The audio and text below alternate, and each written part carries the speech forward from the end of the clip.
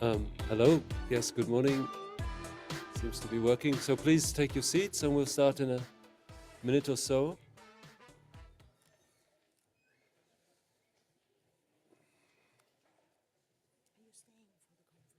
Yeah, until lunchtime.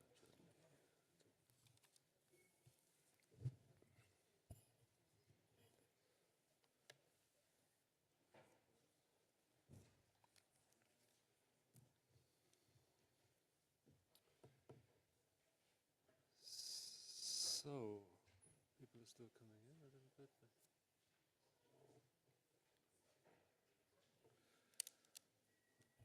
Okay, so I think we should get started because we have a very busy program. Doubtless more people will join us later. So my name is Andrew Watt. I'm the fairly new General Director of the ETY. I dare say many people in this room will have known my predecessor, Philippe Pochet, so I'm trying to follow in his footsteps to a certain degree. And I'm very pleased to be here, very pleased to open this 5th annual Future of Work conference at the ETY. This time we've joined forces with Respect Me, the ERC project, and in particular with a dear colleague of earlier years of mine, Valeria, who will make a short statement then after my introduction. So it's also the first time that we've organized the conference here in this beautiful town of Leuven, which I'm also hoping to have the opportunity to revisit again after many years of absence from Belgium. So I'm happy. I know a lot of people have come from afar here to visit this conference. You're all very welcome. I know there's a contingent here from Leuven itself, from the university. So you're also very welcome. Hartelijk welkom, I think, is the right phrase. So we are going to spend the next 2 days on a very important subject, which is to explore the profound effects that digital technology, generative AI, and algorithmic management in particular are having on the world of work. We've seen the expansion of platform work in our labor markets, and these new technologies are, of course, dominant in that sector, but they're increasingly permeating also the conventional, if you like, the conventional labor market, the conventional economy. So it's essential to critically assess the sustainability of these trends and the adequacy of our theoretical and empirical analyses, but also the adequacy of policies. So we'll be looking in the course of the conference at both, if you like, theoretical issues surrounding the concepts of decent work, but also precarious work. What does job quality mean? What does fairness mean on the labor market in these new conditions? What are the appropriate industrial relations practices and regulatory paradigms to cope with the new challenges? So that's part of what will happen. The other part will, of course, be more empirical, so that we understand better exactly what these new trends are. So we launched a call for papers some months ago already. We've had many submissions from colleagues at all stages of their careers, and I would like to emphasize also from different disciplines. So we have a very multidisciplinary conference here, which I appreciate very much. Let me say a word about the other ETY activities. So I don't know, I'm sitting here from my perspective, at least on the extreme right of the podium. I don't know whether this has any significance, but I'm certainly surrounded, it wasn't my choice here, by ETY publications. So that's maybe a little more appropriate. So let me say a couple of words about ETY's work in this area. So it's both research work and educational work. So the research work takes the form, or the output is in the form of these publications essentially, but also conferences like this. But I'd also like to point out that we organize many conferences and courses for trade unionists on topics such as negotiating AI, unpacking AI at the workplace, looking at issues particularly of surveillance, for example, the use of algorithms to survey workers, and how trade unionists at the workplace and in various sort of co-determination bodies can have an impact in the interest of workers on these developments. So the publications are not just here. As you came in and registered at ESSA, you've seen we have a table out there with quite a lot of publications which you can avail of before you leave. So thanks very much for coming. I'm sure the 2 days most of you will spend here will be well invested time, that you'll have fruitful discussions and also a lot of informal conversations and discussions during the event. And I hope also that you'll come back next year. I'd say it won't be in Leuven when we organize the next conference, but I hope you'll come back for next year's conference. And I pass the floor now to Valeria. Thank you very much. Thank you very much, Andrew. I also would like to welcome all of you here in Leuven today. It is actually an honor, I have to say, for me to kind of join Director General with UI and colleague Andrew Watts opening to this conference, and particularly, to have had the possibility to co-organize this conference together with the very nice colleagues within the ETUI has been a very nice ongoing experience, which I hope will continue in the future. So thank you very much to Agnieszka, Silvia, Wouter, and many others, Angelique, and so forth. Now, Andrew said already why you are here today, and I reiterated it. So we joined forces to organize this conference together here in Leuven. So what I would like perhaps to say is a little bit about the Respect Me project, just to fit into the kind of realm of research also that Andrew has been talking about, which is happening within ETUI activities and also more generally. Respect Me is a project which was funded and is funded by the European Research Council, is an advanced grant, which started the journey in 2019. And it has been kind of going on, it's been a long journey, a difficult journey, and has been, going along for almost 5 years and will finish the end of March this year. It's been a very enjoyable journey, but also difficult because of the COVID.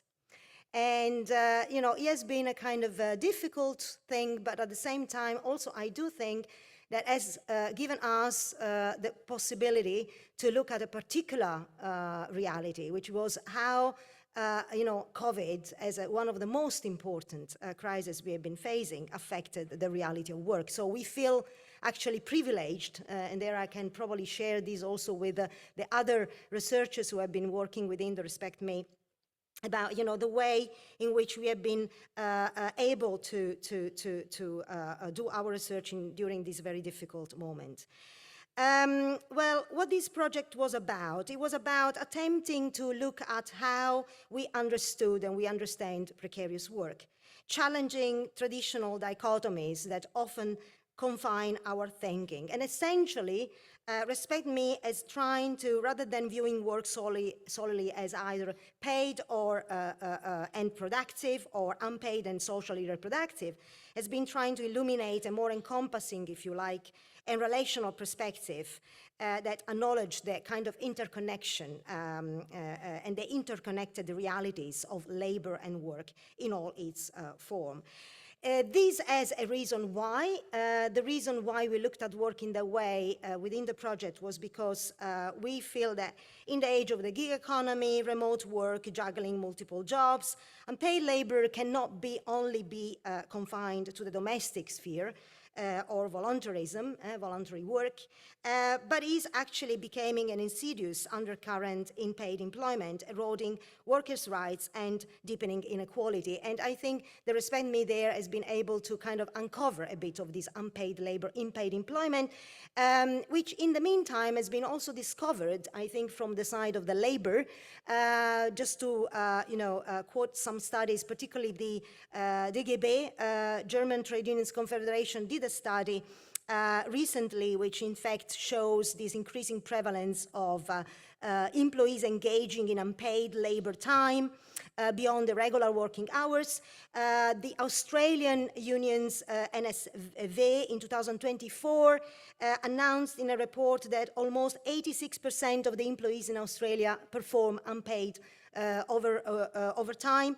And last but not least, the UK gig economy, there was an interesting report also there, which shows that there is a lot of wage theft going on there. So we started from this kind of reality. Now, one particular, in fact, area we have been investigating in Respect Me has been the gig economy. So there links very well into the future of work and the topic which, in fact, is handled and is covered in this specific conference.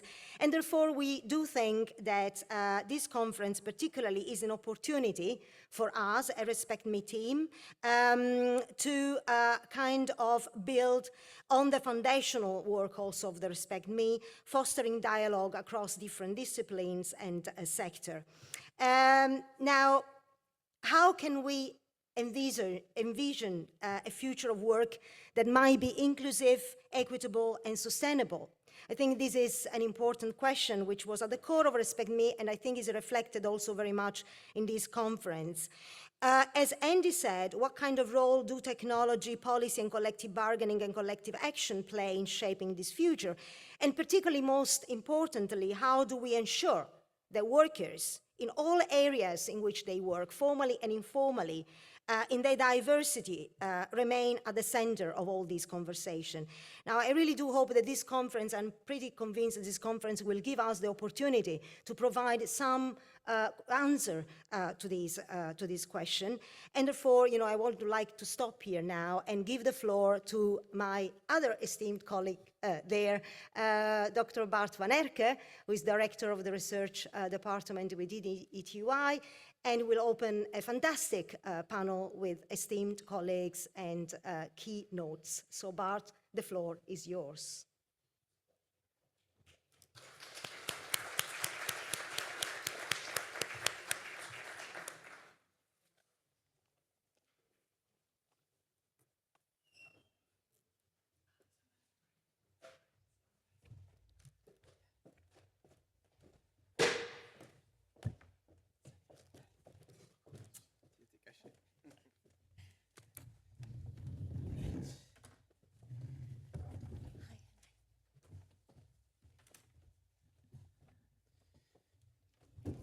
Thank you very much, dear colleagues, and warm welcome also to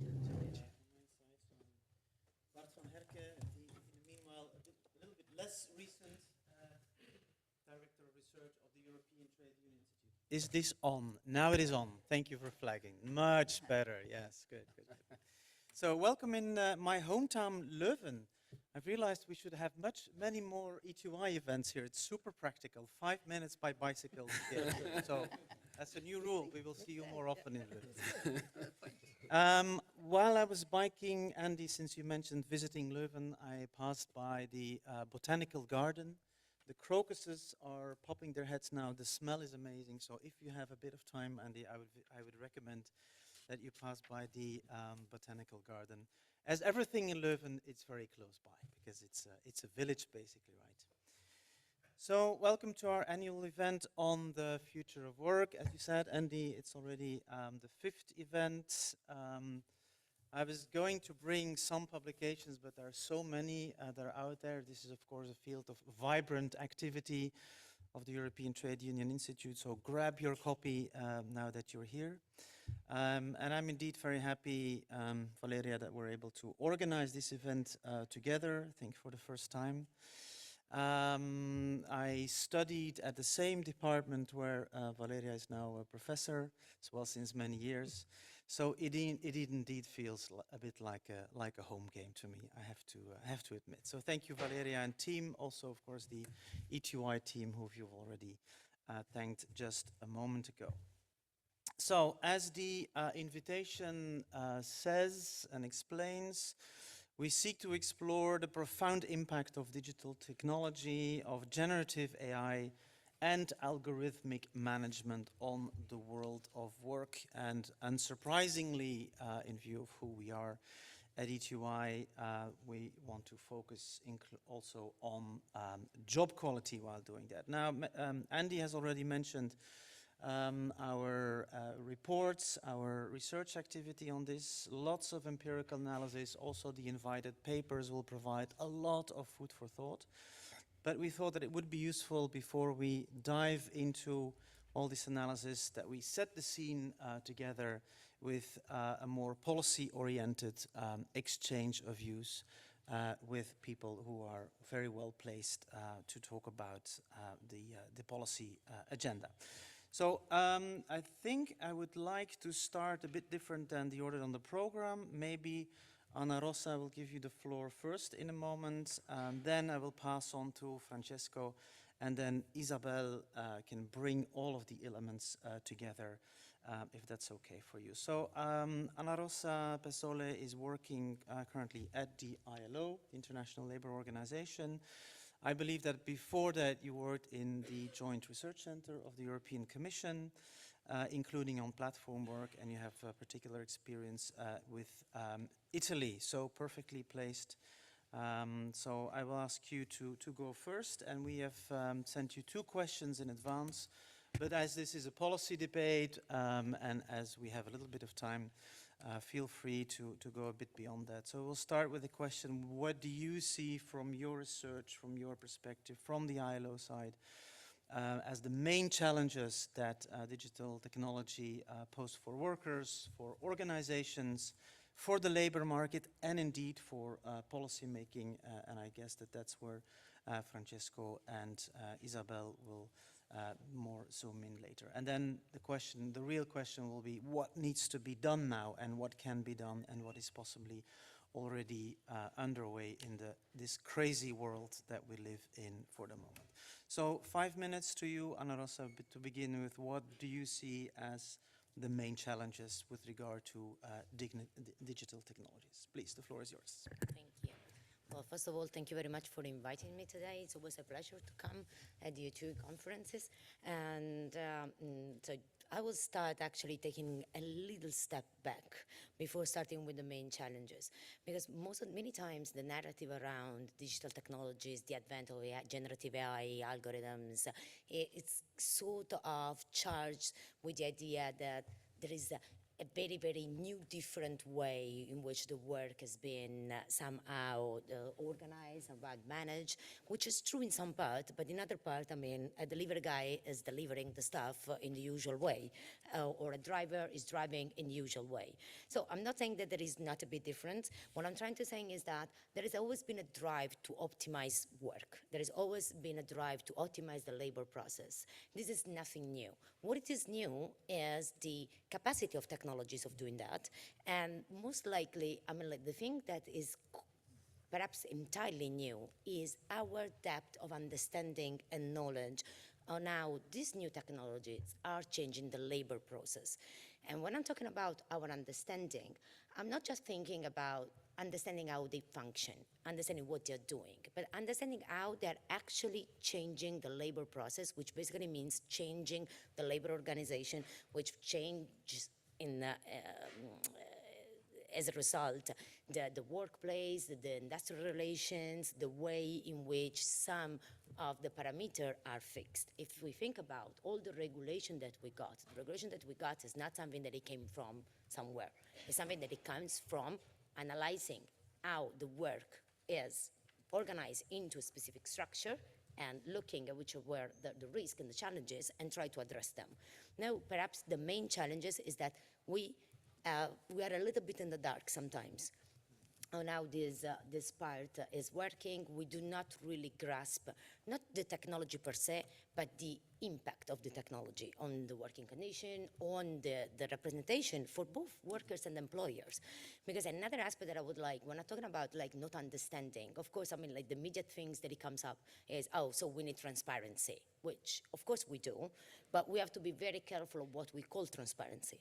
What I've seen lately, like both in the academic side, both coming from the research and the academic side, or some policy intervention, is that transparency is a little bit confused with the concept of mere visibility, which basically means, you know, you have a record of the functioning of some technologies, and you record this functioning of technologies, and this is enough to say, okay, so now we know it works, and that's it, so we are transparent.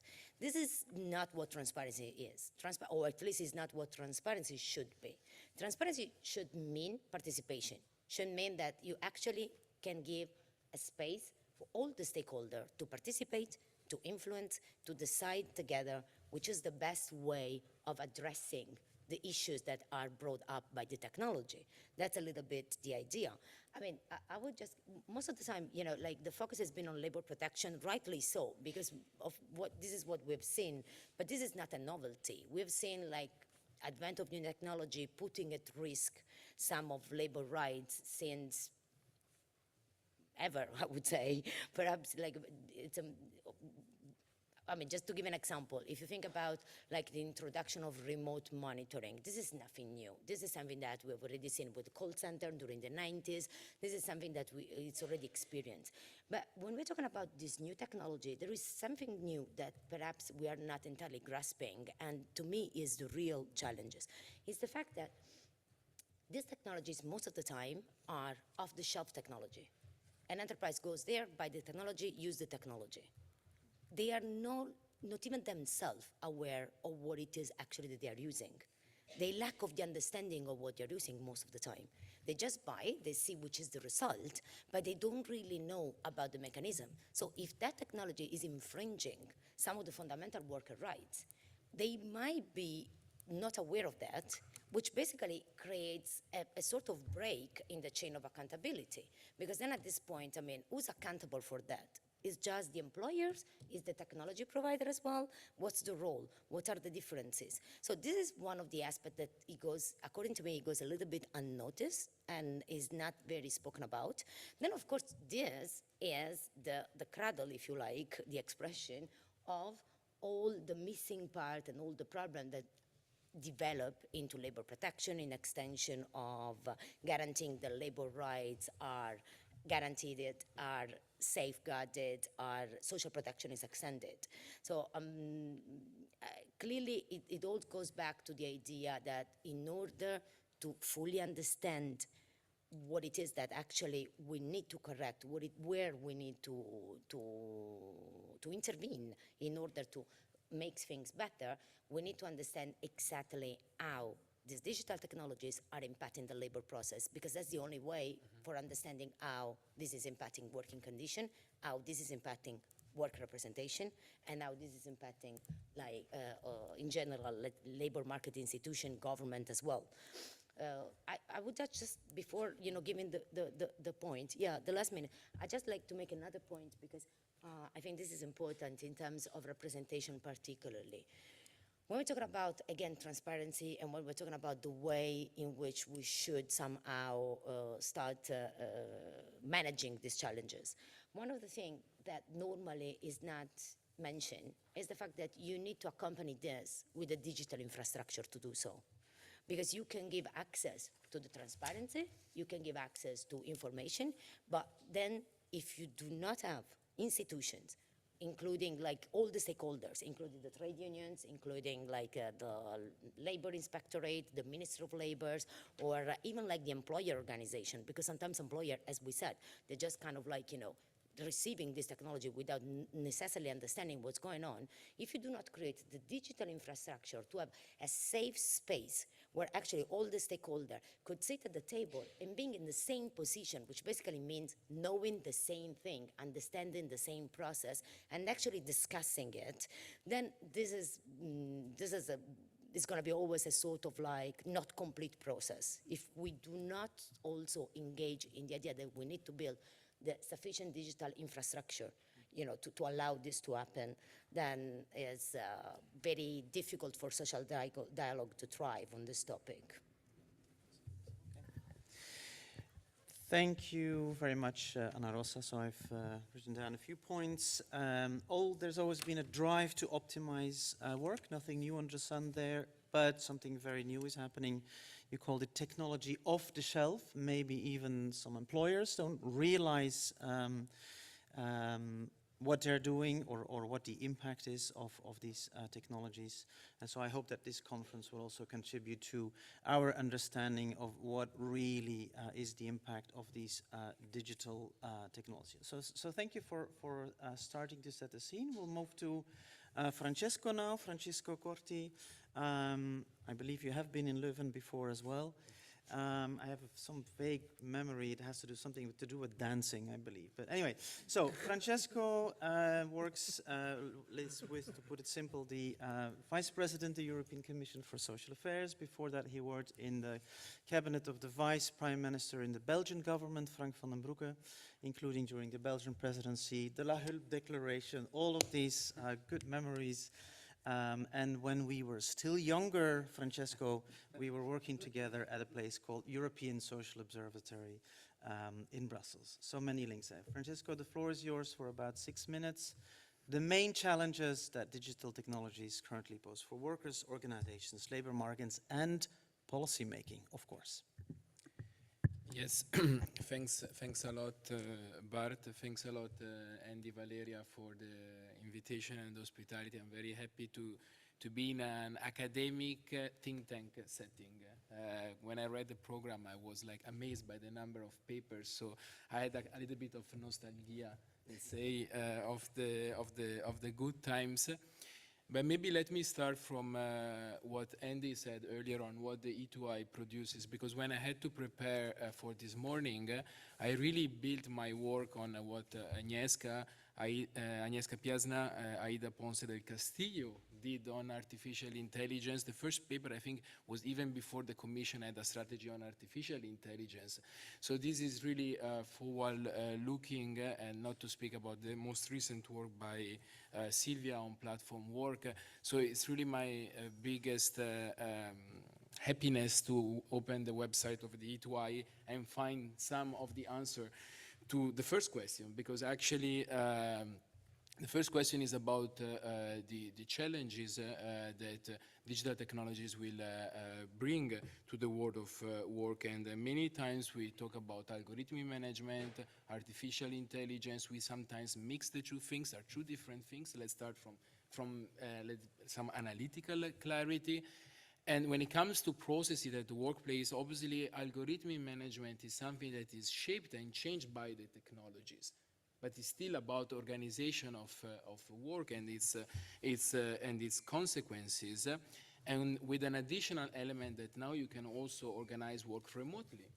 And so these further affects dynamics at the workplace. So what are the challenges that we do identify at the Commission? I'm gonna list some of them and comment them. But first of all, well, obviously there is an impact on what is a traditional area, which is health and safety.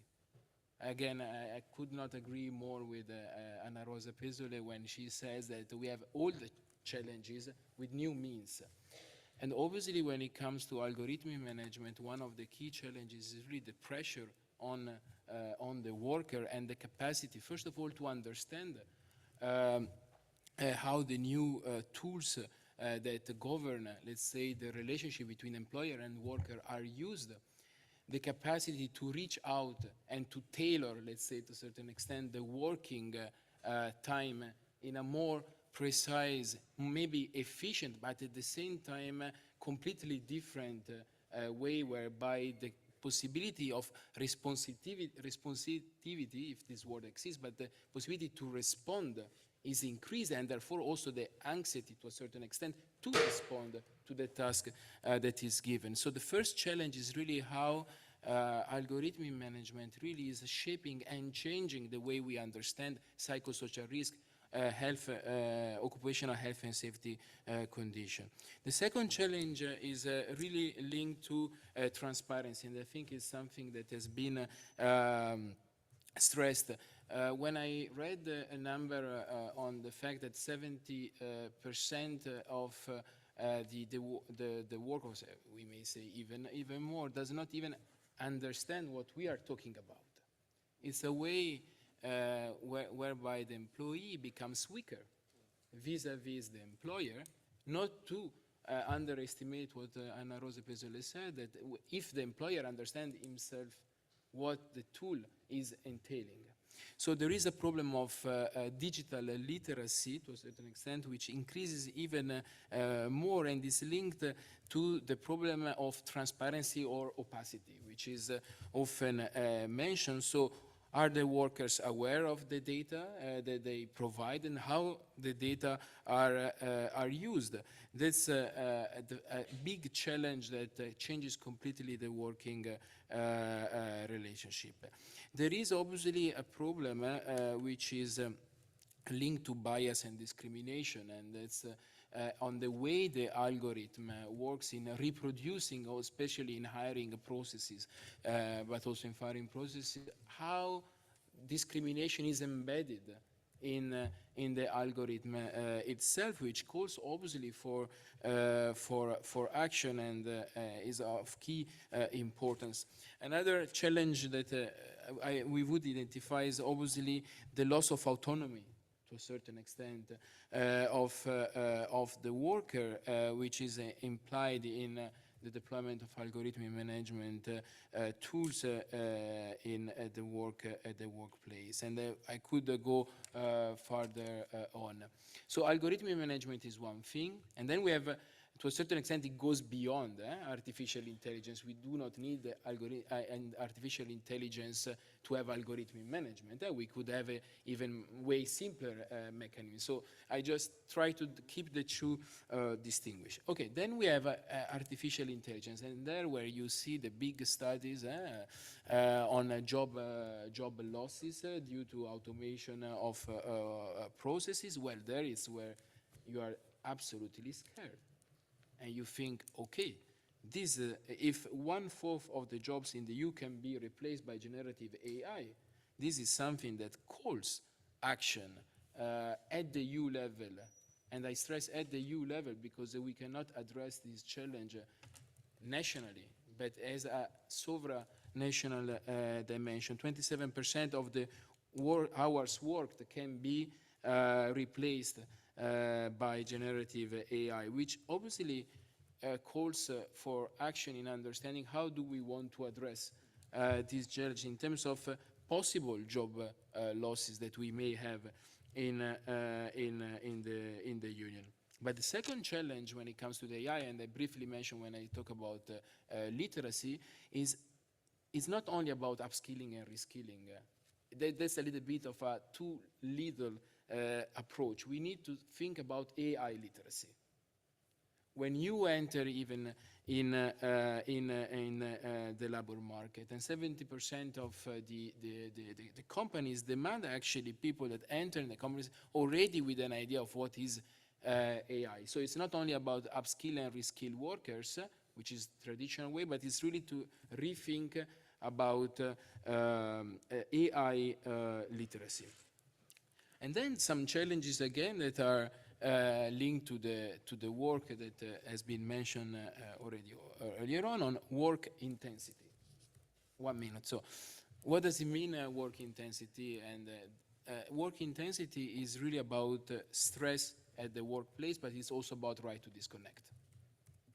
And how can these digital technologies and evolution may affect the way we interpret a concept which is traditional and which is linked to occupational health and safety, which is work intensity, and especially this concept, I like how Agnieszka Piasna calls it, of incessant availability.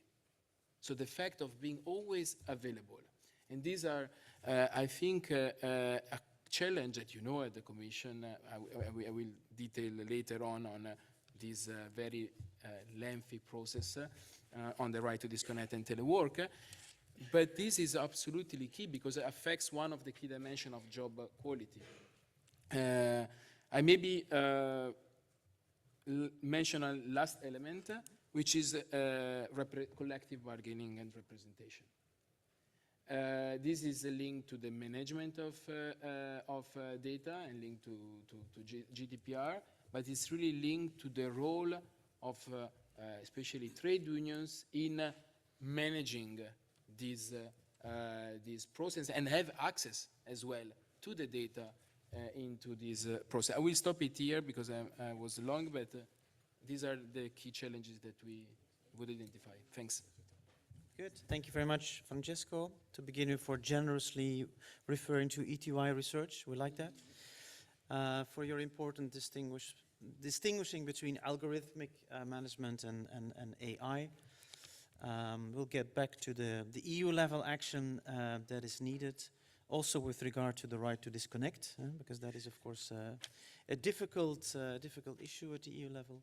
And then your reference, as you did, to transparency, visibility, and the need for digital and AI literacy. So that brings us to Isabelle. Isabelle Schumann is Deputy Secretary General at the European Trade Union Confederation, the ETUC.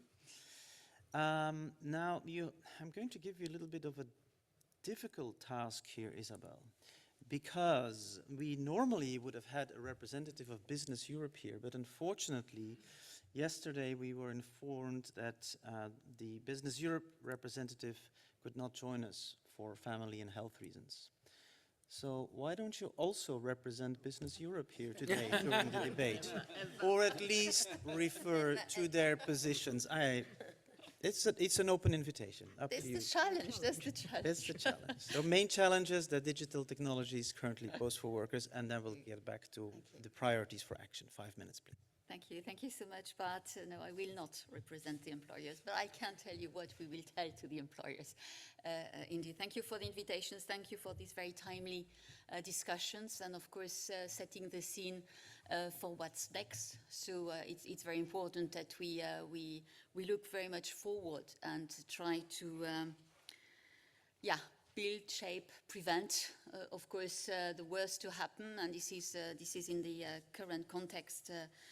Even the damage control dimension that we should not underestimate. And also I would like to thank the ETY and the colleagues. Also, part of this panel, and I want to do that because, of course, the ETY has been, is, and will be a very important source of inspirations for the ETUC, for the European Trading Confederations, a very important source of support. But also a very important source of stimulation, indeed, of the debate and how we should be prepared for setting the future. And I think this is the role of the ETUC very much along the line of course, what we need at the European level, what we need at the national level, what we need at the sector level, and what we need at the company level. So all of that is, of course, in the end of, and I would like to stress that, the trade unions on one side and the employers' organization on the other side, as co-legislator, not only as negotiator in the European Union, but as co-legislator in setting social policy and legislations. And this is a very important role that we take very seriously, in particular on the side of the trade unions. So all of that to mention that of course the current context is very disruptive, if I may say so, and of course what we understand with digitalizations, with algorithmic management, with AI, with generative AI, is of course the optimizations of work processes, or optimizations of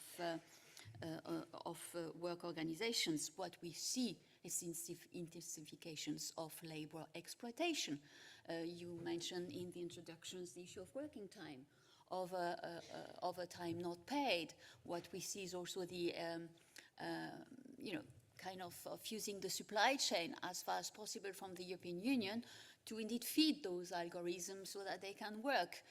But you feed them with, of course, the work of what we call the small hands out there that indeed are not well paid or even paid at all to do a very very nasty job, if I may say so, very difficult job. So here, and this is the context in which I think we have tried throughout the different opportunities that was offered to us or that we triggered at the European level to regulate, being with the European framework on digitalization, which is the outcome of the negotiations between the ETUC on one side and the employer side, employer organization on the other side.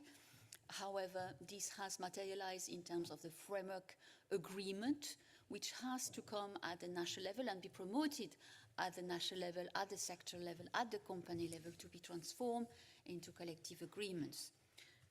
If we stimulate and if we push for, it's important and it's necessary, and that's what we do. On the other side, to tango, you have to be two. And if the employers on the other side do not promote that agreement and leave it kind of, you know, being there but not really use and of course propose at those different levels, it will not work.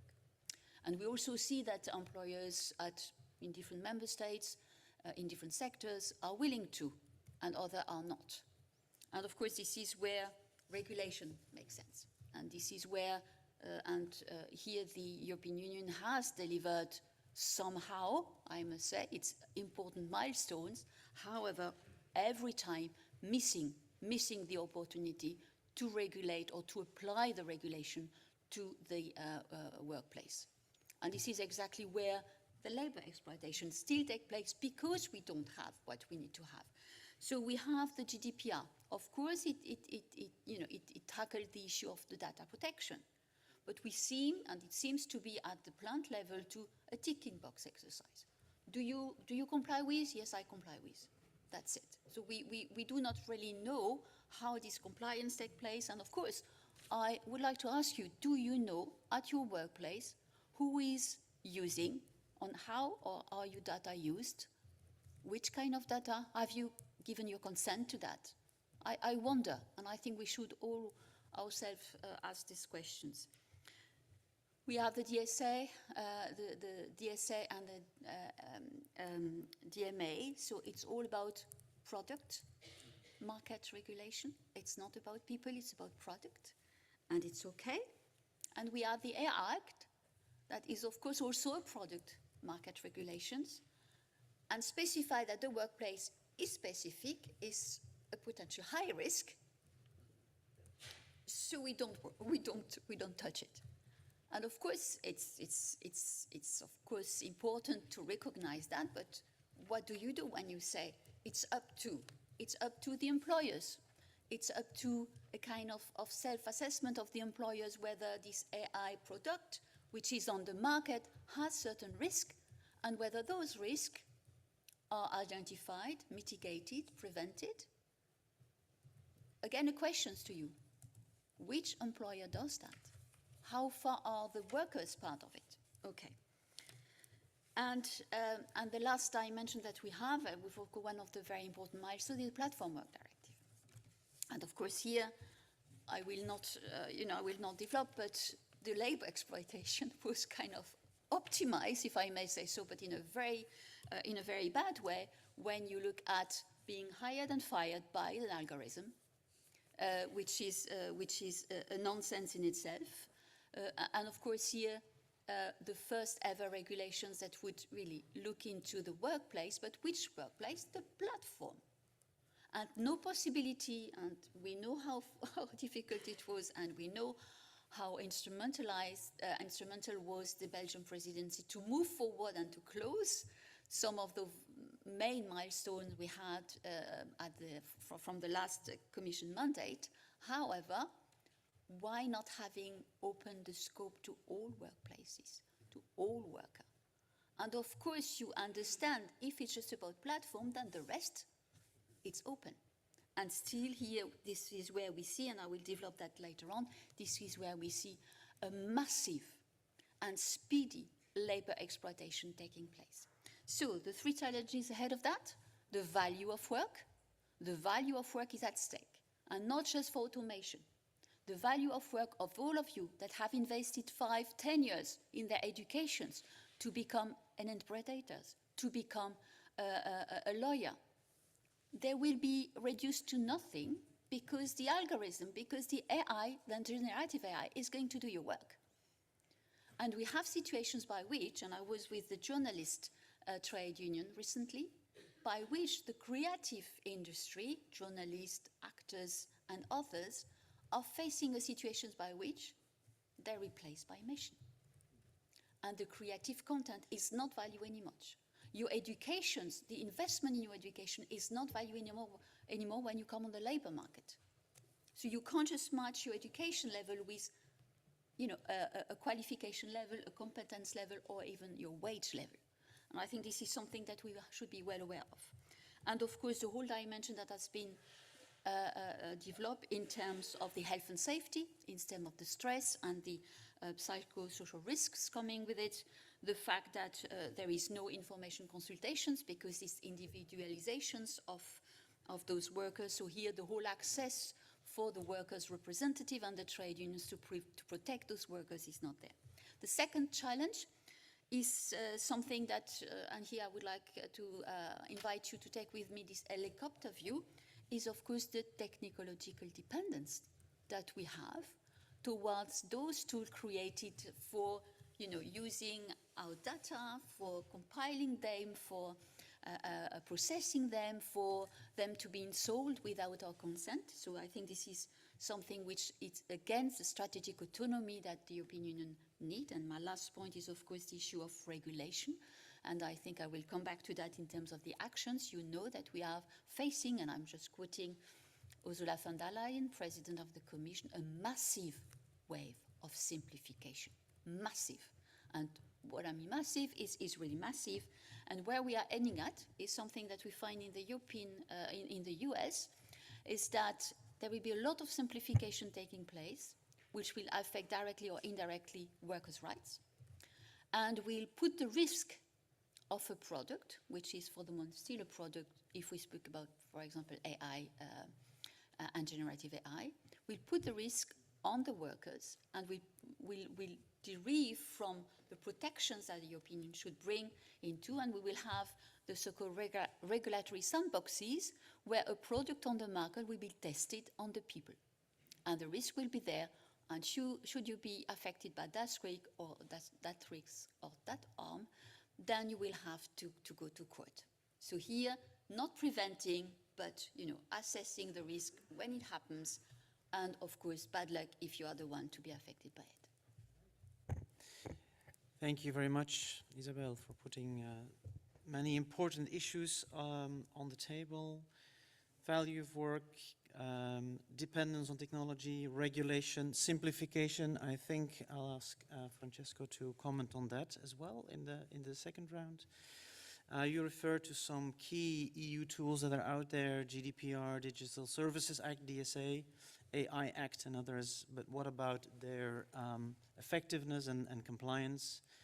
And then thank you for also referring to framework agreements and other EU soft law tools linked to social dialogue and the need for, or the call for regulation, which is a clear call from the ETUC, of course.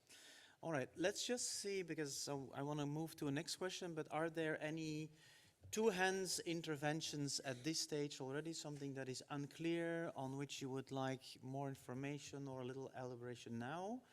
Or can we hold our questions until we've done the second round? Let's just see. Yes, it's okay, we can hold them, but prepare your questions after the second round. So we'll take it back to you now, Ana Rosa. So the second question that we asked you to reflect a bit about, and we've already started touching upon them, of course, or this is what needs to be done now to mitigate the risks and realize opportunities of digital transition. So priorities for action, and some elements have already been placed on the table. So please, 5 minutes.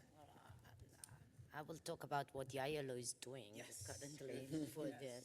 So it's in March 2022, the ILO convened a meeting of experts discussing the decent work in the platform economy.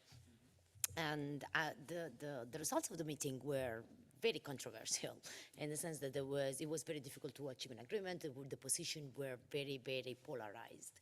After that, the office has undertaken a gap normative analysis to see how many of the current standards and existing at the ILO would apply to workers in the platform economy.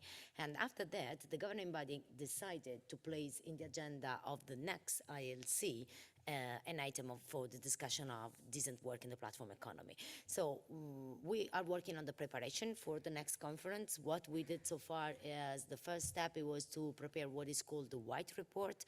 The White Report is a collection of existing legislation and practices related to the topic of decent work in the platform economy. This document was published January last year. And attached to this document, there was a questionnaire. The questionnaire is a very, very extensive one. Just to give you an idea, there are 81 questions. And the 81 questions address different issues that goes from what do you think it should be, the type of regulation that it should be undertaken at the international level.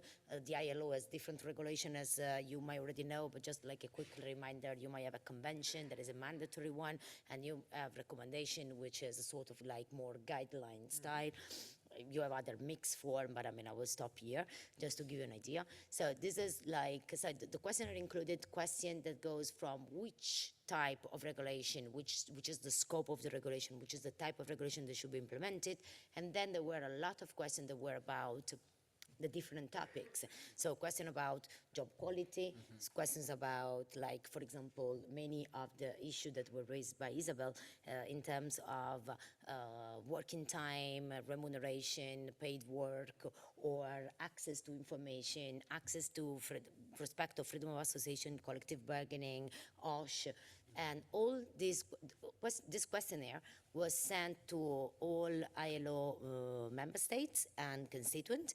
And we got replies from member states and constituents, and I have to say that it was, I mean, the topic is clearly a topic of interest, because I think that has been one of the questionnaire with the highest rate of responses. I do not remember it by heart, but I have it written somewhere here.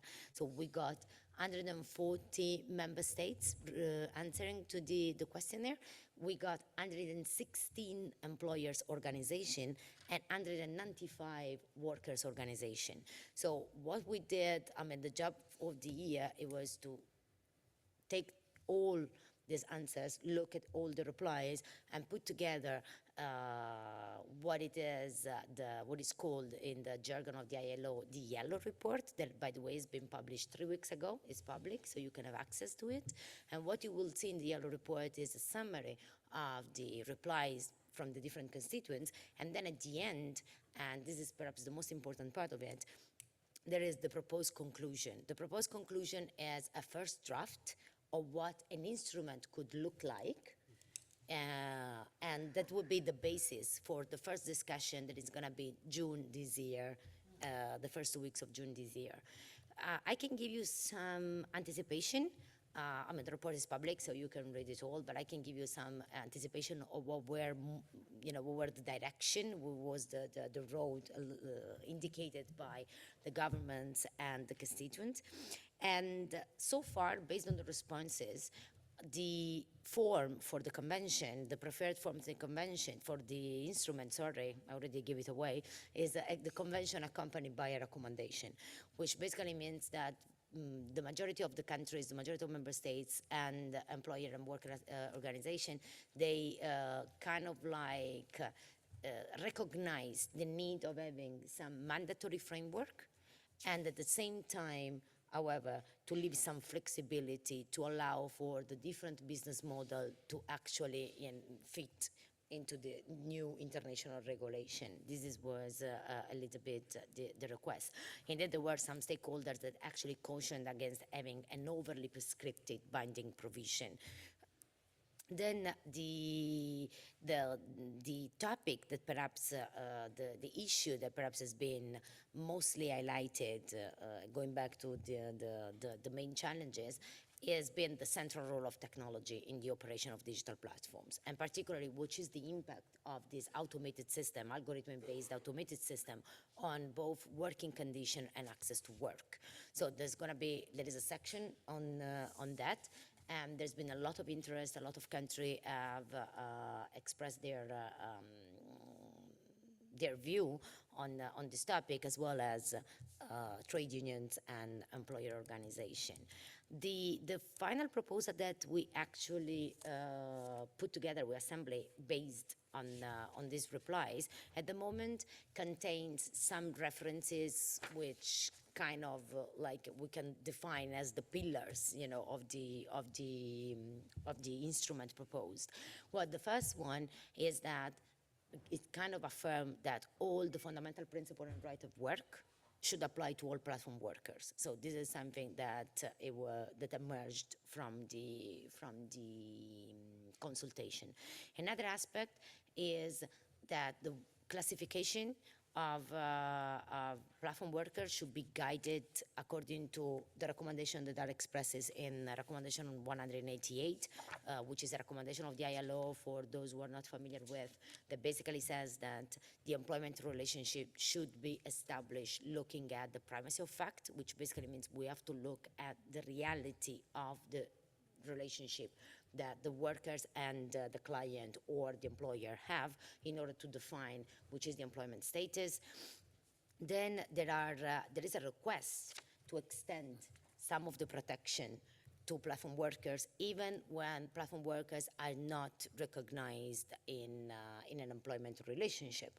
So this is basically it's a request for extending some of the OSH and social protection aspect also to workers who are in autonomous position. Then here you'll see that, you know, within like the different replaces of workers, there's been an attention also in trying to distinguish which are the autonomous worker actually that might be object of the scope. And many countries actually refer to them as workers in a vulnerable position, workers with reduced autonomy. I mean, this is very, very, now I go back to my time in the European Commission when I was working for the directive, and I remember this resembled a little bit the discussion on the solo self-employed guidelines. You know, it was kind of sort of, I see some similarity there.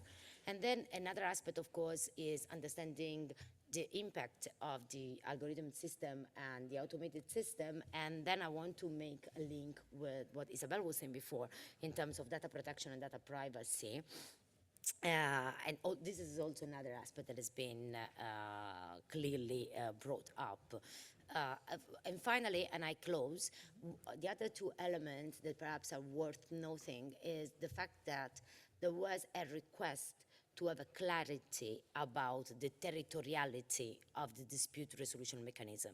So understanding which country rules should apply, because I mean, as we know, particularly for platform, in many cases, it is a cross-border phenomenon. So there was a request to have some attention, to pay some attention to this. So I mean, I'm pretty sure the discussion will be very interesting, and well, we will keep you posted on the outcomes. All right, thank you, Narosa. And yes, please do keep us posted about this important work of the ILO on platform work. Thank you also for highlighting the different tools and reflections that are ongoing. I have to admit, I learned about the yellow reports, didn't know about them, so thank you. They include recommendations, which as I understand, and so the actual negotiations will start in June, if I noted it correctly. So I hope and I believe that some of these elements will also inspire the EU debates and initiatives. So that brings us back to Francesco. I heard a clear call from the side of your neighbor from the ETUC for regulation, including with regard to the right to disconnect.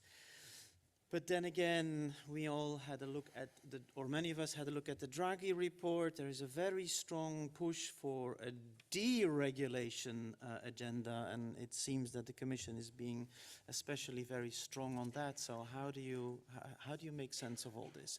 Regulation, deregulation. We don't seem to be going in the right direction, or do we? Yeah, thanks, Bart. Well, as we say, and the EVP said, clearly simplification is not deregulation. So that's, I think, is a bold, clear statement whereby the fuzzy word simplification, we do not misunderstand what are the purposes of this mandate. And in that respect, I think that when it comes to the ambition that has been set line in the guideline adopted in last summer by the Commission, and especially in the mission letter that has been given to the Executive Vice President, you find in the letter sent in the 1st of December very clearly spelled out that there will be a right to disconnect and telework, as well as a possible legal initiative on algorithmic management. And that's the reference starting point that we use in our daily work, which means that when it comes to the right to disconnect and telework, you know that there is now a second phase consultation to be launched. But let me be concrete on what are the elements that are included in the discussion on a possible right to disconnect and telework. Because, as I said before, new problems, all the legislation that needs to be updated. And in particular, I will point to you the key direction. Well, the first one is obviously a matter of working time, and Isabel has mentioned that. And whether the current legislation is up to date in distinguishing what is work time and rest time. And in particular, a question may be raised whether the employer can reach out or contact the worker during his rest time, including via ICT tools. So the first thing that has to be addressed is indeed when it comes to working time. The second element is obviously related to occupational health and safety. There, let me mention 3 pieces of legislation that would require some update if we want to seriously address right to disconnect and telework. The first one is obviously the Occupational Safety and Health Framework Directive, which obliges and responsibilize the employer to take the measures that are needed to ensure safety and health at the workplace in all the aspect. Well, the problem is how this directive is now applied when it comes to telework and where you work from home. So we need, first of all, to update this piece of legislation, which is simply too old. Second thing is about the directive on minimum safety health requirements for work with a display screen. It may be looking to us quite awkward, but this directive does not include neither mobile phones nor tablet and any other IC tools. This is simply outdated and must be updated if we want to have a proper development of a right to disconnect and regulating telework. The third is obviously related to the directive on minimum safety and health requirements for the workplace. And also there, the definition of workplace which excludes telework needs simply to be updated. So we have different pieces of legislation when it comes to occupational health and safety, which are simply not fit for the purpose to address the challenges raised by telework. There is a problem related to working time. There is a problem related to predictable working condition, even though we have a quite recent directive there.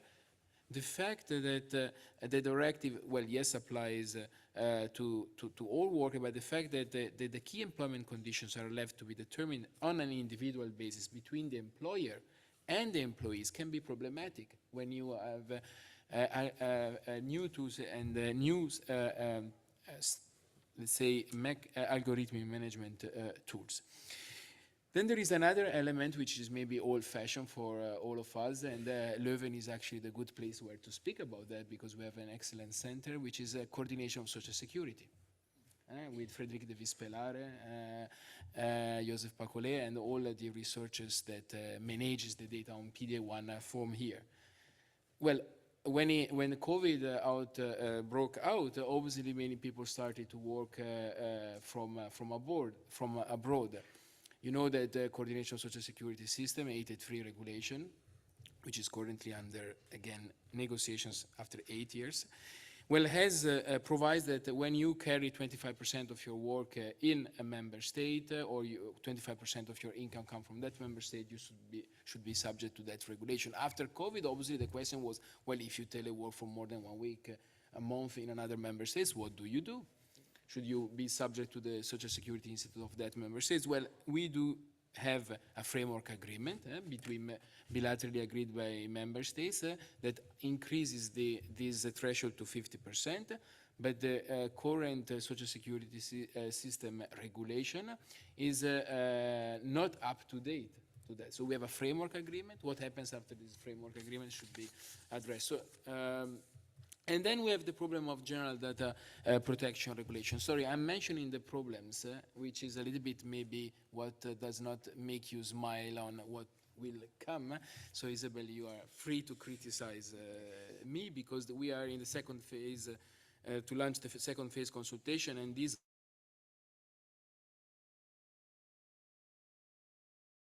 to algorithmic management initiative. Well, yes, as Isabel said correctly, in principle, an individual cannot be subject to automated decision. But the way the GDPR is conceived is that actually there are a lot of loopholes whereby actually this does not clarify and define whether an algorithm can hire or decide on hiring or firing.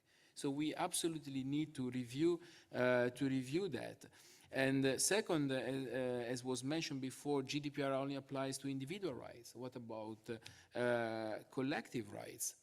And it needs absolutely to be addressed. Otherwise, as we should be doing. An initiative on, possible legislative initiative on algorithmic management. I think the Executive Vice President has been clear yesterday in the Parliament by saying that if the current framework does not protect workers, she will come with a legislative initiative. And I think she has been absolutely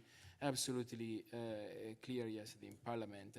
We have Platform Worker Directive. We have a very good chapter on algorithmic management, but as was said, this does only apply, very good, obviously, but to a certain group of workers, and the conditions that do apply to platform workers are not the same that do apply to other workers, not least in terms of salary, salary-wise, predictability of tasks, the way the work is arranged. So we must absolutely tackle these challenges, and I finish, Bart.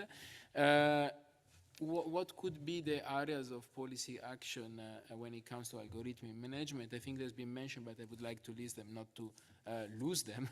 The first one is the lack of transparency. The second one is the lack of human overall oversight and accountability. The third one, I mentioned, it is limited data portability rights. Fourth one is excessive surveillance and monitoring. And the fifth one is the erosion of collective rights. And the sixth one is algorithmic bias and discrimination. These are 6 areas where there are challenges, and a reflection on a possible, indeed, legislative initiative in that respect will be addressing. Thanks. Thank you very much, Francesco. I have to admit that when you said that Leuven is a good place to talk about this, I thought you were going to refer to Stella Artois, which is next to us. But I believe you refer to the presence of the Institute of Social Security, where Paul Schoukens and his team are indeed doing fantastic work on the EU coordination of social security schemes. So thanks for bringing that up. So for Isabel, I've heard now Francesco announce needed updates on important pieces of occupational health and safety legislation, GDPR, algorithmic management platform work, and other pieces of legislation that are already out there. You started by nuancing or making the important distinction between simplification, which is not the same as deregulation. So I don't know, Isabel, are you somewhat reassured or maybe not? The floor is yours, please. Yeah, thank you. But I was also asking me a question. Where am I? I would like to thank Francesco, because indeed it's a very important piece of information, and of course important to know where we are heading at, in what kind of process, and I'm happy that the simplification agenda of the Commission does not affect the process of consultation of social partners, no? Which it does in other occurrences than social policies, and I will give you the example of the simplification roundtable I had the opportunity or the ill chance to participate to. There are other processes going on where the social partners are not the stakeholders taken seriously on board, comparison to the big businesses and the lobbyists that are putting a lot of money and, of course, a lot of weight in the discussions. Close these brackets, but thank you so much for this, because I think it's a very important element of the second stage consultation, which is part of this was I mentioning that the social partner are co-legislator. The Commission has the obligations to consult one, and if we agree of the added value of acting on a specific topic, the right to disconnect, there is a second stage consultations whether how to do it, and I think exactly where we are. So I will not reflect on that, because the reply of the ETUC will come indeed, and it has to be ticked or acknowledged and adopted by the executive committee of the ETUC. So that's to come, of course, depending on what the second stage consultations document is proposing. However, and for the bigger picture, and I understand that with the right to disconnect, on which the social partner negotiated, on which a year long, on which we had a text. However, the employers, back to the employers, said at the very end when we had the text, we don't think we will sign it. So a year long to negotiate, to have a text, where at the very end, part of the employer side wouldn't like to sign, and at the end did not sign. So it's not that we have nothing. Of course, it's just a piece of information for the Commission. It's not something that the Commissioner has to take as such and work on. Okay. However, during this year long of negotiation where I was part of, at the backup of the lead negotiator, we didn't want to reopen any of the existing legislations, because we were working on an agreement to be, and it was agreed with the employer, to be taken and transmitted to the commissions to become a directive. So there was no whatsoever, this idea of reopening everything, exactly because it's a Pandora box. And so if it's the plan of the commissions to have that approach, I think it has to be, there needs to be a reassurance that the next legislations to come on the right to disconnect, which will deliver only with a trilogue that at the end adopt a text, cannot in any case reduce the level of protection, the existing level of protection. Being on the digitalizations, we don't have a right to disconnect. This one is new to create, no?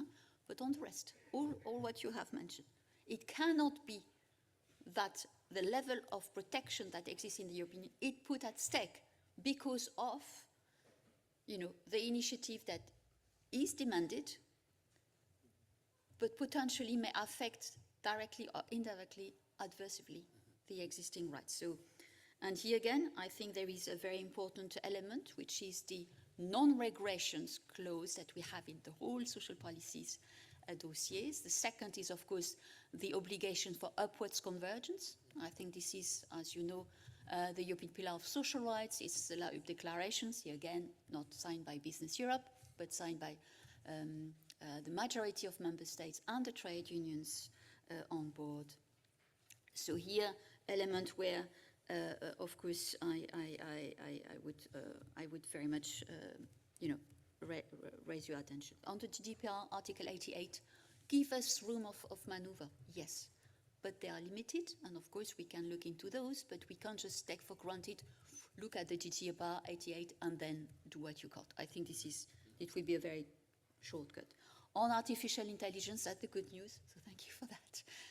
Because since the Congress of the ETUC of May 2023, we had the promises by Ursula von der Leyen to have a legislative initiative on AI. And since then, it was there and lost. And it came again and then it disappeared. So I'm happy to hear that it's not just an initiative, that is a legal initiative. And of course, we all know that we need that. And you mentioned elements. Thank you for that. I would just like to add to your list ethical dimension. The ethical dimension of AI cannot be put in guidelines which are non-voluntary and non-legally binding. There is a need to reference to human rights, and in particular when you look to the supply chain, where I mentioned that it's where the feeding of the algorithm takes place by human beings, and sometimes I say commodities in the way they are exploited. The issue of training should be of course addressed, and the issue of discrimination bias.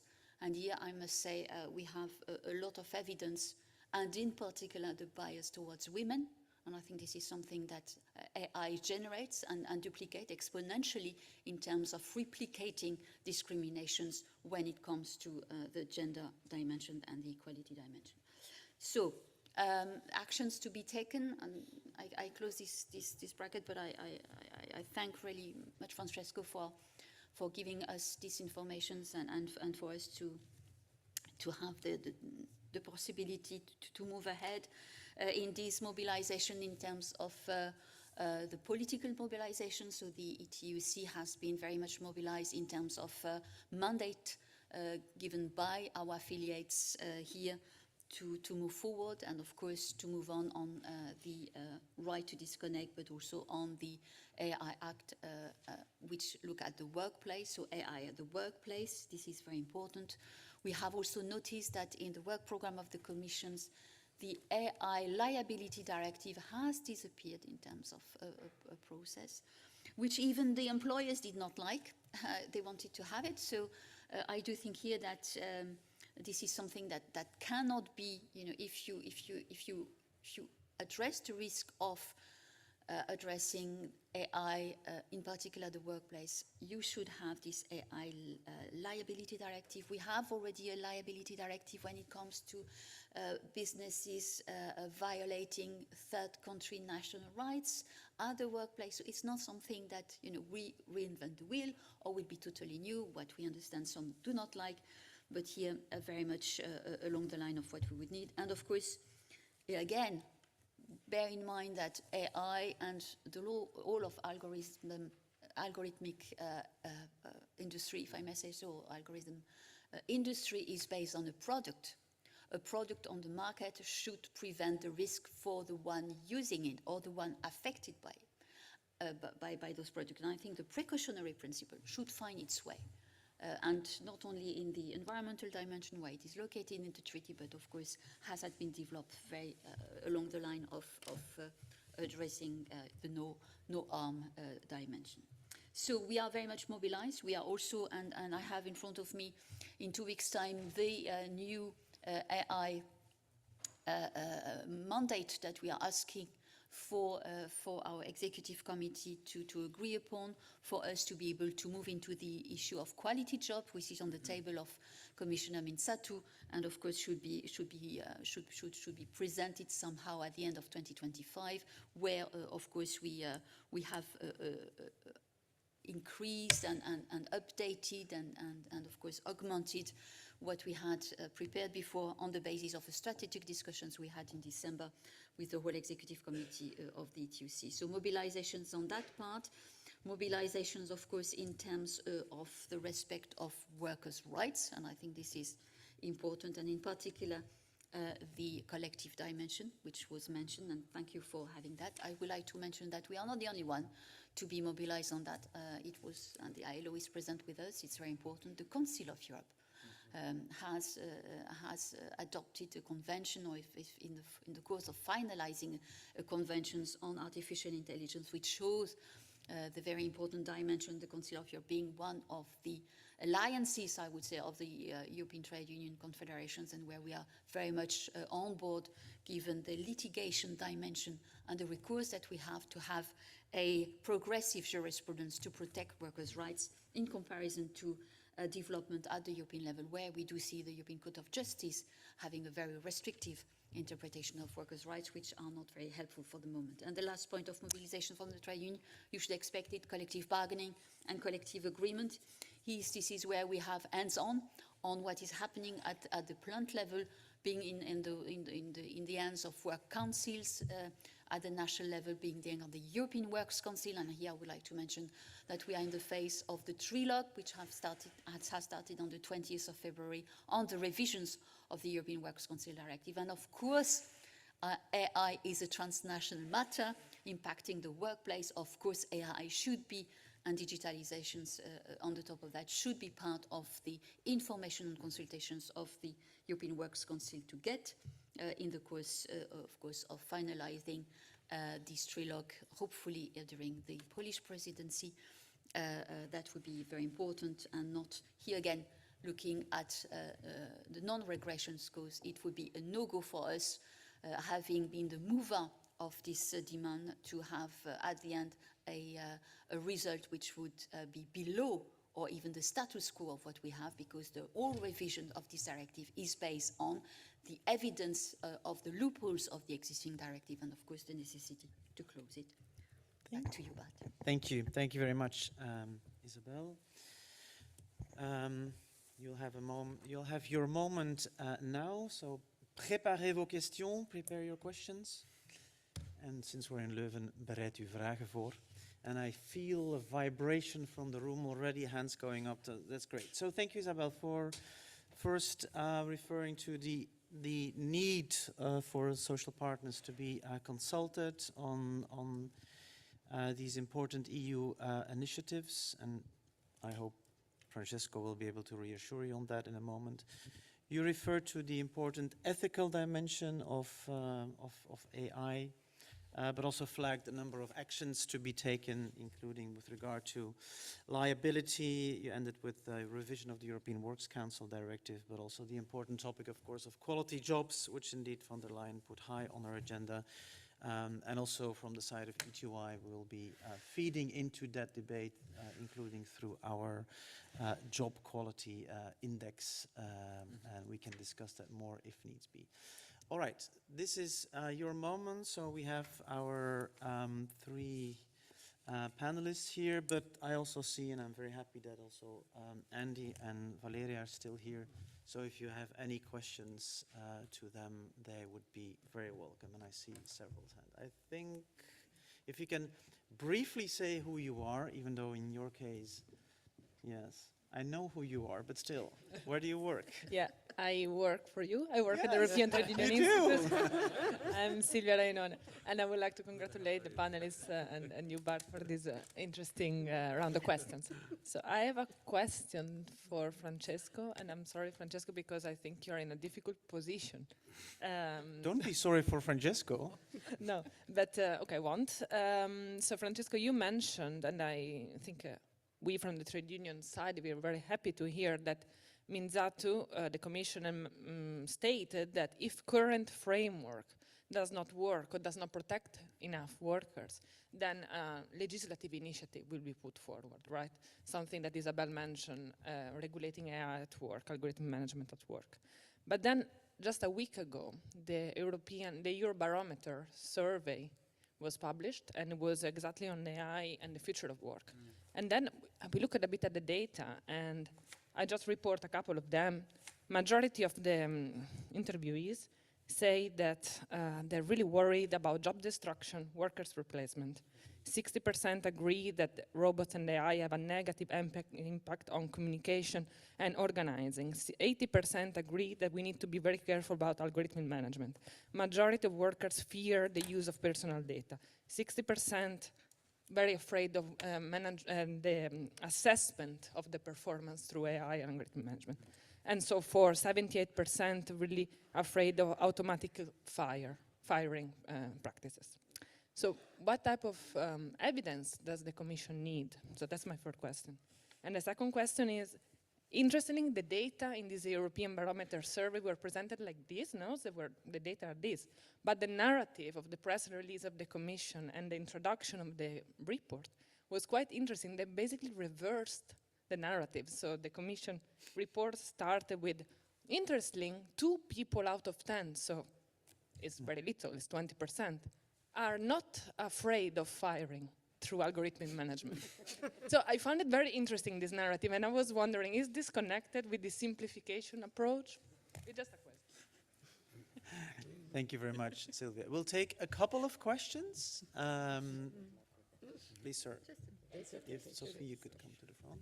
And then we'll take a question from the gentleman in the back there. And if you could be rather brief in the questions, that would be great.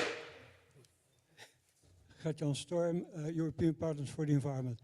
My question is, I think it's opportune to develop the notion of economy. Digital economy is not enough to describe core issue of unsustainable production and consumption patterns. And we are on the board of the Biodiversa initiative covering European Biodiversity Partnership, and I propose that we look at opportunities to exchange, because the way in this forum we are looking at issues, we are in for a rough ride addressing the Earth system's boundaries, just transition, coupled with challenges how to avoid the next COVID, the avian flu, or AMR, antimicrobial resistance. And the latter is being addressed by the European Central Bank, considering options for a precautionary approach to public financial policy. And it's my bet that they have a lot to say about the EU the next few years for a number of reasons. Okay. The final remark is about contribution by a French paleontologue, maybe well known, Pascal Pic, and he is raising the issue of epistemology in regard to data. And he has 6 observations to make about the nature of data, validation, verification, ethics and social impact, including bias and equity, transparency and responsibility, and other issues I won't refer to here, but that is what I would like to talk about with you. Thank you. All right, thank you. There's the gentleman in the back, and then there was a lady in the back seat. Yes, we'll get back to you. Please, sir. Walter Luyten, Leuven. So we heard a lot about risks and dangers, and they're important and real, but I felt it was a bit one-sided because platform economy AI also offers various opportunities for improvement, including for workers, improved labor efficiency, improved flexibility in labor, improved autonomy, reduction of commute time, and so on. So I'm a bit surprised that we get a bit of a one-sided story, and it gives me a bit of a déjà vu feeling. We've been through a similar discussion when automation started in industry, and there was also a scare that jobs would disappear. In fact, yes, some jobs have disappeared, but more other jobs have appeared, so that we're now actually faced with the prospect not of unemployment, but in fact we cannot fill all the jobs that are there, so the reverse has happened of all these dire predictions. So isn't there anyone on this panel who can also shed some light on at least the potential for beneficial effects? Thank you, sir. And then in the back, yes, the lady right in front of me. And then we'll get back to you. The lady right in front of me, row 10 or something. Sorry, I don't have my... sorry. Hi, sorry. Otse Fadilo from ETUI as well, Health and Safety Unit. I have a question for Francesco. So first of all, I have to say to all the panelists, I'm very happy that health and safety have been mentioned many times. However, I'm not really sure about the way forward, because you said, for example, that the framework directive is outdated. We can debate about that. There is a provision saying that every time a new technology is going to be deployed, planned to be deployed, risks should be assessed and workers and their representatives should be consulted. So once again, not sure. Agreed, that workplace directive should be reviewed. But considering that you mentioned also the platform work directive, there is a beautiful provision linking algorithmic management and PSR. So what about, instead of, reworking on the framework directive, a directive on psychosocial risks? Because that would be a tremendous help, not only for the right to disconnect, but also algorithmic management and everything that comes around digitalization. And that is actually missing. So what about this? Thank you. All right, thank you, Aude. And sorry I didn't have my spectacles on, I hadn't recognized you. Then there is a question here from the lady who is sitting next to Agnieszka. And then we take it, yes, I know, but we'll take it back to the panel and then we'll have a second round, no worries, please. Yeah, thank you so much, Bart, and thanks so much to the panelists for your interventions. My question is to Francesco, as well as Isabel.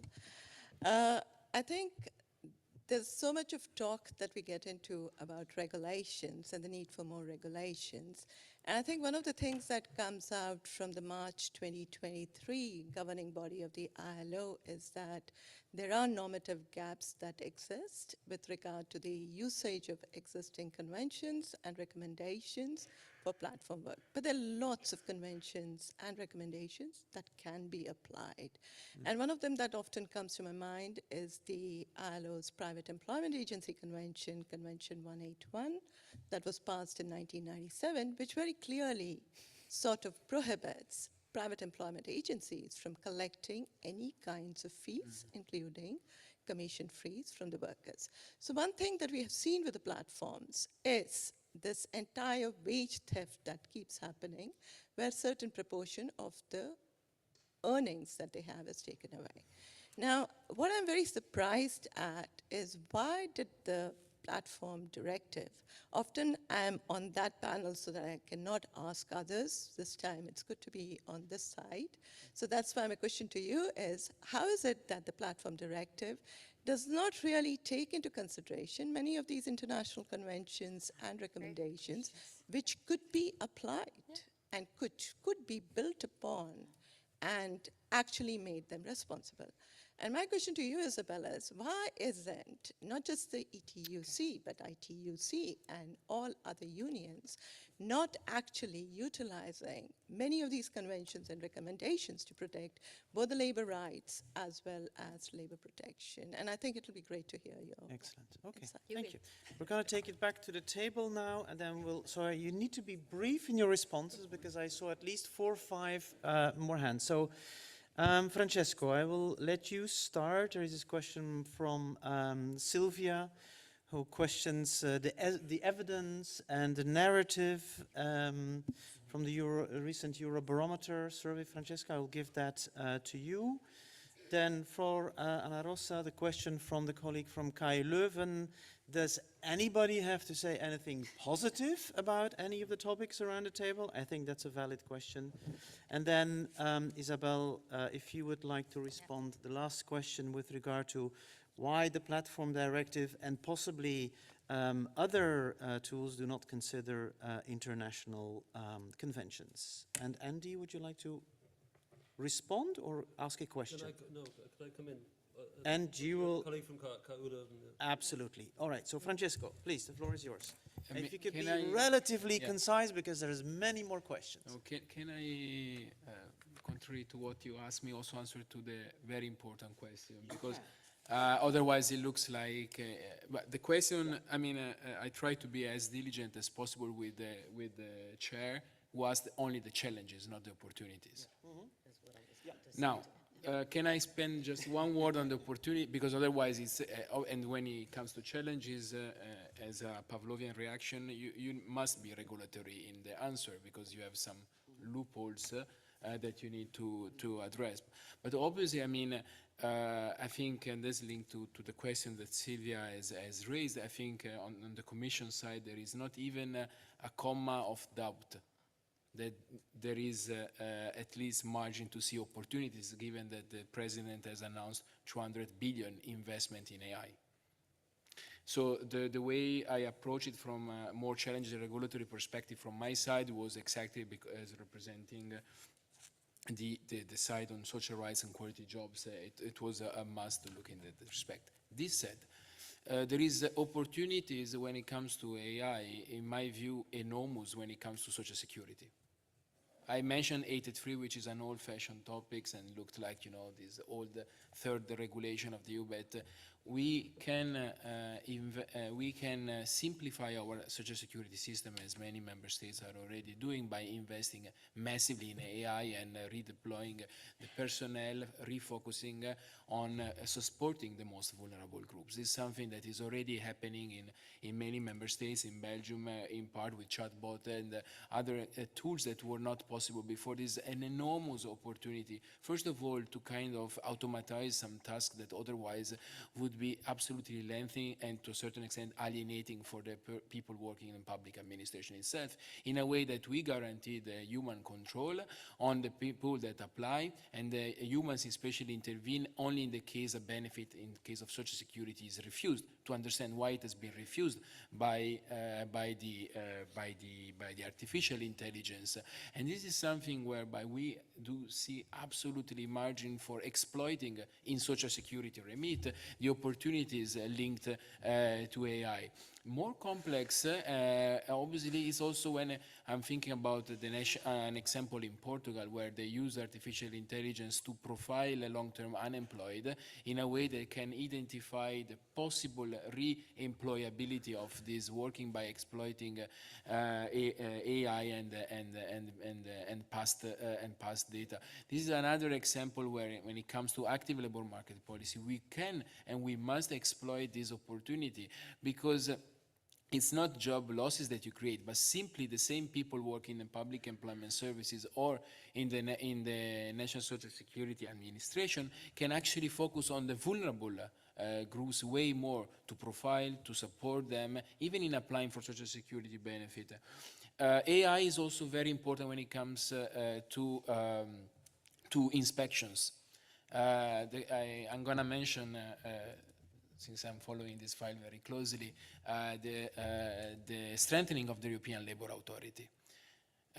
Another old-fashioned topic is labor mobility, which when we talk about simplification, single market, we must talk about labor mobility. It's a key fundamental part where there is added value in the EU to legislate, because it's the core and the essence of our legislation. We will come with the strengthening of the European Labour Authority. This also exploiting, in part, possibility linked to AI when it comes to risk assessment. This is already done when before inspection there is a risk assessment part that can be automatized, and this will help in identifying possible social fraud. This is done in the Netherlands, this is done in other member states. We should and we must absolutely exploit this opportunity, on top of possibly strengthening the mandate of the European Labour Authority to, especially when it comes to concerted and joint inspection. But in a well-functioning single market, we should be able to do that. So, and a fourth thing I would like to mention, sorry, I'm very positive in my second intervention, but I thought this question was so key that I had to answer. And obviously there is the issue of digital literacy, and the Commission will come on the 5th of March with the Union of Skills, which will be exactly about strengthening the competencies and the skills of our workforce, since early education on so it's not, as I said before, only about upskilling and reskilling. It's about educational system, and that is where investment in AI will be absolutely a core part, and I would say not only AI, is in digital skills in a horizontal way. Now, Silvia, I would have liked to skip your question, but it was, I could not intellectually avoid it. I'm truly convinced that in the intention of the Commission, there is the interest to look at both sides, the opportunities and the risk. And that's why I wanted to focus my second reply more on the opportunities and what the Commission will do on that, and which go hand in hand with the idea of regulating when it comes to risks. I will, in the lunch break, I will reply also to the other. But there is one question from Aude from ETY. Are you going to support vis-à-vis your commissioner the idea, Aude's idea, to have a directive on psychosocial risks? But you know, well, what I will advise to the EVP, I will do it in the right place. But there has been indeed a call also in the La Hulpe declaration, very clear on addressing the challenge linked to psychosocial risk, and the Parliament will come with a legislative initiative report. We have an obligation to abide to Article 225, so as it was in the case of right to disconnect and telework, so we wait for the Parliament to come with the report. Thank you, Francesco. Isabella. Yeah, thank you so much. International. So of course there are positive dimensions. Of course, it's an innovation that everyone should have the possibility to use. So our demand is, yes, it's an innovation, but it has to be accessible and usable by all of us, and not us working for the happy few in the room and the ones making profit. So yes, AI and digitalization is an innovation, but in terms of taxations, the profit redistribution should be also coming to the workers, those one in particular developing AI, and not looking at the supply chain where the labor exploitation is not acceptable. I think there is a dimension of the environment. Yes, it's about the just transition, it's about the twin transition, it's a digital and the green transitions. Is for the moment the digital transition not offsetting the green transitions? My questions. AI, those huge computer, they are using so much water to be cooled. They are using so much electricity, are not offsetting, one innovations by developing the other. My question, so yes, of course, we see that in innovations, but it has to deliver for all. And here again, back to the precautionary principle. I think we have to be mindful of the resources that we're using for this technology. And on the issue of the inspirations and the use of ILO convention, yes, we do it. Yes, we do it. The ETUC does it. I'm doing for the moment to fight to maintain the minimum wage directive, to make the case to the 15 judges at the Court of Justice who will take their decisions very soon, to make clear that there is a no-go to annul a directive for which at the international level, at the Council of Europe level, at the European level, we have all the competences and the resources and the legal argument to have this directive be maintained. So yes, we use it. However, I must say, in negotiations we have, and of course in the course of the preparations of legislations where it's back in the end of the Commission, and in particular with some member states when it comes to the trilogue, it seems that their knowledge or willingness to look into outside the box, which is the European Union, is not there. Mm-hmm. So we had these situations back to the minimum wage directive, discussing, and I'm sorry to say that, but I was part of it, so I experienced it, discussing with the French Council presidency to try to teach us that it's out there, we don't use it, it's a source of inspirations based on Horace. The same for the due diligence, the human rights dimension, the decent work, all of that, and the guidelines, the binding guidelines that should be on multinational when it comes to human rights. Every time you bring that on the table, and we do it because we know it, and we know that is something that should be complied with, what we hear from businesses, it's not for us, for the member states. And if they don't have it, so we don't comply with anything because it's not our business. Of course it's their business to use exactly this kind of situations to abuse a situation, to abuse an operating system where of course those conventions are not applied, where we know they are universally applicable. So here we are very much working on that, and thank you for raising this very important question. Thank you. Ana Rosa? On the business opportunity, I guess. I think on the opportunity. Yes. So, I mean, I won't repeat what Francesco already said, and again, as we were asked to focus on the challenges, we did that. But when we look at the opportunities, particularly when you look at from a global perspective, not just focusing on the EU, what you see is that, for example, particularly for platforms, they may be a key enabler for formalization, because platforms, they record everything. They have like the possibility of tracing all the information. Everything that happens in a platform is basically known. However, in order to do that, you need to install at social dialogue. You need to have the dialogue with the institution. You need to have some connection with what is the framework and what is the structure that actually would help that. So I would say that, I mean, I don't want to repeat, of course, we're talking about the flexibility, the opportunity, the access to new work, access to form of income in countries where there might be more difficulty in accessing the labor market. Particularly, I think that the informality part, it was something that perhaps was missing, and this is perhaps is more related to like the global dimension of the ILO. And then if I may, just, you know, to call back on what Uma was saying about the directive not recalling on the convention or this kind of stuff. Well, I mean, like formally, like if you take the directive platform work, now I cannot remember entirely, but definitely there are references to at least 3 or 4 conventions for sure. And the point is that they cannot be binding for the simple reason that the directive is a legally binding element for all the member states, but you cannot force a member states to ratify a convention or if they haven't ratified it first. So that is the technical reason why they normally are in the recitals, but they are not in the formal text of the... Isabel may disagree with that, but you may want to discuss this over lunch. Yeah. Andy, I think you wanted to briefly come in. It's a technicality. If I could just come in, yes. So I was planning to say something a little bit along the lines of the colleague from KU Leuven. So I'm grateful to him for raising it. I do think we need to think in terms of trade-offs here in this discussion.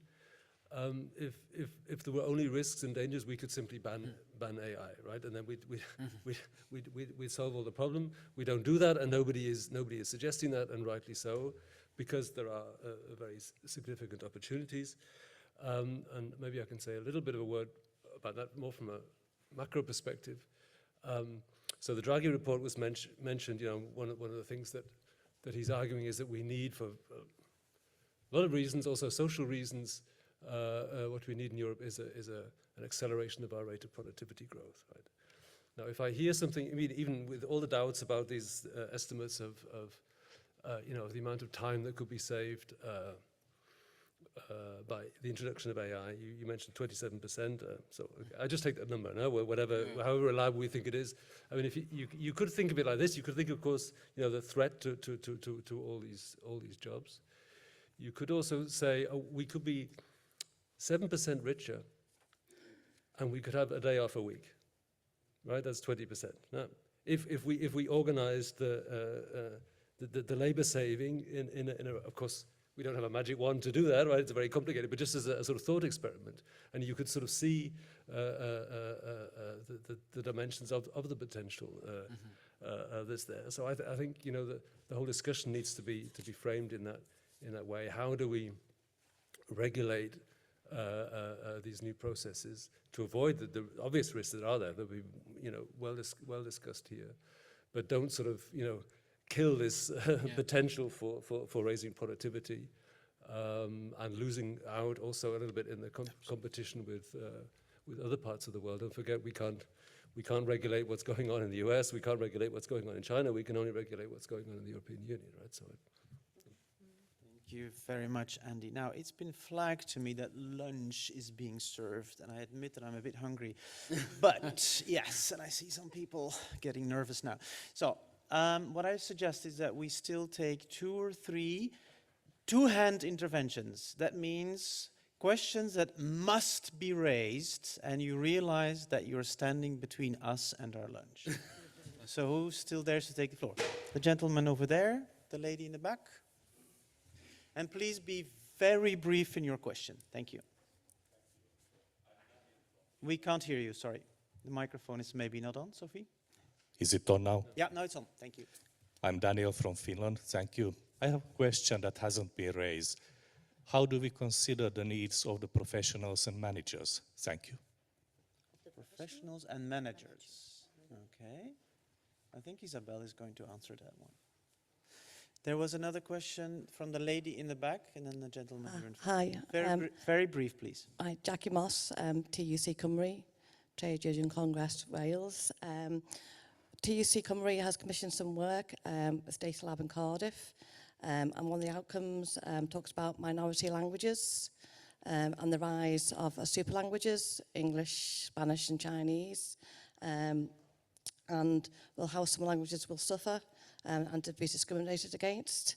And what will the legislation do to ensure all languages are adopted in AI, and does increased legislation risk regionalising or limiting small companies in areas of minority language to expand and grow? So it's about minority languages and how AI is going to impact on them. All right, thank you. Gentleman in front here, and then I see whether there are any other two-hands interventions. No? So you have the last word, sir. Okay, thank you. My name is Joshua Poos. I'm a staff representative at the European Patent Office. Sorry. Very quick, because it's about speed. It's about the decision process. I see legal, I see policy, I see the colleague from the trade union. The industry, if you want to call it, they have the IT tools. Are the tools that you use fast enough? Because we might take the risk that you make all this legislation after a certain amount of time, it's outdated. So the question is, shouldn't we also think about ourselves and the need for speed in that regard for the decision to be valid? All right. Thank you very much. I see no other questions and we're all hungry. So Isabel, your final statement, 30 seconds, responding to any of the questions you may want to respond to. And whatever we can't address now will be addressed this afternoon and tomorrow. So no worries. Isabel. So on the issue of the managers, I think we have from Eurocadre, who is part of the ETUC affiliates, of course, supporting their needs for training the managers, for example, and of course, making sure that we are, as trade unions, also looking into how best to protect the workers and bring the issue much in advance in a preventive way, so that we can discuss with the managers in terms of supporting them for trainings, but of course supporting them in their decisions, and of course having this very important dialogue and consultation with them. On the issue of the minority languages, I'm totally with you. I see that here on the side of regulations, where we have to work much more is on the copyright dimension, in terms of course, supporting the interpreters. That was one of the, for example, one of the examples I gave in terms of the potential adverse impact on AI to professions, and I do think here that there is a dimension that we are working on, for example, on copyright. But not only, I think the value of work is exactly there, and we have to keep this specificity and this diversity. Back to gender, the intersectionality has to be maintained. So we can't just take this technology for granted that it will solve all our problem and be positive for everyone. It will not. And the less we regulate it, the more it will have an adverse impact. And on the last point, if I may, because I think it's very important discussions, the pace of regulation versus the pace of development, never ever. We have in the European Union legislation that is fit for purpose, and I think this is the wording that the Commission used. And of course, it's not because you take legislations today that it is outdated tomorrow. Far from that. And of course, it is where we need, on the contrary, to regulate this space, because this space is for the moment. And I take the issue of the platform. The platform were able to develop as a side business, without the business obligations, just on the basis of we don't want to be business because we don't want to have those obligations, so we develop the platform. And it is very much more difficult to regulate after the problems and the risks have occurred, so all the more important to prevent it. And if it's hinting to the issue of standardizations, I think here we have to make a very clear red line. AI, when it comes to the social dimensions, the ethical dimensions, and when it comes to the workplace, cannot be regulated by private norm set by business for business by businesses. I think here we have to go back to the democratic process of setting democratic rules. Okay, thank you, Isabel. Francesco, your 30-second final statement. I will take 10 seconds, because on the last intervention by Isabel, I can just subscribe what she said. I think it's very important, and this call. And for the rest, I would just like to thank you for the discussion. I don't have anything else to add. Thank you, Ana Rosa. Final 30 seconds. Yeah, no, very quickly, I mean, I do agree that the issue of the fast pace of regulation, the fast pace of development, it is an issue, but at the same time, like, there's a lot of legislation that actually proved to be time resilient because they actually are regulating some principles that are above the development of the nitty-gritty of the technology. So the trick is also to find the right balance between the two elements in order that you can circumscribe which is the type of technology that you are regulating. So you should be precise enough to make sure that the scope of the legislation is actually well understood. But at the same time, you have to stay up at certain principle in order to guarantee that it's time resilient. Thank you very much. Thank you very much, Ana Rosa. Thank you, Francesco. Thank you, Isabel. Also, thank you, Andy and Valeria at the start. I'm really sorry that we went a little bit over time, but I hope you agree that this warm-up team has done what it did to prepare you for a fascinating conference and setting the scene. So time for lunch now, and thanks a lot to the panelists. Thank you.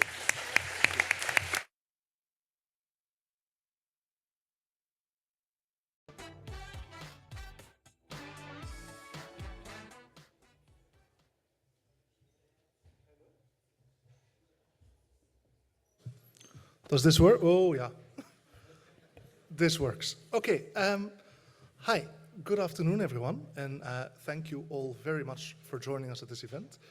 And especially for this plenary, our first plenary that's not a policy plenary, on labor market transformation. So here we'll go a little bit more to the general labor market, what is called traditional regular jobs to some extent, rather than only focus on, for instance, platform or even only on digitalization, although that is part of it.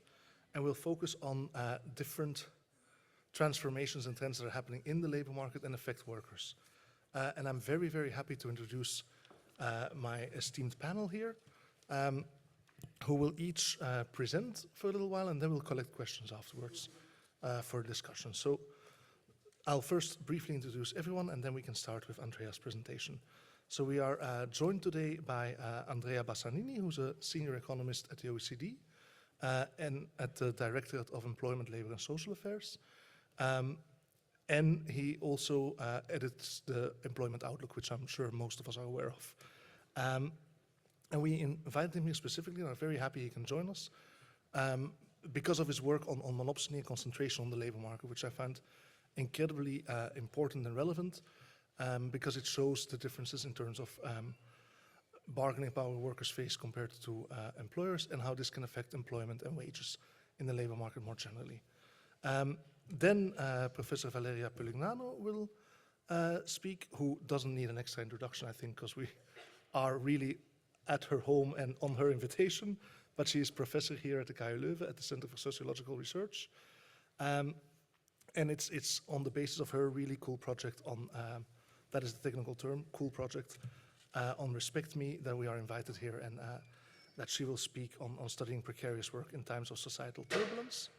And then finally, Umarani, another senior economist, this time at ILO, at the research department, will speak on her research, which is really interesting as it combines a lot of different national case studies on Taylorism to algorithmic management, and talks about how these emerging trends affect regular workplaces in different countries, which I think is a really big strength that she can add to this debate. So with that as introduction, I give the floor to Andrea, and I will warn you once we've reached about 12, 13 minutes, and then you still have a few minutes to round off. Is that okay? Do you have the clicker? Does it work? Can you hear me? Yes, can you hear me? Yeah, okay, good, thanks so much. So even if this conference is on the future of work, and if we're supposed to talk about transformation, in fact, I'm a bit, I don't know, the imposter here, because what I will talk about is something that is not something which is particularly transforming in the labor market at the moment, but it's transforming in the way we become aware of it. So essentially, what I will try to convince you that I'm talking about something that often we haven't studied, for those who study labor economics, in textbooks, But this is become now the way we should think about the labor market as the normal state of the labor market, and the perfect competition we had, which we were taught of, is nothing else than the specific case. In fact, the labor market, the issues that, for all of you that works, for example, at ETUI, it's normal, there is the issues of labor market power as very important in the way we think about the labor market. So that's why what I went to this type of introduction is because there is a renewed interest for this issue that was kind of strange, let's say, when Alan Manning used to work on that in the beginning of the 2000s, that has become very, very popular, also among policymakers. And among the last things you can perhaps remember, the latest Biden administration was very strong in acting against the issue of monopoly and lack of competition in the labor market from the workers, from the employer-employee side of the labor market. In fact, going to very extreme type of regulation that were issued, like the one of the Federal Trade Commission banning all types of non-compete agreements. This is really a very strong act. We don't know at the moment what this will become with the new administration, and also with the challenges from courts. But also the European Commission have raised recently in a number of, in the previous commission at least, in a number of speeches, the idea that it's important to intervene in the competition of the labor market, guarantee a sufficient level of competition in the labor market.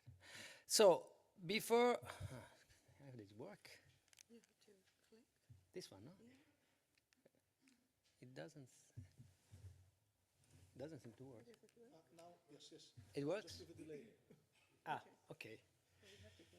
Okay, so I will start talking about a little bit an issue about measurement, because it will be important with respect to what I will present very soon.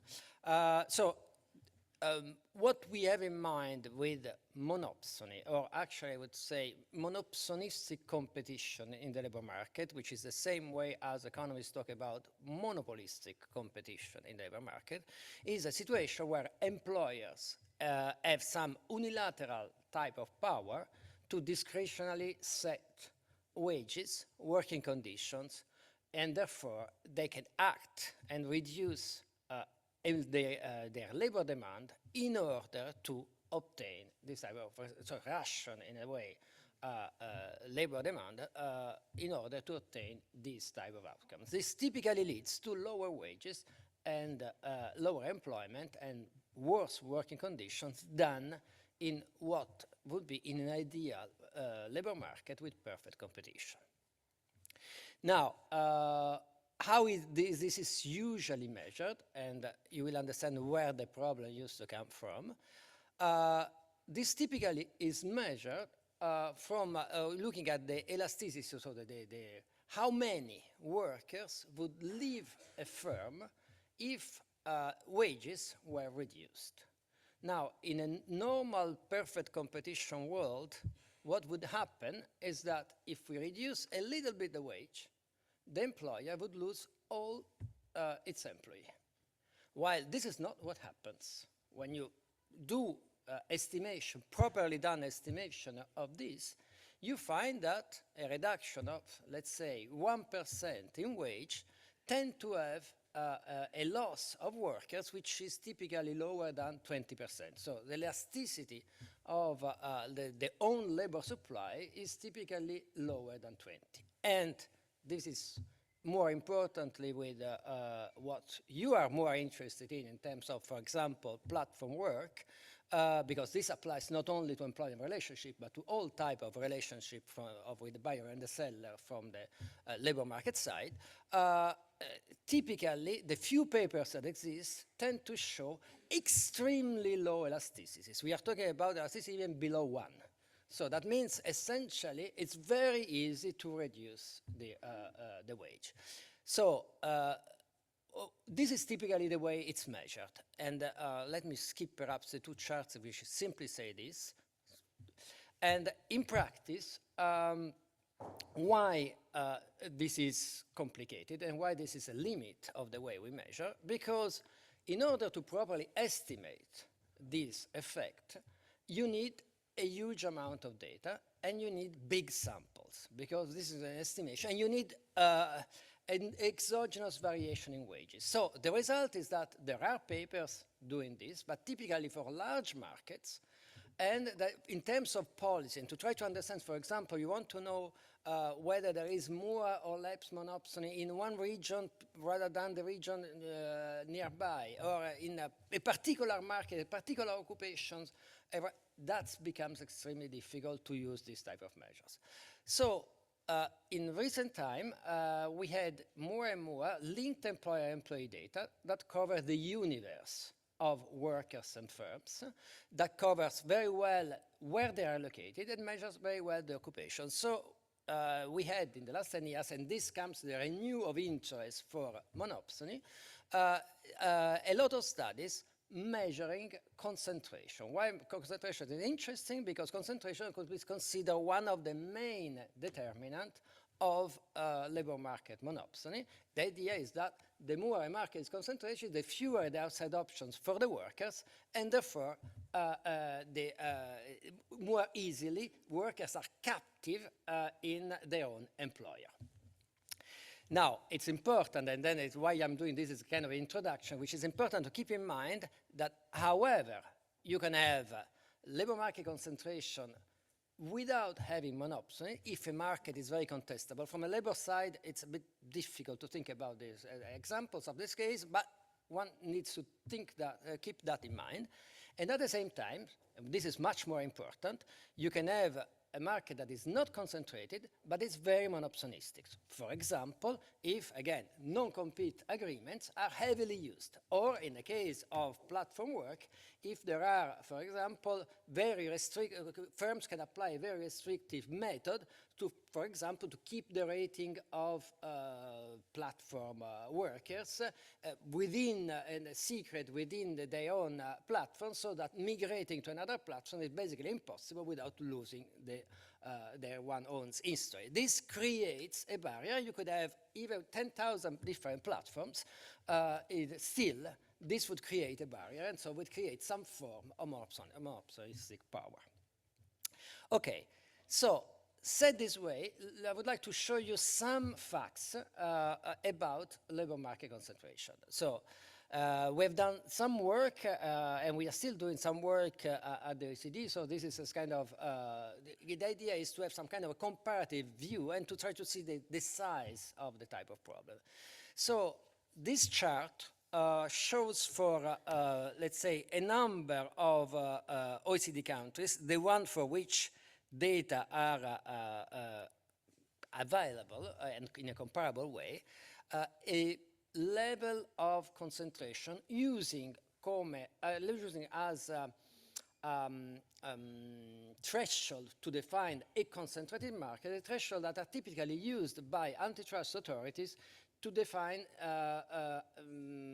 when they need to pay attention to markets, and in particular in the case of mergers, to try to intervene. So there's very, very high threshold. Typically for the, let's say, it's the level of the Herfil and the Hirschman-Erfindal index that is used to measure concentration of about 0.15 or 0.25 for highly concentrated market. Now, these are, so what this chart shows you is that essentially if you take the lowest one, the 0.15, still 16% of workers, employees in the OECD countries works in concentrated market. This is already a high number, but what is important to have in mind that this is an extremely conservative number.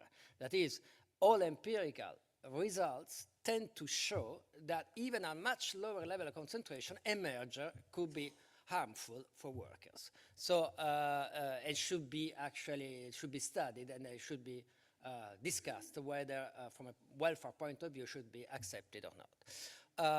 But what this chart shows that even if we take 16% in concentrated market means very high level, and it's a type of level that we would find it problematic if we were talking about the product market with these numbers. Now, of course, this is important if this has an impact. And so the point is what kind of impact we find. And so I will present now you a number of results of the relationship between concentration and various elements of labor market performance, including wages, employment, and so on. Now, what is important to keep in mind, these are causal relationships, properly instrumented. So endogeneity is, in these papers, properly taken into account. I cannot go into the details of the technicalities, but this is, for example, a comparative work that we have done concerning 4 OECD countries, 4 European countries, and we find that increasing concentration by 10% reduces wages by 0.2%. Now, this is a relatively low number if compared to what similar studies have found for the United States. Still, it's a large number because it means that if you move from the median to the 90% of percentile in terms of concentration, then the difference in wages is at least 5 or 6 percentage points, 6%. Now, this is huge given that all this takes into account all determinants of productivity and many other factors. So in practice, we are comparing here workers that are absolutely identical, but they are paid differently, uniquely because of the market power of the company. Now, there are fewer studies and so less established results as regard the impact on employment. As we said, we expect that if concentration is a measure of monopsony, we should expect to find also a negative impact on employment. Now, the original studies, there are plenty of studies on mergers, but of course we cannot look at mergers to look at the impact on employment because mergers often create positions that are duplicated, so it's kind of normal that merging companies reduce the amount of employment. What is more interesting is to look at studies with a similar type of methodology that we have seen for wages, that is to look at the effect of concentration measures on employment as a left-hand side variable, systemic employment, so the employment of a total market. Typically, the 2 studies that exist find very large effects, but these 2 studies are not done with microdata, and so cannot really take into account a number of elements such as productivity and individual characteristics. And so the result is that probably this large result is due to a problem of identification. When we do the only studies that I've called or that exist at the micro level that looking at the higher margins find effects that are of the same type of magnitude that what we find of wages, and these are compatible with the kind of theory that we have in mind.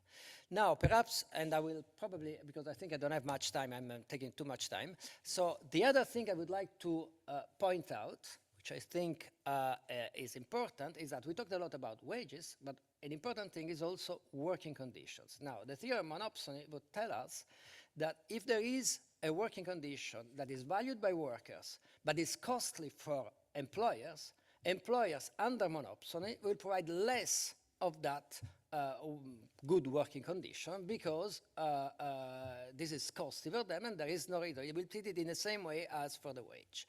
And in fact, this is what we find, at least with European data, looking at hiring or on fixed-term contracts. We typically find that under monopsony, there is either more hiring on fixed-term contract or that the probability of being converted from from when you are hired on a fixed-term contract to be converted into a permanent position later on goes down if you are in more concentrated labor markets. And let me probably stop here in case we can see later on. Thank you.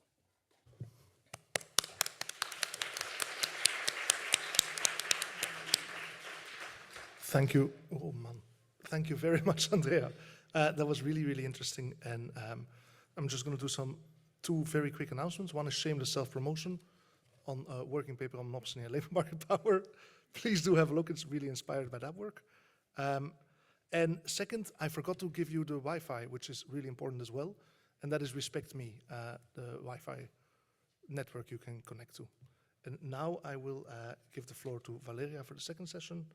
For the second presentation. Yeah, thank you very much, Wouter. So can I click here? Does it work? Oh, no, too fast. Okay, yeah. Yes. So, yeah, I know I don't have much time. So thank you for, for putting me in this panel.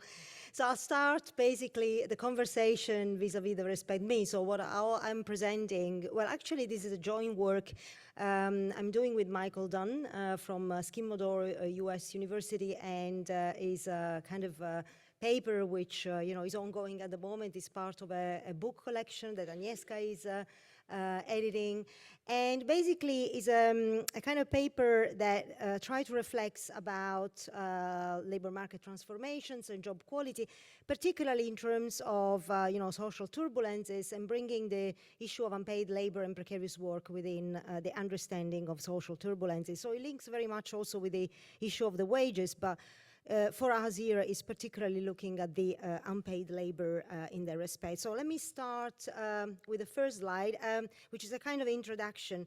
So what do we do in this kind of contribution? So we try, in a nutshell, we try to posit the role of unpaid labor that we understand as the lack of adequate compensation for time and effort, so resources basically, which are invested by a worker in a performance of a work, as central to understand how what we call being work-life deprivation or work-life balance deprivation works. We introduced this concept of work-life balance deprivation, which basically links very much to what the panel this morning said. I think it was Francesco who introduced this kind of idea about, working, time and rest, right? And the right, of course, of disconnection related to that. Well, what we argue here is that when you don't have that, you are more likely to jump in this kind of what we call work-life balance deprivation, which means, in fact, the deprivation for an individual, of a worker, to balance between work and life. And now the question is to say, we essentially argue here that unpaid labor, in the way how I've been defined, has an impact on that. And basically the question is from where all this comes from. And there comes this issue of the, if you like, social turbulence and social acceleration, as introduced by the German sociologist Rosa. Social turbulence basically is caused by factors which are in fact digital technologies, in the sense of the acceleration of time at work, but also is related to the fragmentation of work, and particularly the fragmentation between work and leisure time, both of which, of course, also underpin a lot of the transformation of employment and work that we see in our labor market in terms of work tasks and employment form. Now, yes, I think I don't see very well from here, but okay. So what we basically argue here is that social turbulences makes this precarity, of which unpaid labor is an important dimension, a key feature of a contemporary labor market, by intensifying, in fact, insecurity, unpredictability, instability, and how all these is created, and what does it mean? Well, it means basically that individual have, in fact, when they face this kind of situation, they are in a situation of struggling much more to balance between what they have at work and what they should do in their own personal life. Now, the question is to say, from where all this comes from? Is it just the people are incapable of balancing work and life, or is that just that there is something there which enables them or affects them to balance? And we argue here that employer strategies play an important role, particularly when we look at the work areas which are mediated by technologies, and platform work here plays, of course, an important role. So employer strategies actually leverage technology, as we argue, to serve this kind of traditional connection on the one hand between workplace and where the individual is, think about remote work. But at the same time, they create this kind of a blurring of the boundaries between what is, in fact, the dimension of work and life. And there, we also did some work with Glenn Morgan, try to identify what are the dimensions through which we measure all these in this kind of situation. So at the end of the day, as I said, we see in this kind of plethora of boundaries blurring, a lot of unpaid labor coming in for people, to handle the tasks that they are requested to be done. Now, we do know, and here you have also the definition of the unpaid, which I just indicated. Now, there again, what we argue is, and we introduce this concept of work-life deprivation. Now, let me say that when we look at unpaid labor, of course, there is a lot of work which has been done around unpaid labor in terms of, wage theft, in terms of free labor, connected to different forms of work, particularly dependent self-employment. Now, in this chapter, what we actually say, we contend that we probably need a deeper exploration in order to understand how this unpaid labor, whatever we want to define it, has emerged and has became a kind of feature for modern precarity. And now all these, in fact, intersect in this work-life balance deprivation. Now, I see the thing running. Particularly crucial here is that we see unpaid labor contributing to this work-life balance deprivation by, in fact, creating what we argue being a status of subjective uncertainty. Subjective uncertainty, which in fact is related to what also was discussed this morning in the panel in terms of permanent availability. So by making people permanent available, ready for jobs, and this is particularly the case we see in the platform economy, I know, but it is also in other work areas that we have been investigating within Respect Me, we see this kind of subjective uncertainty coming in. And here I would like to quote very much the work of Agnieszka, which has been quite inspiring for us, where she talks about this helplessness which erodes a worker's sense of control over their life. So in other words, when you have a fear of losing your job, at the same time you don't know, and you have a subjective feeling of uncertainty whether you will find a job. So you are actually into this situation of either not having a job and objectively and also subjectively feeling, the kind of uncertainty, you are in this situation of helplessness, which in fact erodes your capacity of control. And I would like to now just go into that, because I would like to give some illustration about what I'm saying, particularly in the work we have been doing around the platform economy. We have been comparing food delivery and also freelance online work. And we have been finding a lot of these, insecurity and a lot of this, if you like, also work-life deprivation in the way in which, in fact, we see unpaid labor resulting from what? From the fact that these people have to be permanently available. And you see this particularly if you look at the table 2 now. I don't know whether this is visible, probably not. But what is table, which is basically, also available in a paper we have been publishing in Human Relations. But what this table says is actually that there is a lot of, if you like, gap between, in fact, the time that people are accessing work, or accessing a workplace, the platform, for example, and the time that they are accessing jobs through a platform. And you see here, particularly, a lot of gap happening there. there is also a lot of and this creates, this situation of then work-life deprivation. When we look at the impact, how all this impacts individuals, this is not just a situation of workers working in food and in transport platforms, but also freelancers. And for freelancers, I think this is a quite interesting issue which needs to be looked at. I don't know whether you could also, yeah, probably it is not really visible. I'm struggling with that. But no, I wanted to jump into the previous slide, if I can. Yeah, no, it doesn't go. Okay, okay, it doesn't work. Okay, but nevertheless, what I wanted to say that is for a freelance, the kind of work-life deprivation happens by the time that, you have access to platform, you might have access to job, but this job doesn't pay off. And there comes probably in this issue of the concentration that Andrea was talking about, these freelancers being incapable to, have return on investment on what they've been doing and they've been, working through the platform. Now, you might say, okay, probably I can go a bit faster here. I think it doesn't work. Yeah, wait, yeah, okay, yeah. Probably I will, yeah. So, I mean, what this means? This means that, in fact, unpaid labor needs to be sustained. And, of course, if it's not sustained in the situation by creating, the way in which work and access to work is regulated through digital technologies, create more likely work-life balance deprivation. This generates precarity. Now, let me go into these slides here because I want to, well, we will have the possibility to present tomorrow more on this.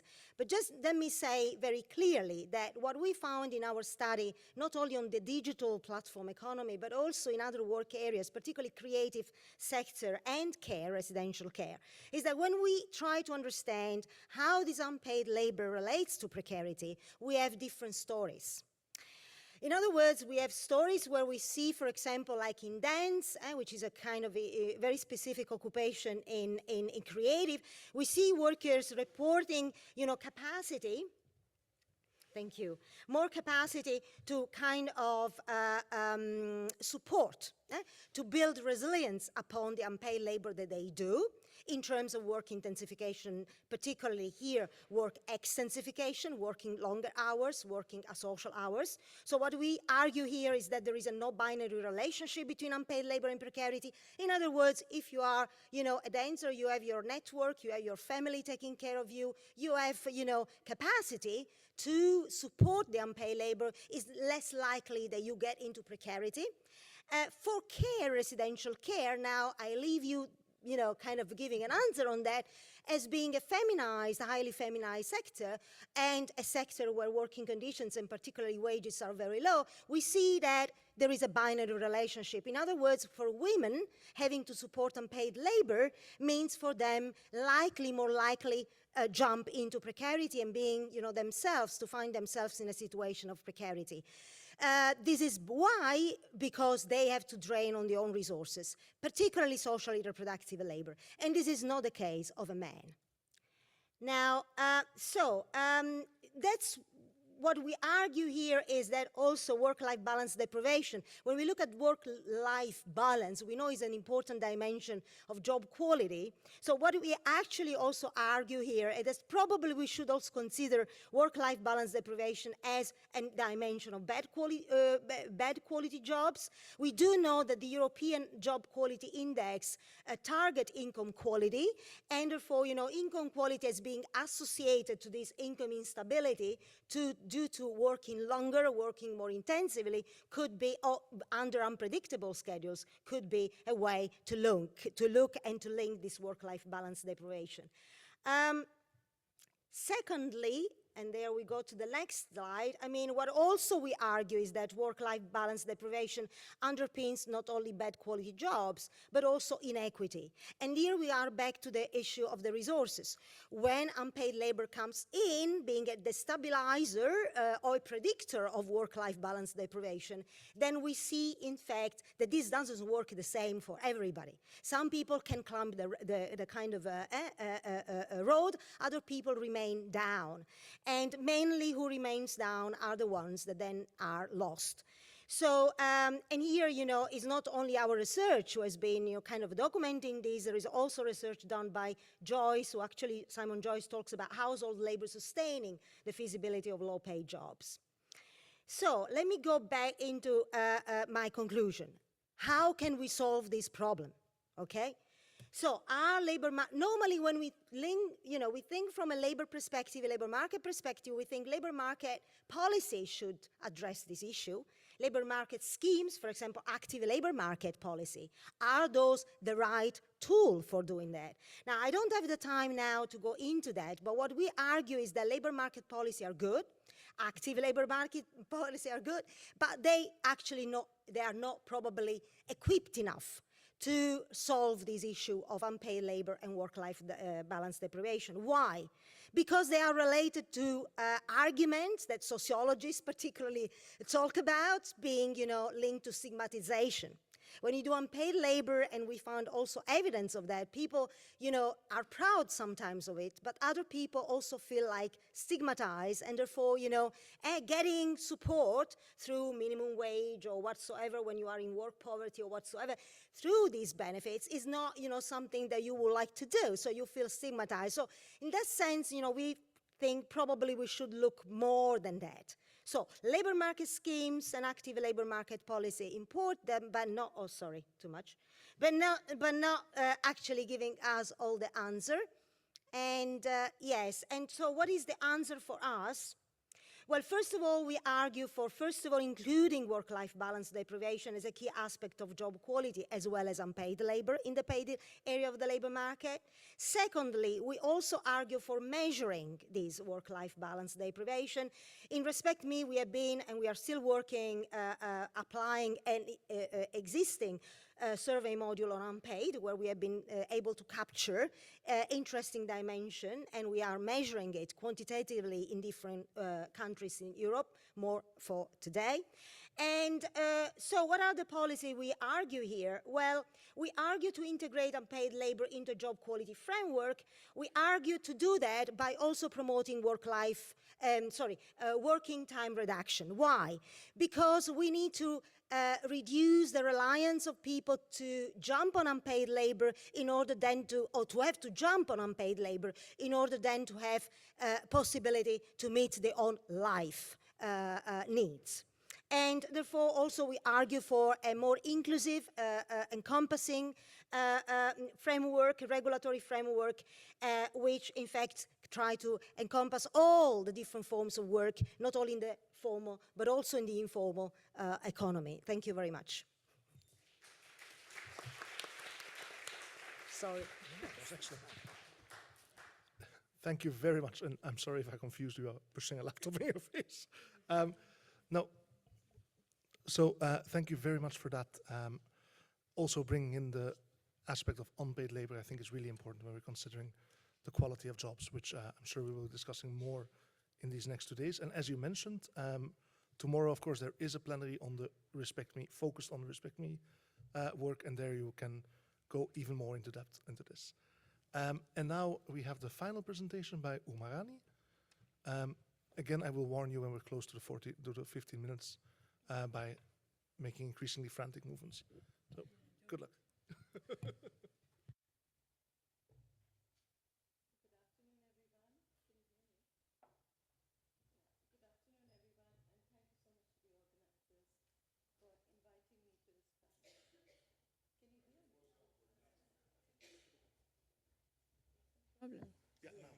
Can you hear me? Yeah, okay. Good afternoon, and thank you so much to the organizers for inviting me to the panel. What I'm going to talk to you is about from Taylorism to algorithmic management, what are the emerging trends that are coming across sectors and regular workplaces. I'm just going to give you a glimpse about what it's going to be, because there's a whole working paper that is upcoming, along with a colleague of mine, Morgan Williams, which will be published end of next month, and you can have access to it. So one of the things that I do want to start with, and I can't see, so I would have to see my computer, so please excuse me.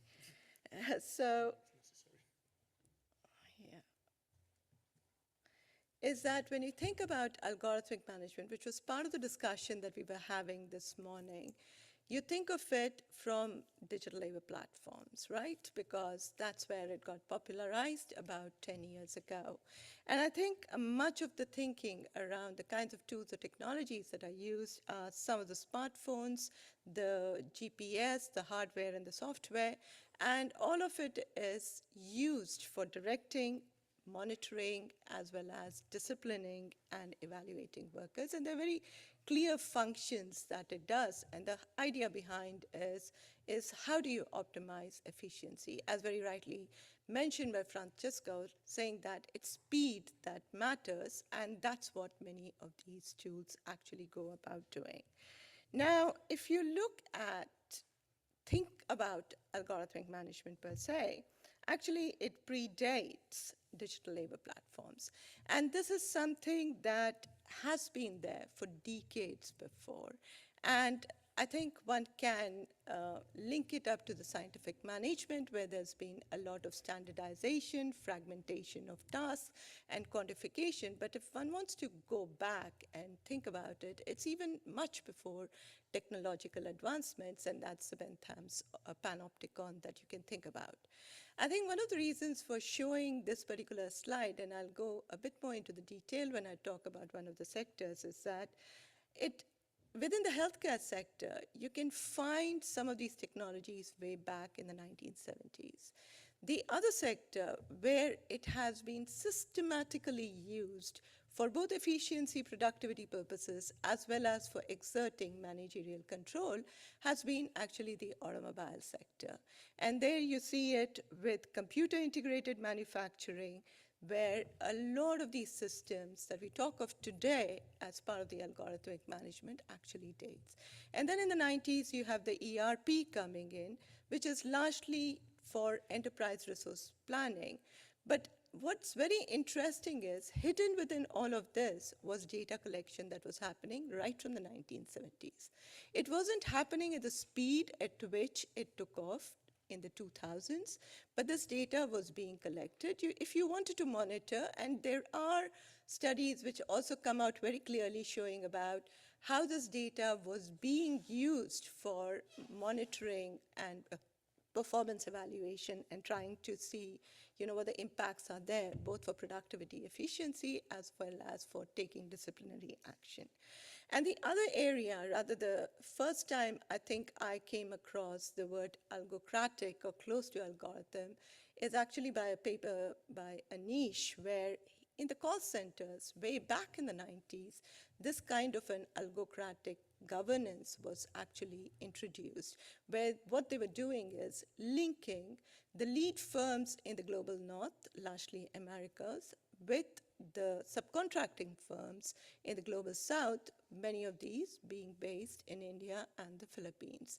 And there was a lot of monitoring that was going on. Similarly, there's another very good example that you see is actually published by the US Office of the Technology Assessment. This was way back in 1987 when computer-based monitoring actually came in, where they were trying to see what is the task that is being done, how many keystrokes have been taken, and how much time was taken to complete it. So we think about all of this today, but this is something way back in the 1980s that were being actually monitored, data was being collected. Whether action was being taken or not is a different thing because there's not proper documentations of it. Now, within the work that we have been doing already that's been published last year, we actually broaden the entire concept of what an algorithmic management is by not only sticking to certain types of tools, but trying to develop it and trying to widen it by saying, because it's very sector specific, and the kind of tools that you have in a particular sector is very different and can be used for management purposes.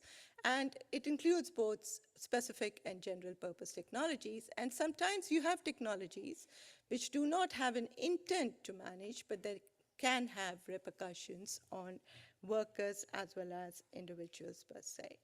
So much of this work that we are doing is based on the case studies that we have been conducting over the last 4 years across a whole range of sectors, from logistics and healthcare, where we did a comparison between France, Italy, South Africa, and India.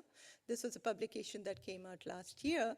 And along with it, we have been doing also studies in retail in Chile, automobile manufacturing in Argentina and Malaysia, electronics manufacturing, largely the semiconductor industry in Malaysia, and banking in Chile. These sectors were also picked up because of evidences coming out from the gray literature that there has been a lot of tools that are being used, and we wanted to actually test and understand to what extent these tools are being utilized and what the impacts are on the companies. And what the approach that we have been following is that of a case study approach of trying to understand how these technologies have been adopted, what's the motivation behind it, the working conditions, and to extent to which you have industrial relations within these sectors. Now, this is just a glimpse for you to talk about, when you talk about technologies, when you talk about even regulating them, what is it that you are actually talking about? It's not just the specific and the general purpose technology you talk about, there are also systems that are there, different types of management systems that you can be utilized to actually control the workers. So it's actually a combination of this. And I just want to remind you that this is not all of them within a particular sector. This is just based on what we did, our study, which was basically either a shop floor at times or a particular department where we had access to, and we could actually go and see what was being done. I think the important point I do want to note is that, you know, while there are a number of safeguards that are there for specific purpose technologies, these safeguards are not there when you think about general purpose technologies. And I think the worry that I have, based on the work we have done, is that how some of these general purpose technologies are being used in high AI risk areas where, you know, you have a real issue around data privacy and data protection. And then how do you actually put any sort of a safeguard into place? Now, coming to the developments, I think there's one more point that I do want to talk about is the technologies of the systems that we use. Now, what we have tried to do within our work is that we try to look at each of the technology in the system, try to understand what its function is, whether it's for direction, whether it's for monitoring, whether it's for evaluation, and whether it's for coordination. Then we look at what are the features that are there, and what is that feature that can have impacts on the workers. It could be positive, it could be negative. It could lead to improving productivity and efficiency on one side, but it could also lead to deterioration in working conditions, that is occupation safety and health, job intensity, or reallocation of tasks, or increase the risk of discrimination. So it depends upon a particular technology and the feature and how it is utilized that you can actually have impacts. And I think this is very important for us to keep in mind. And we do this for each of the sectors and each of the technologies that we go about studying. Now, if you look at the developments in the automobile manufacturing sector, here I draw on our own work in Argentina and Malaysia. And for Germany, we draw on an excellent, brilliant paper by Martin. I can never pronounce the second name, so I leave it. It starts with a K. And actually, what's very interesting is this study compares very nicely with what we are seeing, the contrasting things in Argentina and Malaysia. Now, it is in the automobile sector in the 1980s, you have the CIM, that is a computer integrated manufacturing, which improves efficiency very clearly. A lot of data is collected, which helps you to see where could goods move around, what is needed, what's not needed. And it's also a very nice link during this period to the tailorist mode of production, where you have the lean production system. So you have you want to plan your entire shop floor and the entire processes in a way that you want to eliminate any kind of a wastage in the process. During this period, you also have worker collection data that is used, and there are one or two papers that very clearly come out showing how it has an impact on the working conditions of the workers. Then comes the 1990s, where you have internet expanded functionalities, which is the whole period of ERPs. I think the way you can differentiate this period till the 2000s and the period after 2000 is how this entire information flow was being used much more for traceability of goods.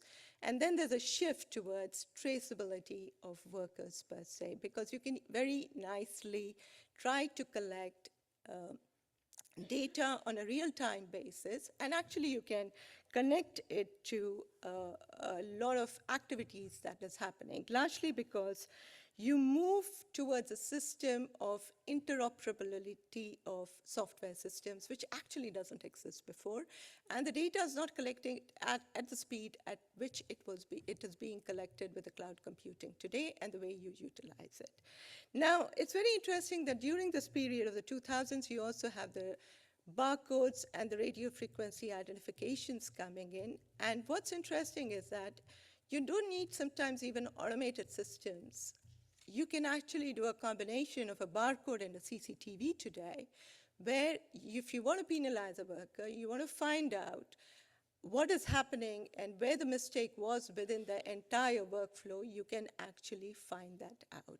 And that is very interesting, because when we were doing these comparisons between Malaysia, Argentina, and Germany, we found that many of the German companies which are based in Malaysia don't have any sophisticated automated system per se. But actually, if they want to find out where did the defect happen and who did it, it's very easy to find out with a barcode when the activity was done or who did it, and the CCTV can capture you exactly who the worker was. So it's interesting to see how real-time data is not necessarily important, but it helps you fasten the process, but it can be done with a one-level or a two-level technology per se. Now, I think what we have seen is all of this, electronic work instructions or poker yoke systems that are called, or automated guided vehicles, all of it actually leads to worsening of the situation in terms of work intensity and the working conditions. Very clearly, it does improve productivity and efficiency for the workers. And the data is collected, which can lead to penalization. Now, the point here I do want to make is that you have similar sophisticated data systems being collected in Germany, but worker penalization does not really happen. And why is this so? And I think one of the reasons is basically you have very good collective bargaining mechanisms that are there to mitigate it. Now, if you look at the sectoral context within Germany, within the manufacturing sector, you find that the German model has the work councils. You have co-determinations, which actually allows workers to have influence over what technologies can be implemented and what protection mechanisms to be put in place. I come back to the point that I raised this morning, and I think for me that is very important. And this is what the German system does. What it does is it uses the articles which are there within the acts to actually ensure that the workers are protected. So while one can talk about, let's have a convention on data protection and algorithmic management, but even before that, there are mechanisms that are there that can be actually utilized, whether it is a work council's constitutional act, the right to be informed, or the Occupational Safety and Health Act, or the GDPR, which can be used very, very effectively in ensuring that they are protected. Now, there have been a lot of successes with it, and there are also some of the challenges that are there. Now, very clearly, the process of co-determination prevents employers from using technologies to collect data on individual behavior and performance. So you can have systems that are very much there. Data is being collected, but you cannot actually use it because of certain acts being there. And I think the same goes in terms of the management agreeing to use such a data for performance monitoring. But of course, there are challenges. it's not that, you know, these things happen automatically, but I think what you need is also to have very clear negotiations that takes place between the workers and the managers within it, but it also requires that unions are very well prepared. They have the expertise and the knowledge to actually go about making the arguments and trying to take it forward. Now, there are lots of takeaways that you can have from the kind of case studies that we are doing. Very clearly, you have Global South, where institutional mechanisms are not necessarily there, or unions are weak, not in all countries. In some countries, like in Chile and Argentina, you do find some very strong unions. You do have systems in place, but you don't find similar systems in Asia per se. But very clearly, you do need to build up the institutional power that is there. But we have seen that even in countries like Europe, where you do have institutional mechanisms, because of the issue of implementation and enforcement, it might be difficult to actually apply in a way. And in interest of the time, I just want to conclude by making two important points that I think are very important. One is that even when you do have robust body of labor laws and develop social dialogue and regulatory institutions, I think the repercussions might be lower, but I think it's very important to ensure that there is a proper implementation. And again, the examples, both from the Nordic countries as well as Germany, very clearly show that unions have the power to bring about a change. And how do you actually empower them, make them more knowledgeable and literate around many of these issues becomes very, very important.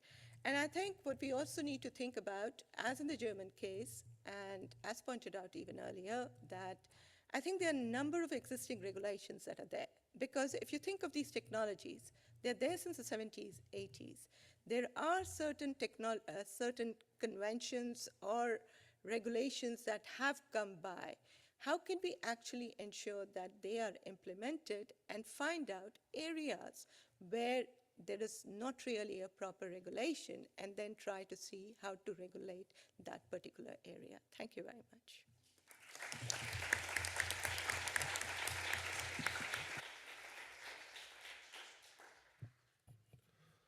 Thank you very much, Uma, for that really, really nice overview, which also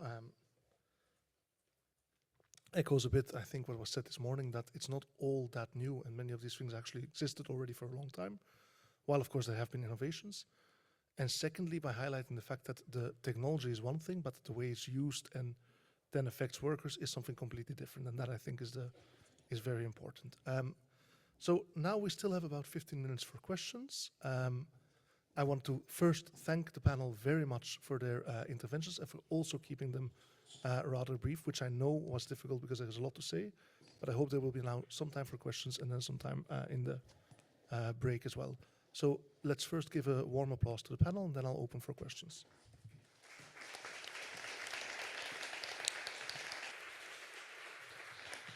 Okay, that's enough. So now for questions, please raise your hand, and I think there are mics in the floor. I'm hoping Sophie has them. Yes, the gentleman there. Question for Uma first. And my name's Amarjit Singh, TUC Cymru from Wales, and it's around the importance of organised workers and trade unions, but unorganised workers, especially in the logistics area. I was talking to my colleague from Sweden earlier on around handheld devices where you zap your parcels, and that will give you a route to manage your parcels. However, you talk about efficiency, what about health and safety?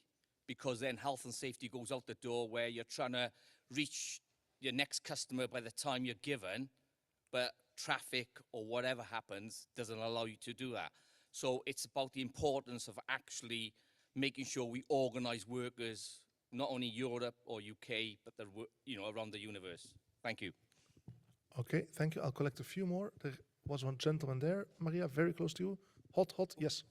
Okay, this is again for Uma. Thank you very much for your presentation. I was wondering to what extent it could be worth including so to say, supply chain fragmentation into your picture concerning the use of algorithmic management in manufacturing? Because if we think at the German model, yes, work councils and all the beautiful things that can happen, but then we also know that productions has been consistently offshored, and many phases took place, I don't know, in Czech Republic, Hungary, and in places where perhaps technology can be or not used or used in ways that are harmful for workers, and there are no such let's say, reacting tools that can be implied as a countermeasure. Thank you. There was a question from the Italian lady in front. Sylvia. Thank you. A question for Andrea Bassanini. Thank you very much for your presentation. I was wondering if there are studies that do measure monopsonistic situation in situation of fissured market. I'm imagining like a situation where I can take Amazon as a company outsources delivery function to many companies. So formalistically the market is not concentrated, but all those companies then have one sole client, which is Amazon. So I'm wondering whether the measurement you were talking can also apply to this situation. Thank you. Okay, thank you, Sylvia. There was a question from Andy. Who reaches him first? Yes. Thank you both so much. Thanks. Actually, my question also to Andrea picks up a little bit on what Sylvia just said. I wondered if you could say anything about trends over time. Has this issue of monopsony worsened over time? I mean, there's a big debate, particularly in the US, about the Magnificent Seven, the dominance of these big companies. So my supposition would be that there's an argument that it is actually getting worse over time, but maybe you could comment on that. And that would, Sylvia's example would be a specific case maybe of that. And a bit related to that, how does this issue relate to the more general issue of the balance of power between workers and employers? So as proxied by the unemployment rate. So, you know, if there's been a deterioration in terms of this concentration and monopsony, has that been offset maybe by a sort of trend decline in the unemployment rate, which has improved the balancing power of the bargaining power of labour? Yes, I see two more questions, one there, and then Agnieszka, and then I think I will stop it. Is one of those for Valeria as well? Otherwise yeah, okay. So I may have missed it, but are there cases where the data that are collected on individual workers can not be consulted by the management or supervisor, but can be consulted by the worker, him or herself, so that they can get some feedback on how well they're doing and maybe see, okay, this is where I can improve. So that would empower people to use their own data. Then the second question is about unpaid labor. So, okay, there's a lot of truly unpaid labor, but in Belgium, for instance, spouses that are not working mean that the couple is eligible for a tax deduction. So in a sense, the spouse is getting paid via the tax deduction, but it's generally deemed to be unpaid labor. So can you comment on that? And then Agnieszka, and then we'll take the questions. Thank you very much for the presentation. So the question is mostly about unpaid work, but that links also to the labor market power mentioned by Andrea. So Valeria, you mentioned that unpaid work is now emerging with the technology and digitalization of work, but performing work activities outside of hours, wage theft, unpaid overtime, these are not new phenomena per se. So I was wondering, to what extent you see the unpaid labor that you uncovered during your research as driven by technology, or is it perhaps more driven by the labor market power or imbalance of that power that changes perhaps also with the model of the firm, perhaps with the market-making function of the big tech companies that mediate that work? So is it more about actors, or is it more about the tool, the technology itself? And that actually also resonates with what Uma said. There are instruments that we could apply, legal instruments, to those new forms of work, but because of the whole discourse of the actors emphasizing the newness and uniqueness of the features, we kind of bought into the narrative that, yes, we need to reinvent regulation, that we don't have anything that's appropriate to deal with the phenomena. But perhaps not. We saw on the timeline it's not that new. Thank you very much. Okay. Then I'm going to also shamelessly abuse my position as chair to add a question to Andrea to maybe expand a little bit. You cut your slide on the policy policy options a little bit, and maybe you can expand a little bit on that. And Valeria, also you mentioned in the policy options the working time reduction, for instance. Could you maybe expand a bit on that, because I wonder a bit how that would work and if it would not just move the problem a bit, and I find it very interesting. And now I leave it to you to answer the questions. Maybe we go in the same order as the presentations. So take 3 minutes or something if you can each. Okay, let me start with the simplest, which is what Andrew asked to, because it would have been part of my presentation had I had the time. So, because in fact, this is what I want to say is, when you look at concentration, I'm talking about concentration in the labor market and not in the product market, but in terms of concentration, there is no visible trend over time. But if you look at the elasticity, for example, of wages to concentration, this increases, so it becomes more negative. And you could connect this to the fact that collective bargaining, in fact, is losing power in a sense. So we were in front for a long time of a discourse which was, well, there is too power in trade unions. We need to reduce collective bargaining, okay? And so we move towards firm-level collective bargaining, move towards facilitating opt-out, introducing systems like opt-ins, taxing membership to trade unions. These kind of things to create, and this has inverted somewhat, or not inverted, has changed the balance of power. And so you see this in statistics, and I mean, this is not a proof, what I'm saying, but you could connect some of this with the evolution of this elasticity could be connected with the evolution, in the other sense, of collective bargaining coverage and union membership and so on. Now, the statistic I've showed you on the wage elasticity comes from Europe, but one thing that comes out that is actually very interesting is that these are relatively lower, although they're not perfectly comparable with what we get from the United States. And in particular, the 4 countries that are there are all countries with sectoral collective bargaining. And this is very important because when we look at the relationship between the extent of sectoral collective bargaining, I insist it's sector, it's not firm level, it's sectoral what counts.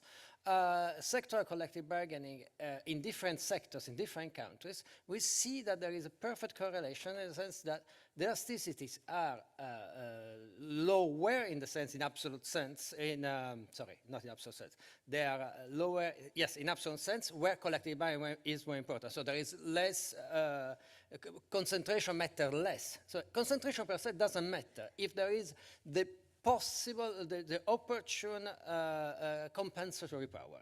And in fact, what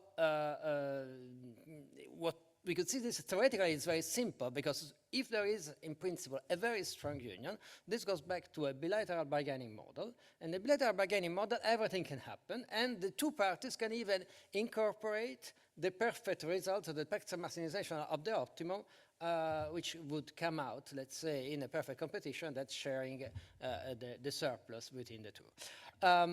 Why all this is important? Because the elasticities, we couldn't discuss that, are much larger, for example, for temporary contracts.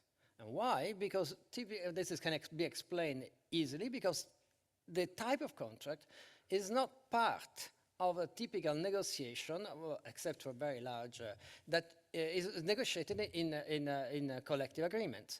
And so this is not regulated by the collective agreement. So it's not part of that, or in general, certain working conditions are much less included. And so, in a sense, becomes the margin over which employers adjust when they have monopoly power. Going back to fishing and the Amazon case is a particular complicated case, because this involves a double types of, it's not just a problem of monopsony, it's also a problem of monopsony with respect to suppliers. So there are studies of this, more qualitative as far as I know, in particular, the Economic Policy Institute in the United States does things on this. It relates very much to studies that have been done in the case of franchising, for example, because the concept is relatively similar. But the complication is that it's concentration in that case is not the relevant measure. So it's not because, okay, there is one buyer at the end, but then there is all the structure. So what you really need in terms of empirical methods is to go back to the original types of methods, and sometimes the data are not there. So it's where the case studies becomes very interesting, because it's where you can see and look at the specifics of very specific markets. Then we can try to extrapolate. Thank you. Valeria? And again, we have little time, but... Yeah, no, I will be short. So let me start from Agnieszka. I think it's both. It is a labor market power imbalance, but it's also the tool of the technology. Because, you know, think upon the way in which when we interact with the technology, you know, just we can see also ourselves. I see myself working, you know, in the office, responding to emails, doing many things. It gets easier to take more work on board when you are actually operating through a technology. And it goes back to the issue which was also discussed in the panel this morning, how you relate the human to the technology. That's the kind of issue that probably also needs to be looked at. So, you know, the technology is something that we use for our purposes, but how do we make this possible? And I think that at the very moment, that's my personal view, in the policy discourse, there is no conversation around this kind of issue. It's just looked more generally, you know, it's just, you know, reducing jobs, is making working conditions worse. But, you know, how humans relate to the technology, that's another interesting question that probably we need to answer. So I would say is certainly the power imbalance create more problematic, but it's also, to me, also the tool of the technology, which within this power imbalance, of course, generates more work that we easily take on board. And sometimes, you know, we do behind our contractual working hours, right? And this comes back to the point of the working time reduction. So how I see that, I mean, of course, I'm not an expert. I think Agnieszka should reply that. But my view is, I mean, what we see from our research is that if you reduce the pressure on people to have their own life requirements done at some point, and then having to work longer and social during the weekend.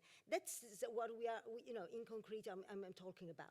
So, you know, you can actually, you have to reduce the pressure on people to be able to meet their own life standards in order to be able, you know, then, and this is not only an issue of working time reduction, but is automatically also an issue of, you know, how sustainable are people and humans, and also how healthier do we want our workers to be. So from the side of the employers and companies, I would argue vis-a-vis them, listen, you probably should consider a reduction in working hours, because this would create at least an healthier and more productive workforce. We were just discussing some colleagues before, it's not because you work longer that you are more productive. And I think this is not something I say. There is plenty of study out there from an economic, more than sociological perspective showing that. And then I go to the point of the unpaid labor. It's true that there is taxation. Let me take the example in Belgium. The peer-to-peer status in the digital economy, okay? There is taxation, there is a reduction in taxation for these peer-to-peer third status employees working, the riders, and just to give an example, the riders, or I don't know, even the carers and domestic workers working through a platform. But the question is, right, these people receive reduction in taxation in their own pocket as, you know, peer-to-peer self-employed, but how much do they earn? And this is an issue. How much or how many jobs do they have to do in order to then have a decent income? And this is, again, the issue of the sustainability. You know, what kind of society are we looking at in the future? Are we looking at a society where people in the labor market do many jobs, multiple jobs? Perhaps yes, perhaps no, I don't know. For me, I would say no. But, you know, that's the kind of big question that I think probably should reflect upon. So I don't know whether you can discuss more about this, but I would certainly frame it in the way. So thank you. Yeah. Oh, no, sorry. It's yours. No, it's okay. I think all I have to say is, please, Uma, if you could respond, that would be. And thank you very much for the response. Thank you so much for your questions. And let me take one by one. The first question to asked by Amrit, very clearly, what is the most efficient route? It might be efficiency for the company, but it comes at a very huge cost to the worker. It's not just the health and safety risk, but also the stress and all of that related to it. I think the point there, the way to bargain or the way to go about helping workers to organize and to have a negotiation would be, I think the route that the particular handheld device gives, I don't think the problem is there. The problem is much more the speed at which the delivery has to be done.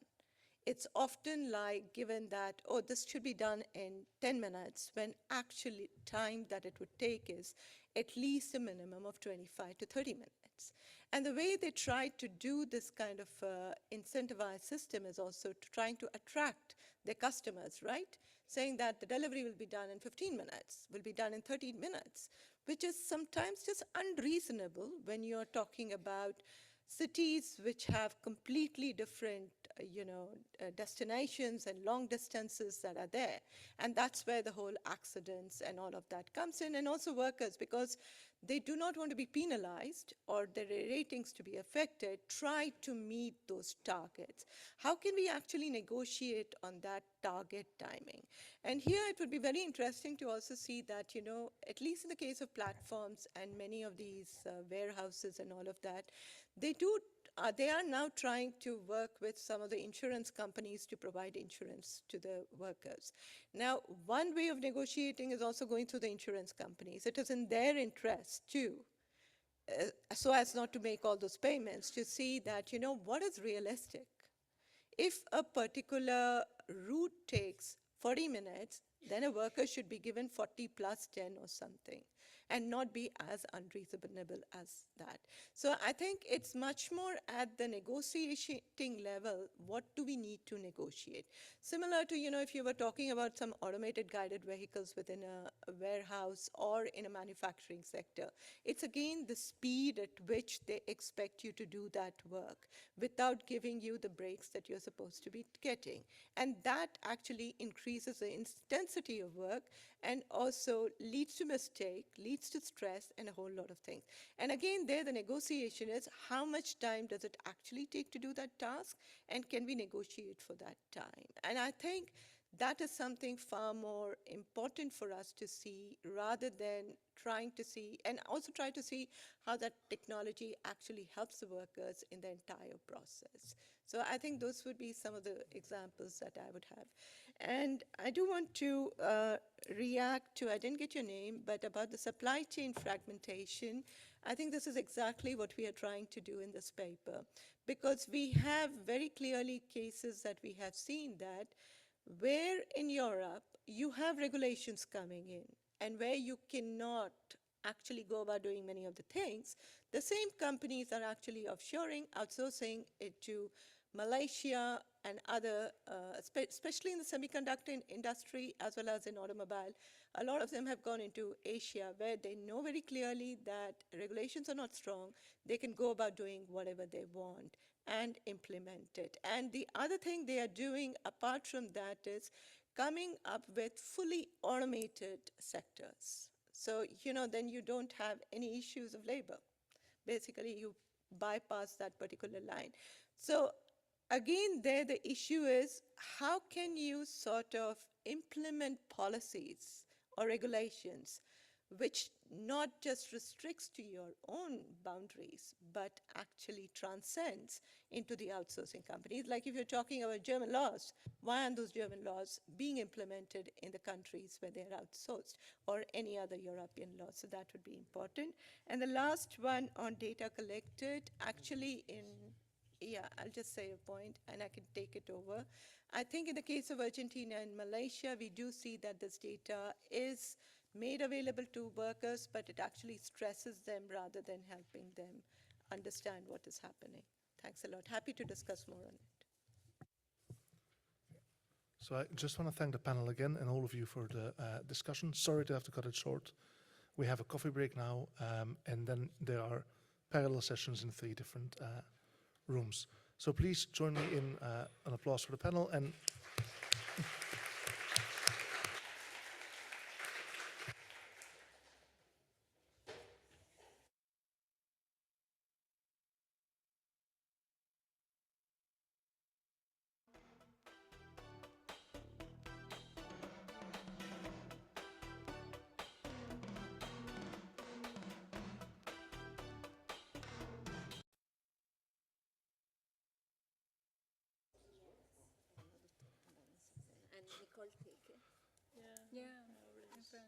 She's doing a PhD about this topic.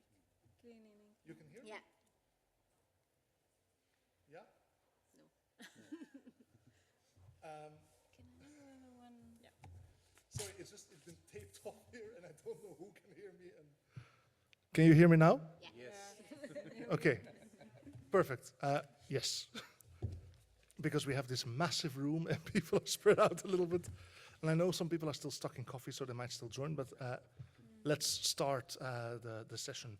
So this is the first of the parallel sessions, and this one is really focused on the platform economy and the value of work in it. We'll have 3 presentations, one by Ivana and Francesco, one by Camille and Jessica, and then one all alone by Martin. And these will all be about different aspects of the gig economy and platform economy. You'll each have 15 minutes, and then we'll collect questions at the end. And Claudia, thank you so much. Sorry for asking you to go do that. Okay, so we will start in the order of the program with Francesco and Ivana on the platformization of domestic work in 6 European countries. And the floor is yours. You have the timer there. You've got 15 minutes. Thank you. Thank you. Yeah, thank you everyone, and thank you for the presentation. So the paper that we are going to present today comes from a broader research project, but today we will focus on one of the main aspects of this project, which has to do with a first mapping exercise of the platformization of domestic work platforms in 6 European countries. So the project is called Origami, and is funded by the DG Employment, Social Affairs and Inclusion and coordinated by Ivana. It started last November, and it will last on next October, and see the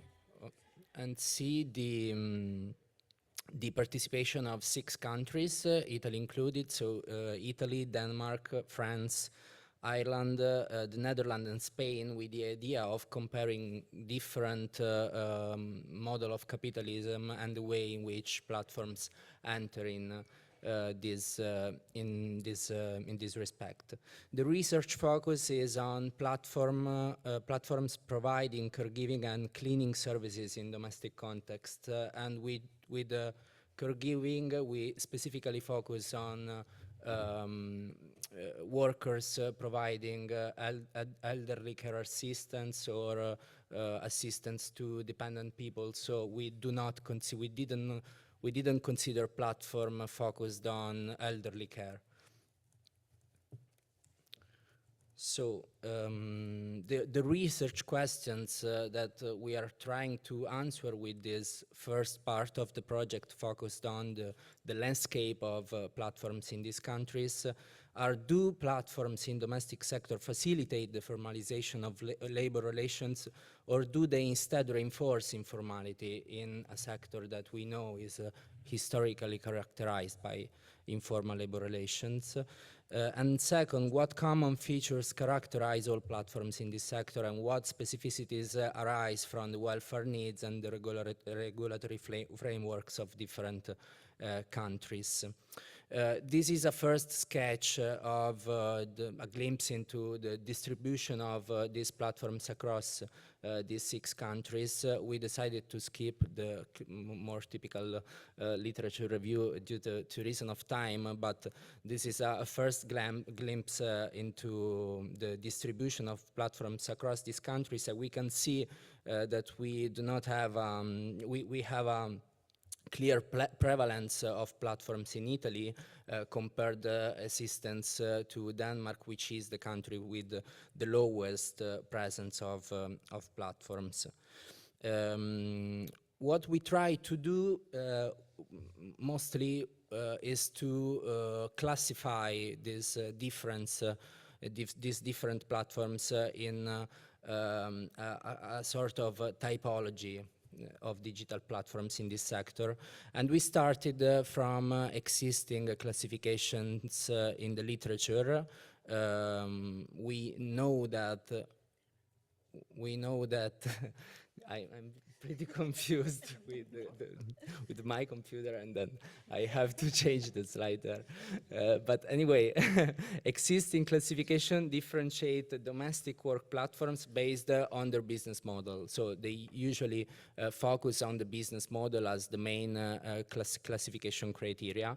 And we know that there are platforms in this sector which resemble traditional online marketplace. On-demand platforms more similar to the classic gig economy platform a la Uber, digital placement agencies which address long-term employment relationships, facilitating the regularization of the employment relationships, and digital labor agencies where the platform itself is the employer, so workers are directly employed by this platform.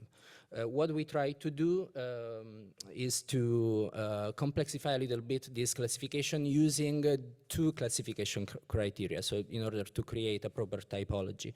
And we decided to use 2 different criteria. One, which is a proxy of the way work is organized, so it's a proxy of the organizational model and the degree of centralization of the organizational model of the platform. We use the criterion of the matching, so if the platform directly governs the matching between the 2 parts, so the worker and the client, or the platform does not intervene in this kind of matching making. And the second classification criteria look at the way the platform intervenes in the regularization of the employment relationship.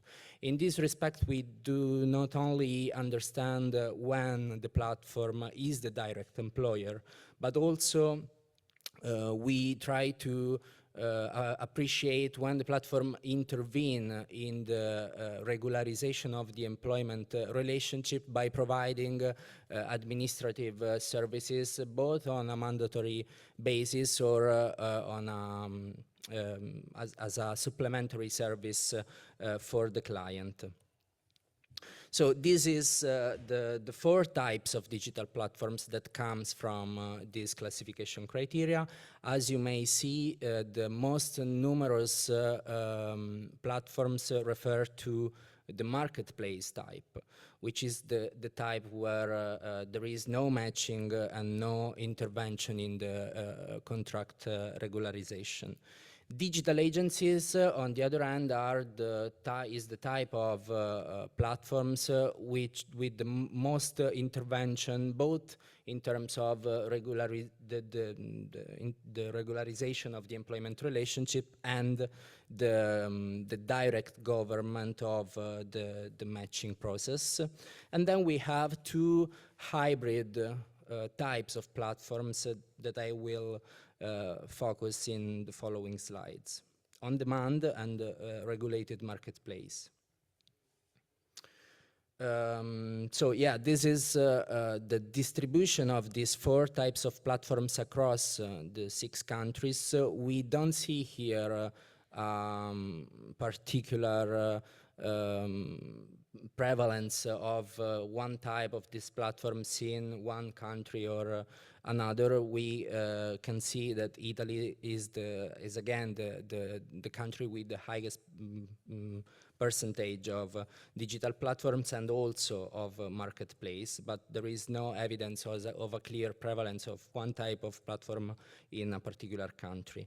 The marketplace model, now I will go a little bit in depth on the description of each model. The marketplace model see a dominance of cleaning platforms. We see that there are only 3 platforms focused only on caring services, which resembles this type of platform. So a platform that do not govern the matching and do not intervene in the contractualization of the workers. Interestingly, there is a multinational presence of platforms because 14 out of the total of 18 multinational platforms in the database are marketplace platforms. And for the other characteristics, this marketplace model resembles the classic marketplace. So workers' profile is visible and the platform use reputational systems as a source of decentralized control. The price is set by the workers and there are not entry barriers to access the platform. The digital agency is totally different because in this case we see a prevalence of platforms for carers, and this is interesting. And also there is a higher intervention in the way the employment relationship and the employment services is governed. We can see that the platform somehow offers some form of sick leave or pay vacation. Half of the platform do not make profile visible, and this is another organizational important difference with respect of the marketplace. And there is also some sort of investment in the way the platform provide trainings to workers, both at the beginning as a source of access to the platform or when the workers enter in the platform as a sort of service provided to the worker.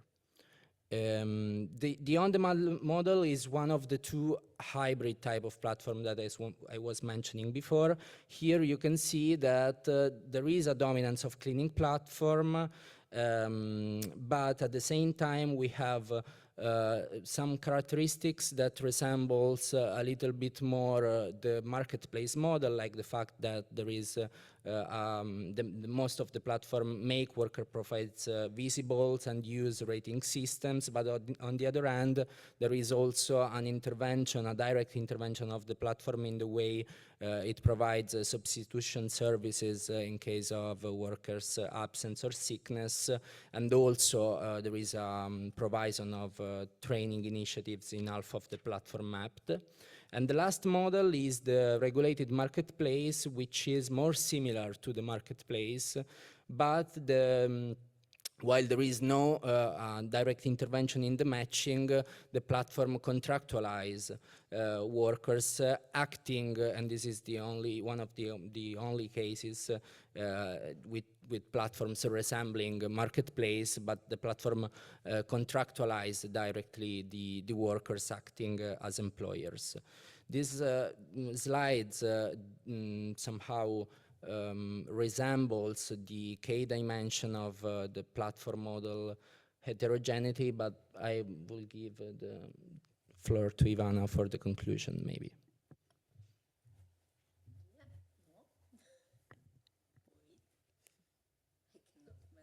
Open the mic. Okay, yeah, it's working. So, to jump to the conclusions, first of all, we can confirm the literature on the heterogeneity of platform models, so we cannot speak no more about a platform model. There are multiple platform models. What we can add to this literature is first that there is a correlation between platform intervention in matching, pricing, and so on, and worker protection. So we can see a correlation among the organizational characteristics and workers' protections. The second result is that while there are 2 dominant platform types, There are these other two hybrid models that are really interesting. In particular, the regulated marketplace. They are not dominant in numbers, so they are not the prevalent model, but they are really interesting, in particular in this field. So the regulated marketplace is something to analyze better. Another result is that the type of the service provided influence the platform model more than the care regime or the industrial relation regime of the country. So the model is more related to the activity than to the capitalism, the variety of capitalism.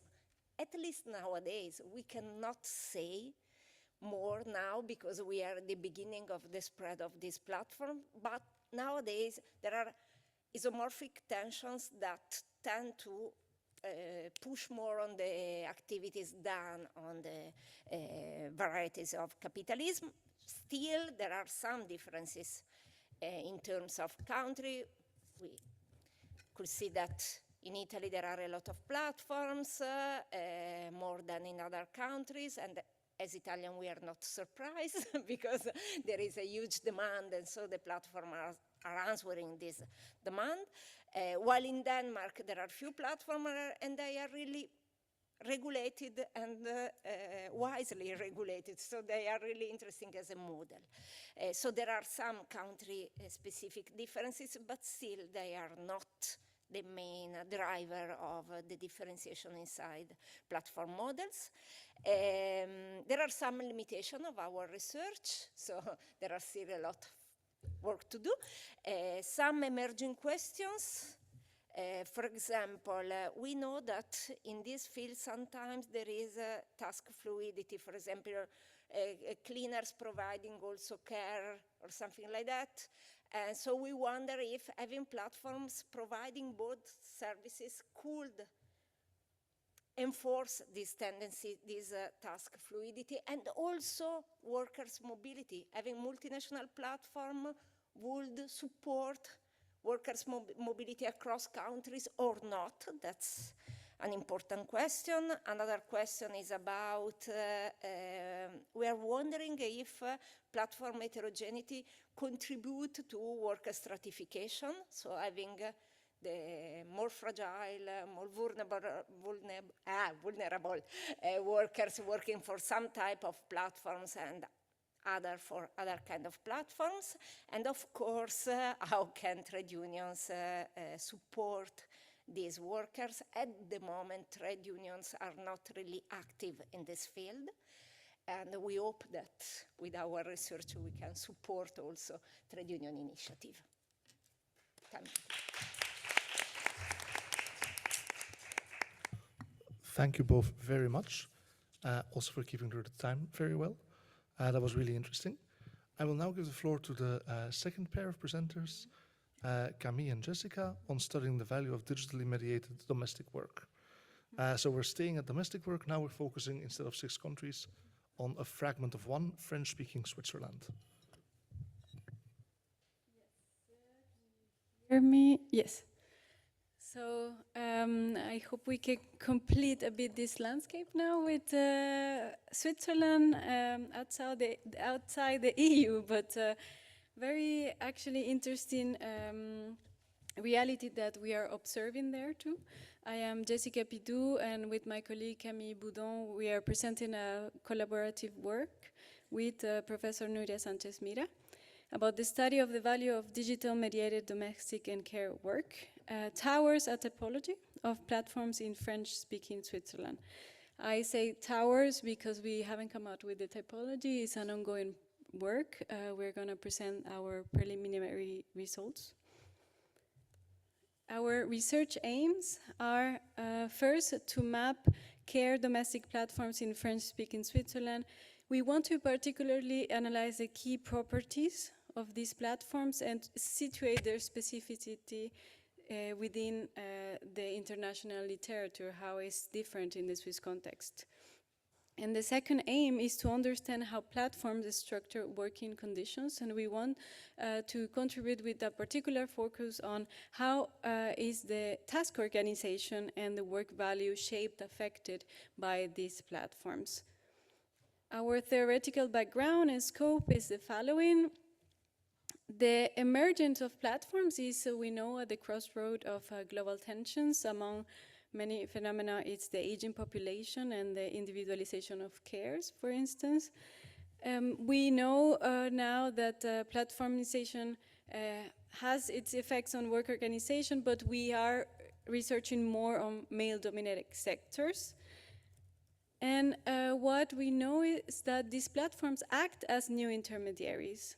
But we have very different definitions about what are these intermediaries. Some results show that they may worsen the already precarious conditions of these sectors, female-dominated sectors. But we have contrasted results on how these platforms may contribute to formalizing work. So these intermediaries have a very diverse and heterogeneous role. And what is very problematic is that it can blur their legal responsibility vis-a-vis platforms, workers, and the states. Why Switzerland? It is partially covered in international research about the platformization of care, but we do have a very complex and multi-level regulatory framework for cleaning and care that is actually likely to shape the development and characteristics of these new digital labor platforms. So our scope is which platforms are offering care and cleaning service, so we want to understand the market, but specifically what are the characteristics in every sector and which effects are these creating on the value of work and working conditions. What roles do these digital intermediaries play? And we focus in French-speaking Switzerland because of a language access issue, also because we know more precisely what are the cantonal collective conventions. So cantonal is we have the federal level, then the cantonal and the communal level in Switzerland. And the method is a mixed method approach. We are using qualitative analysis to understand in each website that we are analyzing the features that they are proposing.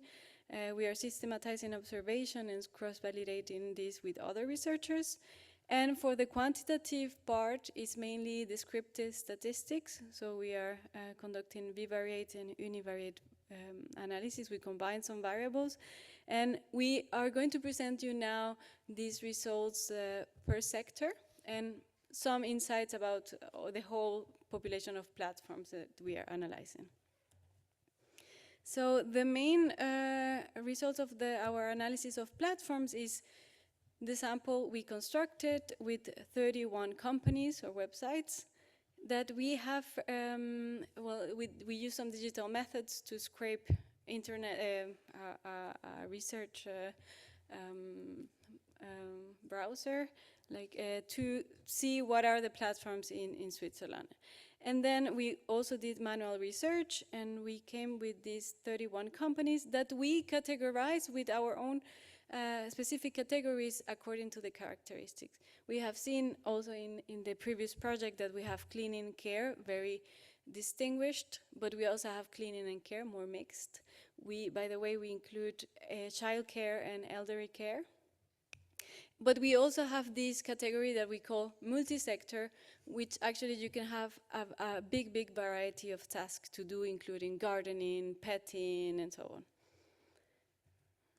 So we did our analysis based on variables that exist on the literature, specifically what we can observe from the interface of these platforms, but we also created new variables that were more matching the reality of what we were observing. So we're going to focus on these 4 variables that my colleague is going to present, and I just will conclude with an important point is that you have to see this as our analysis of the interface of the platforms, how clients are accessing the service, and at the same time how workers are ensuring to have a gig or to have a mission or a job.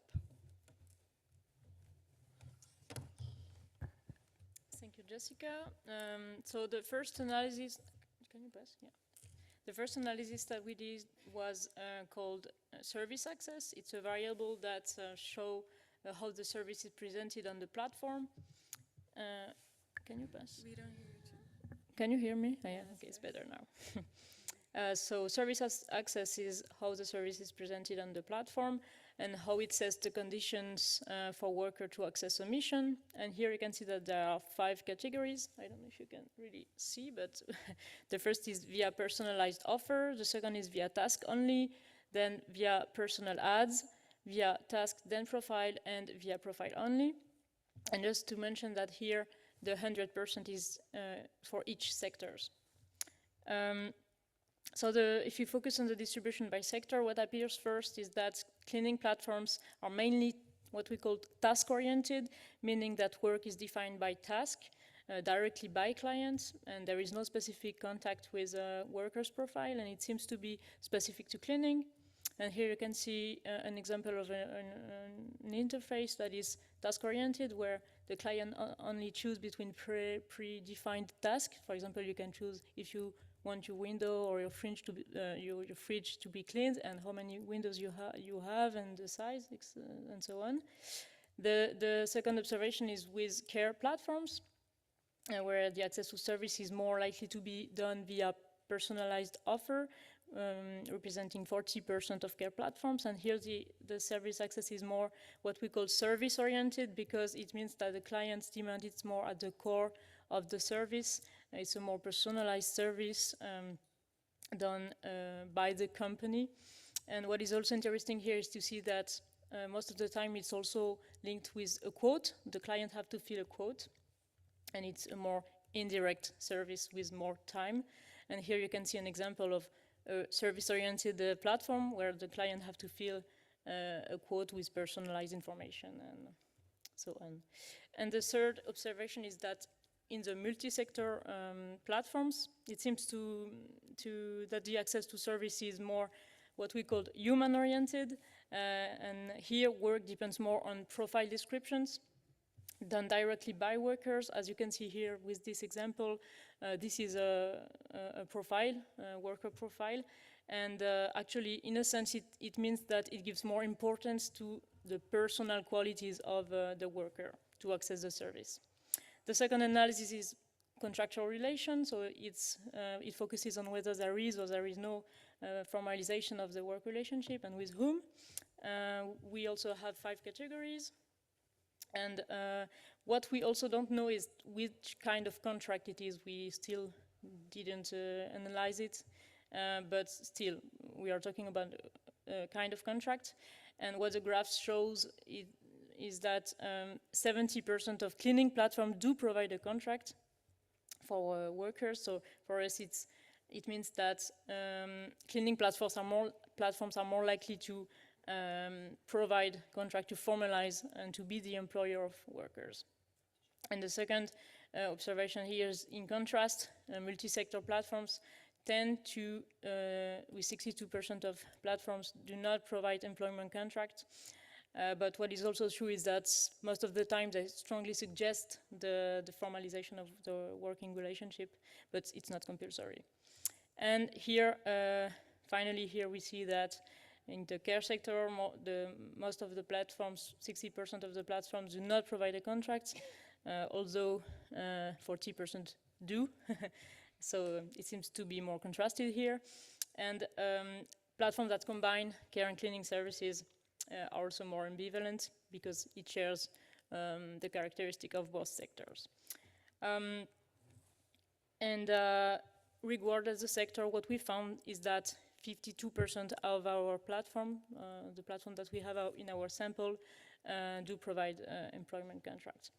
The third and last analysis is factor for defining the price. And here it focuses on which factors are considered in the setting of the price. We have some categories. What we can observe is that cleaning platforms are more likely to set the price with a multi-factor approach, representing 70% of cleaning platforms. So here it means that it combines all the other categories, so basic rate in hours, the time is used to set the price, but also the contract duration, the frequency of the service, the type of task, and the characteristic of the object and the subject, for example, the size of the windows and so on. And maybe a last observation here is that in all the other sectors that we studied, they are more likely to set the price with a basic rate in a hour model, so it's more simple. And maybe to end up with the analysis across all sectors, qualifications and skills were never considered as relevant factors in setting the price. And we think it's interesting for the discussion of the value of female-dominated activities. So what about our results? I think I have maybe 2 or 3 minutes left. First, we were able to see that there seem to be, in our context, more cleaning platforms, and on the other side, less care platforms. And for us, it's related to the characteristic of the sector.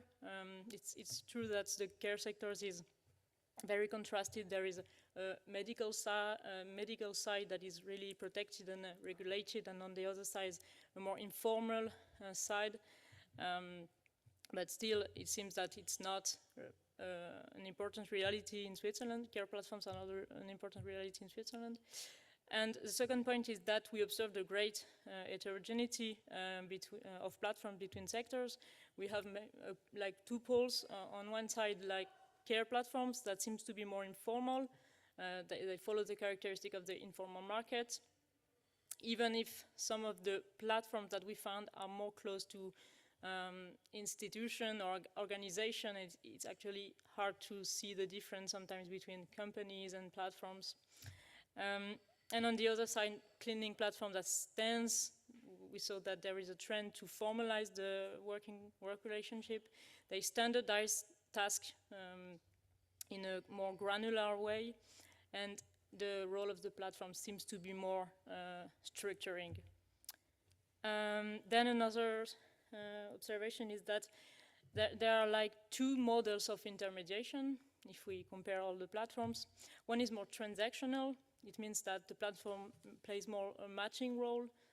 It's limited to putting in contact workers and clients. We saw it in the multi-sector platform. And on the other side, we have models that is more organizational, where the platforms plays a more structuring role. It's really close to an employer role, and we saw it in cleaning. But what is true is that it's more mixed models. It's unequally distributed between sectors, and we can combine some mixed model in every sectors. And maybe to conclude with, and then maybe I let the perspective and limitation for the discussion. So the first conclusion is that there is a wide heterogeneity of platforms, which makes it more complex to measure precarization and working conditions. But we were able to see that there is a trend of formalizing work relationship via contract, only in cleaning in our context. But it's important to say that it's not because they formalize that working conditions are more decent, because most of the time platforms are not transparent about what are the working conditions, and we need a more qualitative field work to see this aspect. And also that the level of formalization depends on the sector's characteristics and the models of intermediation, as I said before. And maybe a last point that is also interesting for this conference is about the value. Platform tends to reproduce the socio-monetary devaluation of work in those female-dominated sectors, maybe in 3 points. The first is that in profile description, workers' profile description, it's more dedicated to personal and individual characteristics than formal skills, qualification, diploma. It's almost never mentioned. Then workers' qualification are seem not to be central in the organization of the service. And last, because skills and qualification are also never a formal or relevant factor in setting the price. The price do not change considering qualification or something else.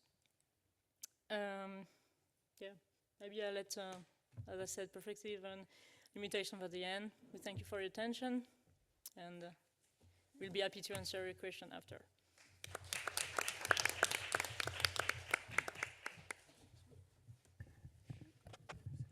Thank you, that was really interesting, and it's very nice to see in both presentations this heterogeneity of platforms and the variation you get within that. It will be very nice to build further on that. So now we have the final presentations of this session, which is by Martijn Arets on facilitating workers and policymakers in the gig economy, case study of the living tariff. I look forward to it, and you'll have 15 minutes. Yeah, perfect. So thank you very much also to the organization and also to my fellow panelists for your nice contributions. I'm Mr. Martijn Arets from the Wage Indicator Foundation. Here stands the Amsterdam University of Applied Sciences. Sometimes there's another title, so I'm also a kind of a research gig worker, but not working via platform. Or yes, of course, lots of platforms like Zoom, Google Meet, and other terrible constructions. I really like also this morning that the discussion also really goes beyond platforms.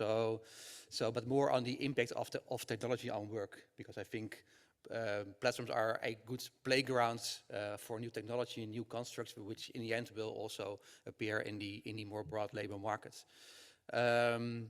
I was also really aware on the focus on the EU, because we have the UI, ERC, EU, okay, OECD, but that's the E of economics. But I think what is also missing in the debate is there's also lots of focus on the employment model, and it doesn't really goes beyond the employment model. And so the employment model is really the dominant construct in many discussions, and that's not so strange, of course, because in the end there are lots of things tied to the employment model, like social securities, health and safety, but also pay, wages, and also that pay is not really a topic in research. Also shows because there's, I think, only one presentation in this whole conference on pay. But if you look in the reality, and especially also to the global south, in many places in the world, the employment model is not the dominant construct. And I think then it's also interesting to look from a different perspective to pay, or at least minimum pay. So what I'm going to present is an action research project. It's called the Living Tariff. It's developed by the Wage Indicator Foundation. Oh yeah, of course I have two remotes. Let's see. Oh, these are other slides. That's interesting. Okay. That's really interesting to see. They look like your slides? Or is they look like, but they are in a different order, I think.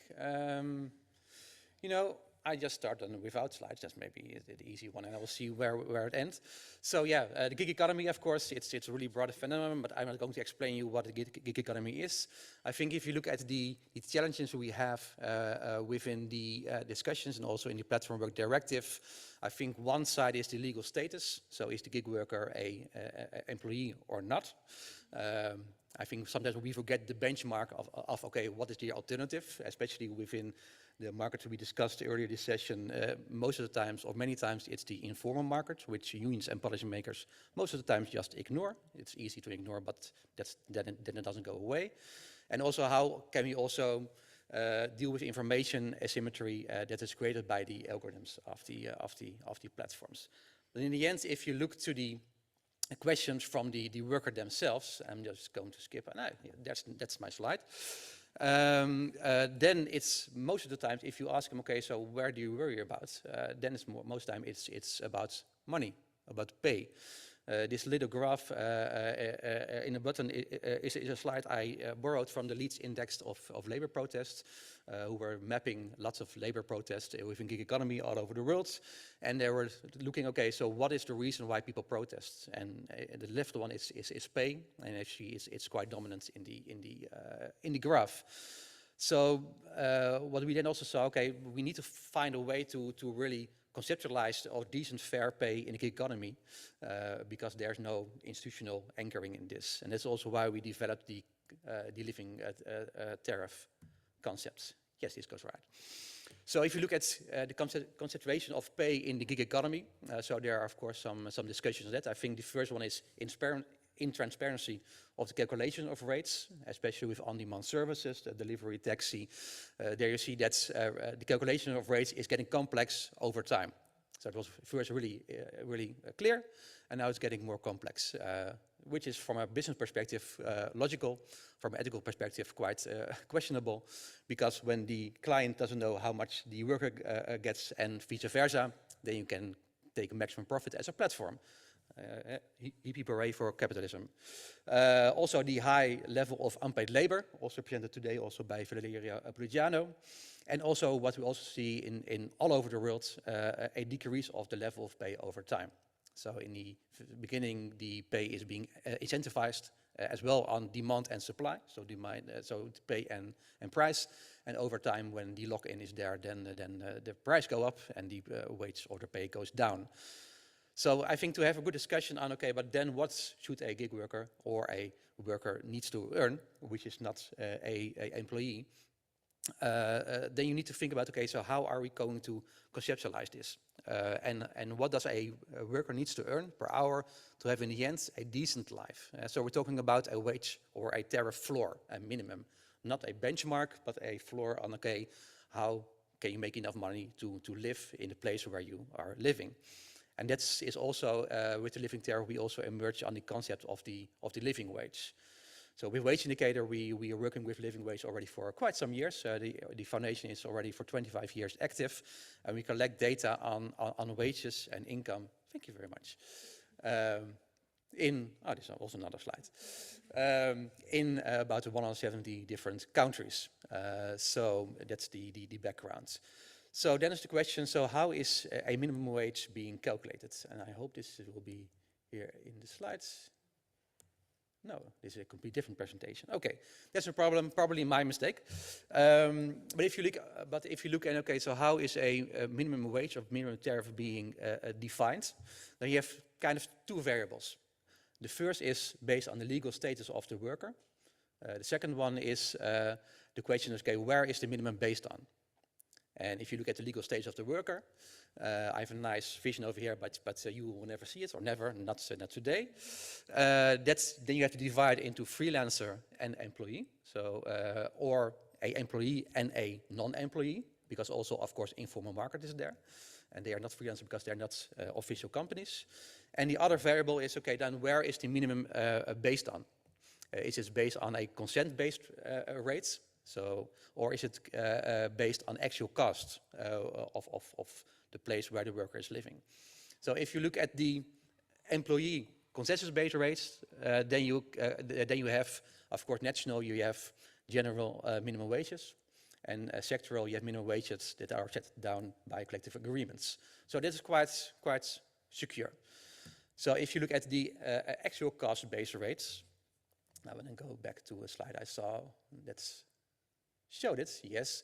Then you have the living wage, so the concept of the living wage. And living wage is just to summarize it really short. We can talk about it much more, especially also with Fiona, who's also working for our foundation. But the living wage is really based on the actual cost house structure makes in country X, region X. So really based on the cost of living over there. And every quarter we calculate these living wages for over 2,000 regions, almost 117 countries, to really see, okay, so what does a worker need to earn to be able to survive in the place where he or she lives? Again, a floor, not a benchmark. Then, if you look at the legal status of the worker, then you have, from a freelancer perspective, they have also some constructs of the consensus-based rates. So one is bijvoorbeeld sectoral minimum tariffs in collective agreements or code of conducts. Like in Netherlands, the Union for Journalists, they have a agreement within the collective agreement where they say, okay, a freelancer in journalists, which are many, he or she needs to be paid 167, so 167% of the wage for that function we agreed on in our agreement for a employee. So this is one way to set a wage floor or a tariff floor for freelancers on a consensus-based rate. Second one is a more sectoral or more by the clients. So there are some platforms, especially more in the more high-paid sector, that have minimum tariffs where they say, okay, you can't post a job below 25 euro or whatever. If you then ask them, okay, so how did you come to that number? Then it's just guessing. There's no science, no rocket science behind.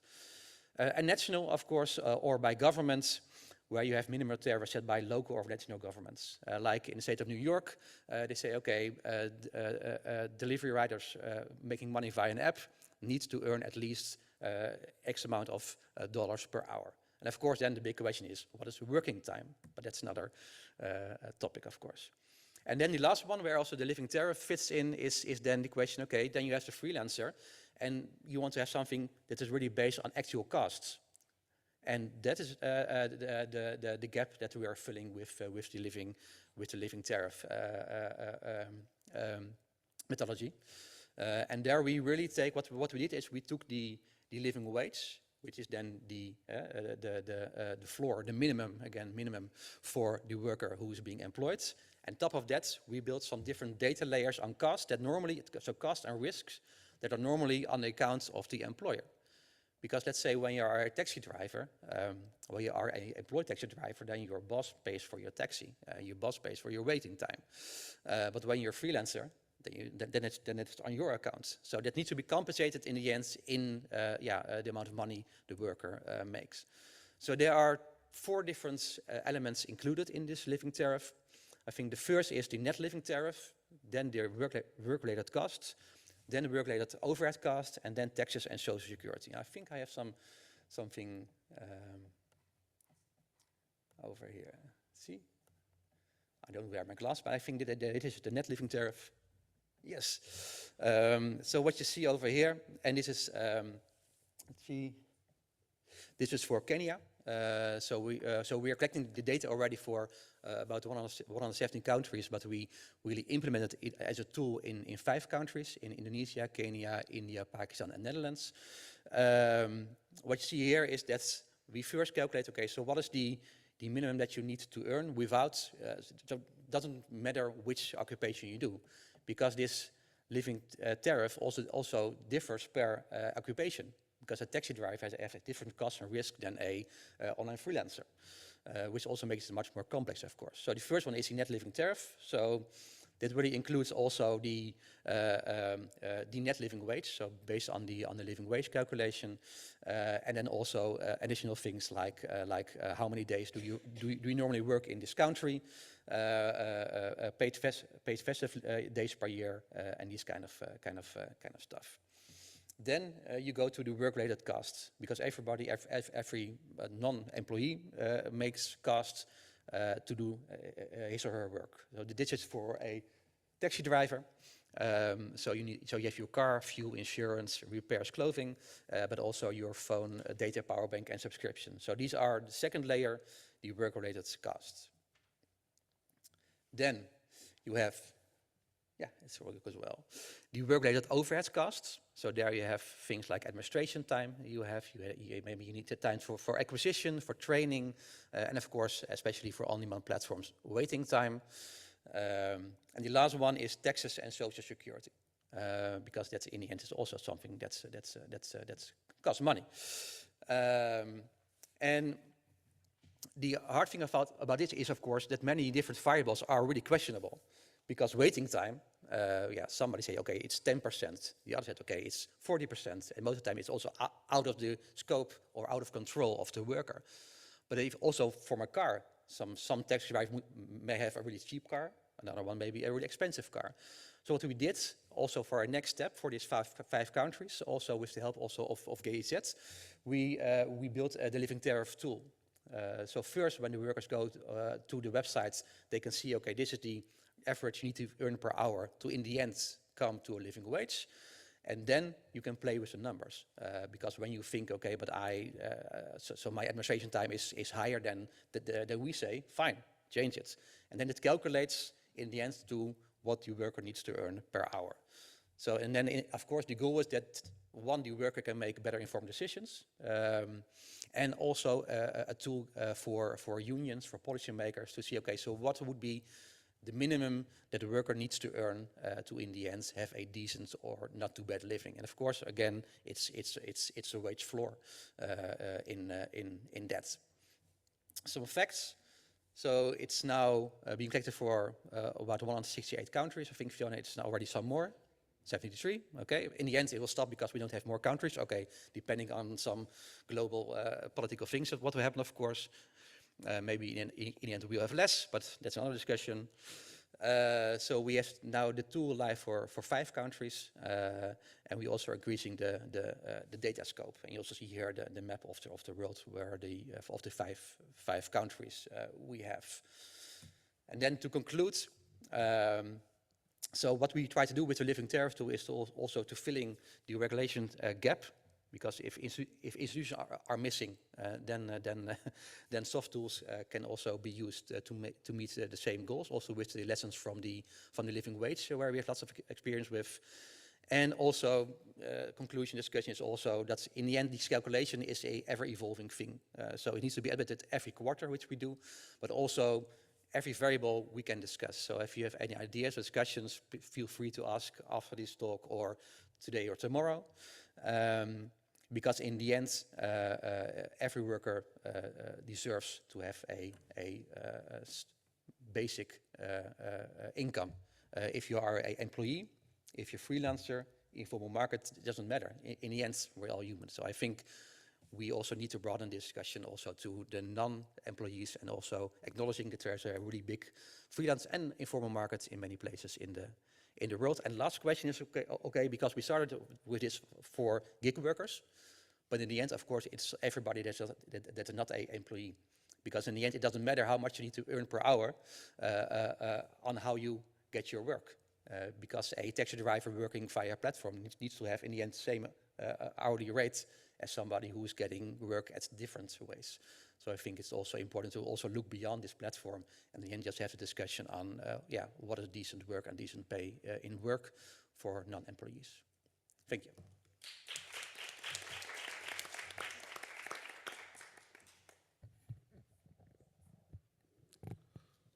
Thank you very much, all 3 pairs of presenters.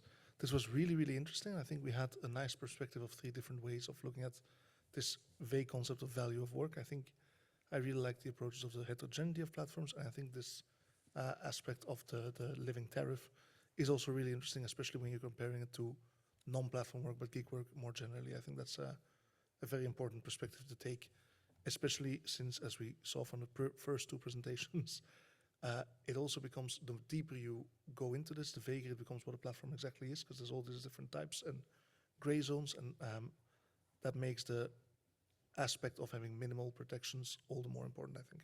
So I'm going to open the floor up for questions. We have about 15 minutes. I already see some hands up. Maria, so first there, and then Claudia.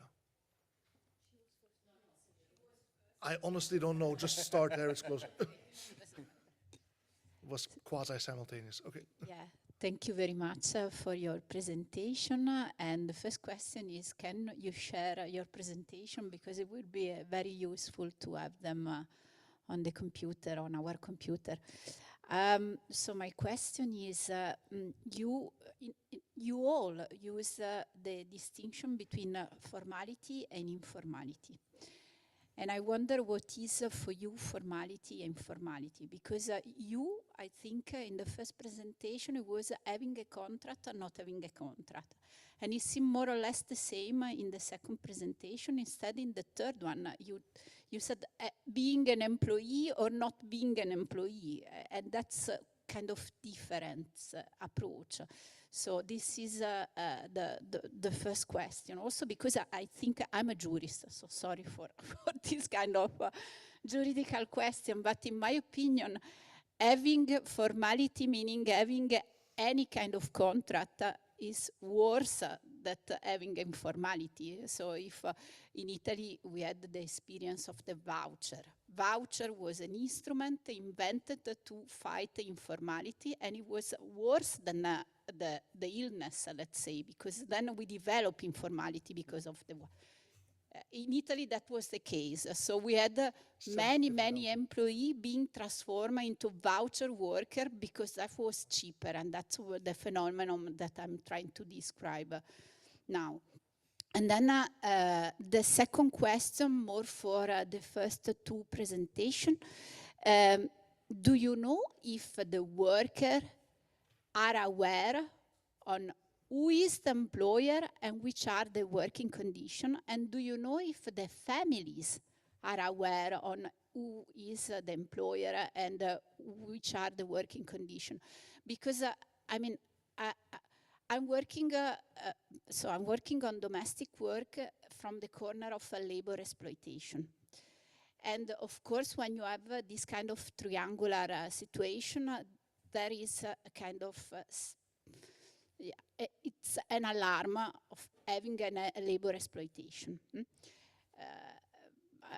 I mean, I can't enter into the detail, but the problem is that in this kind of triangular situation, we discovered that the worker don't know who is the employer and the family as well. And that was a huge problem. So my question. Thank you very much. Yeah, thank you all for the great presentations, like all very interesting. I have two questions, and actually, so the first question is for Francesco Ivana. Thank you very much in general for the work you do on really the taxonomy of care domestic platforms, which are extremely helpful for all of us who work in this field.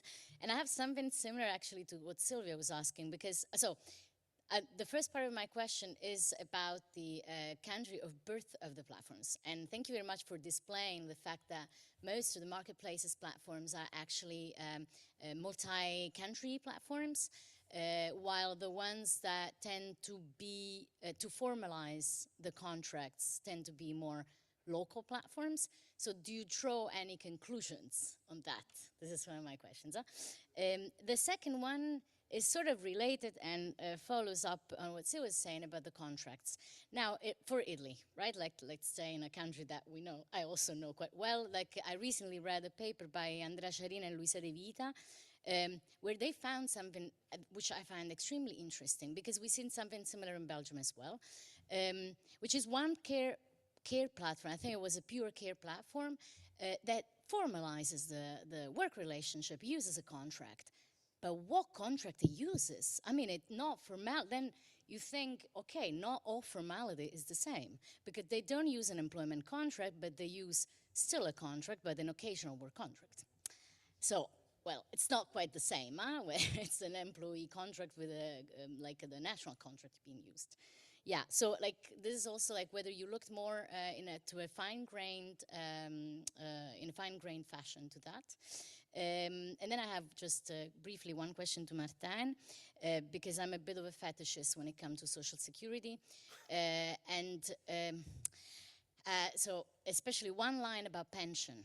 I was wondering, because if I understand correctly, to measure, to give this lowest level of living tariffs, you start from the living wage that you calculate in the country, and then you have one line about pension, and I was wondering, what do you exactly put in that? Is that the social contributions that an employee would pay? Is that the social contributions that both employees and employers would pay? Is that what you calculate for example, an integrative private pension?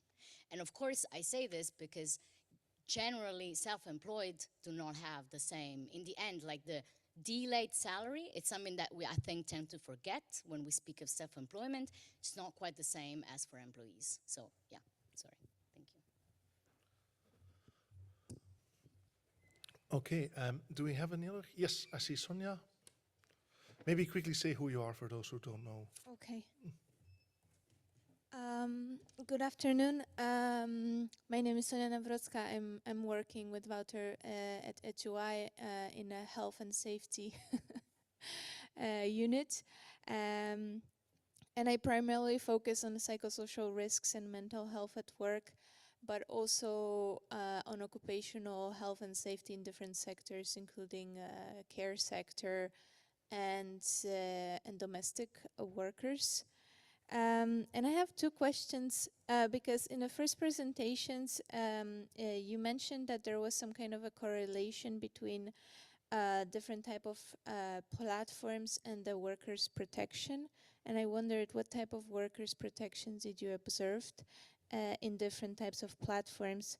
And the second question I had was for the last presentation about these living tariffs. Did you do this reality check on what the living tariff tool calculates versus what is actually being paid to the workers via these platforms? Thank you. Okay, and then again, I'm just going to add questions and then give the floor to the speakers. So I also just wanted to add to Francesca and Ivana on if you can just. So I have a question for you.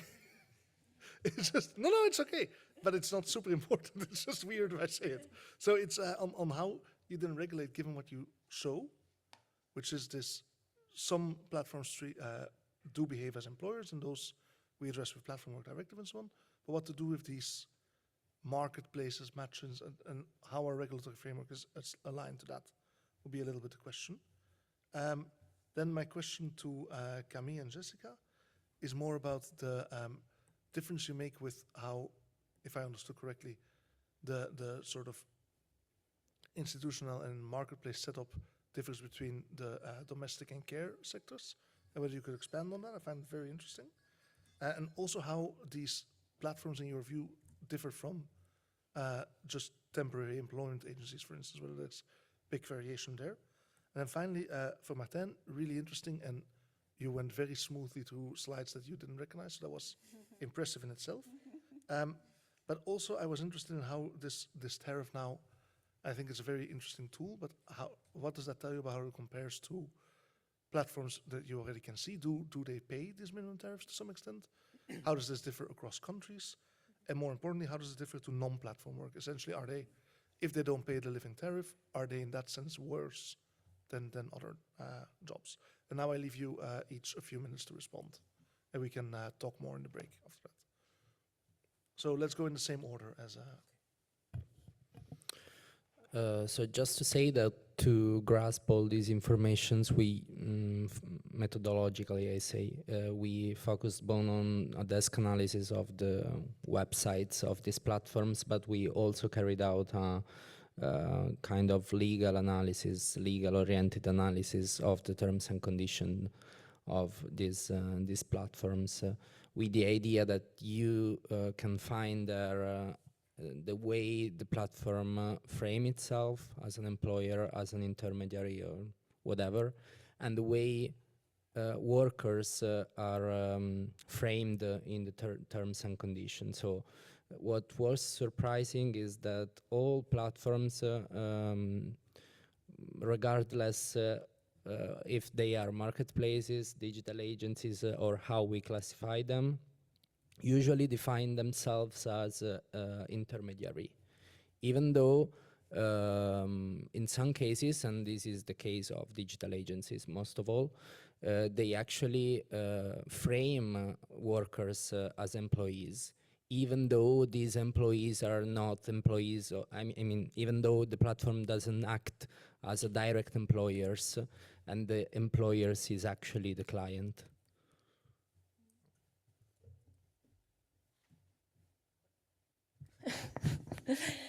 I would like to add something about awareness, so about your question. It's really difficult to get interview with the clients, so it's difficult also with workers, but less difficult than with clients.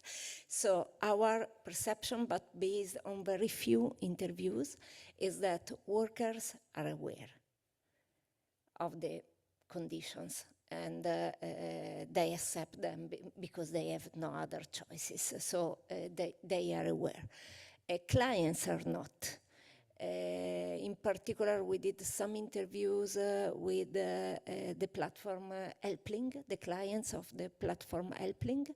And Helpling is a marketplace, and workers provide services in the house without any protection.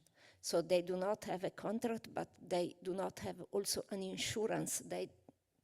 They work without really any protection. And when we asked to the families what they think about that, they were not aware. Because they said the idea when you buy a service through a website is that it's like an e-commerce. So they say it's the helping contract. And their perception is that, and I think it's really relevant because that could be a way for trade union and for labor inspector to act against these kind of platforms. Because it's difficult for them to act in order to ensure that workers have a contract, but when the fact that the final client is not aware, that's a way to act and to intervene. At least they say so. They are not acting, but it could be a possible way to do something. I stop. Can I ask a quick question to them? Can I ask? No. You can ask, but they can't answer. So, okay, no, during the break. I will do during, no. No, we'll discuss in the break. Yeah. Maybe I answer it with I will be very quick.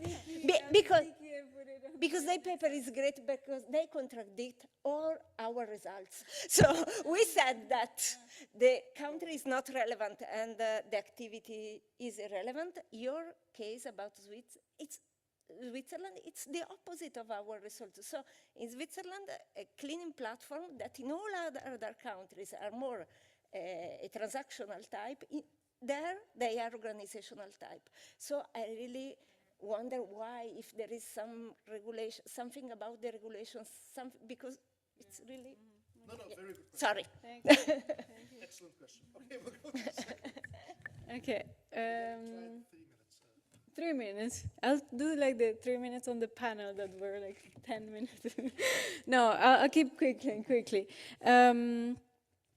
Very, very amazing questions at the heart of our analysis. Like, first challenge we encounter, how do we precisely measure informality or even precarity?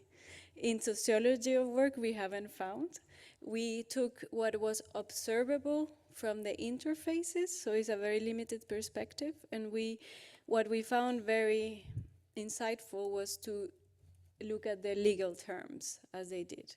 And what we found was two important aspects is the legal definition of these platforms that were not, which is interesting, but it needs discussion.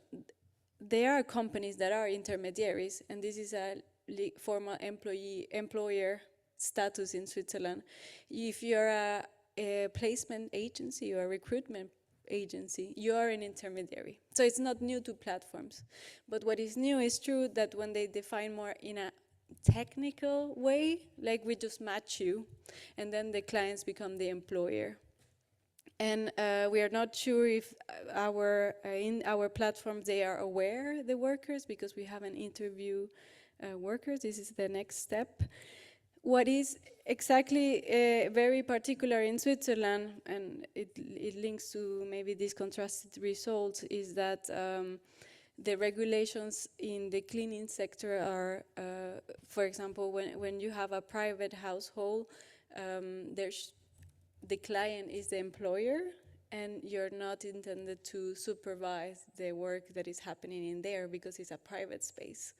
But what is happening is that these companies in the cleaning sector are saying, we are cleaning companies, so they define themselves as a cleaning company, and they are the employer, but they develop, I think this is a new feature, they are developing very sophisticated techniques online where you can organize the work directly by the client and you book immediately the worker.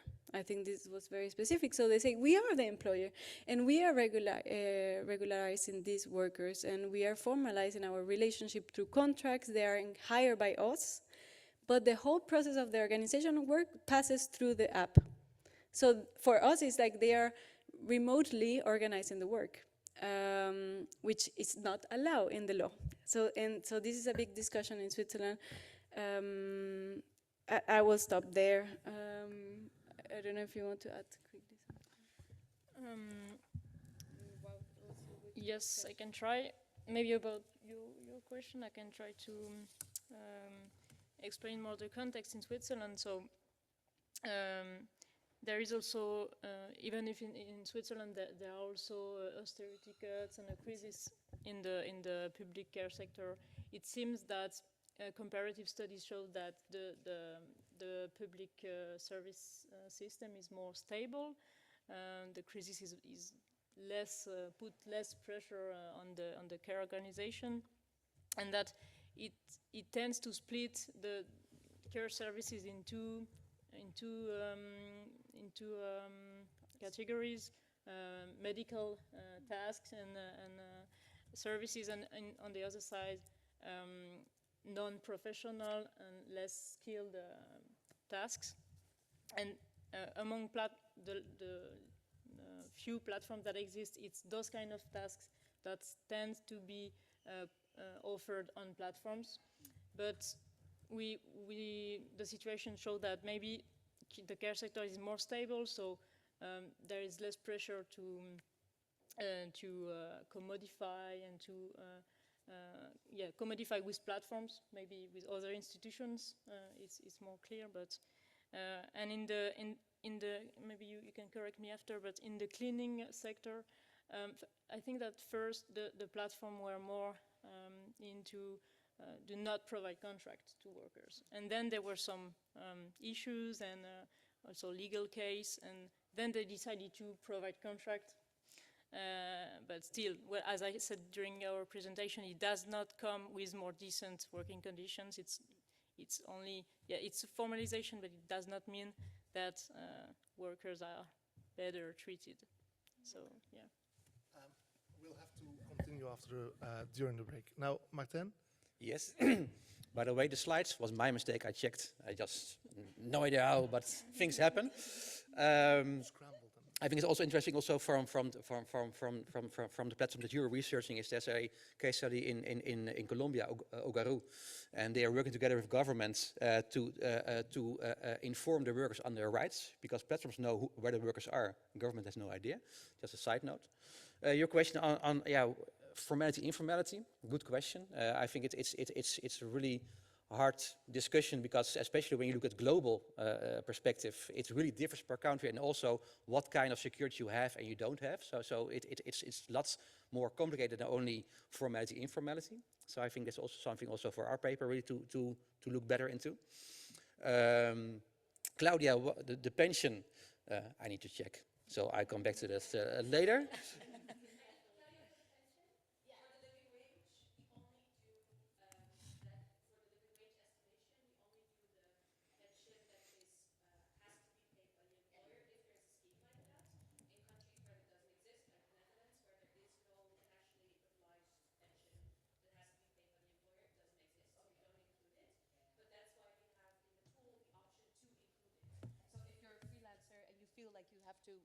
Pay if you want to save up for your pension, then you can add it to the calculation for the tools. But if in the calculation for the wage and the tariff, as the starting point, we only do the social security and benefits that the employer has to pay by law, because that's what we know, right? Perfect, thank you. And the last question from Sonia and Wouter, the check with reality. That's a really good one, because in the end, a number doesn't change the world.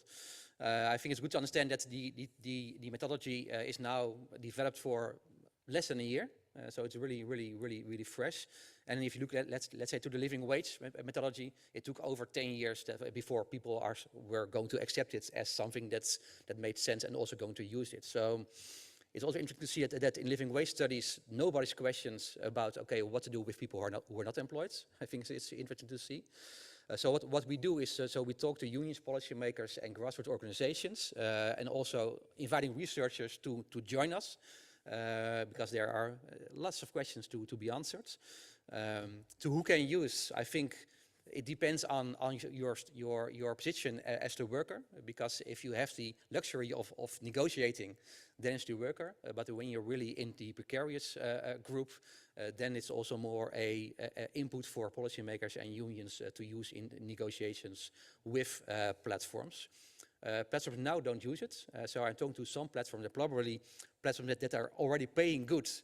They will first accept because then they can say, yeah, because then it costs them not extra money, and from there we're going to the rest, which also takes time. So it takes time. It takes advocacy on the ground with all the stakeholders in the countries and lots of researchers. That's also the reason why we don't say, okay, yes, we have data of over 170 countries, but we do it country per country, because it really needs this conversation with all the stakeholders to have impact, because only sharing a number doesn't change anything in the world. Thank you all very much, and let's give a warm applause to the speakers. Thank you so much.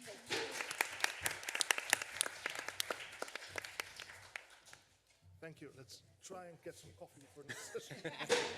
That we start, and because otherwise we'll run out of of time. Oh, yes, they're probably, yes, we're waiting for you. Right? You are both speaking, right? Se mi sposto uno in là.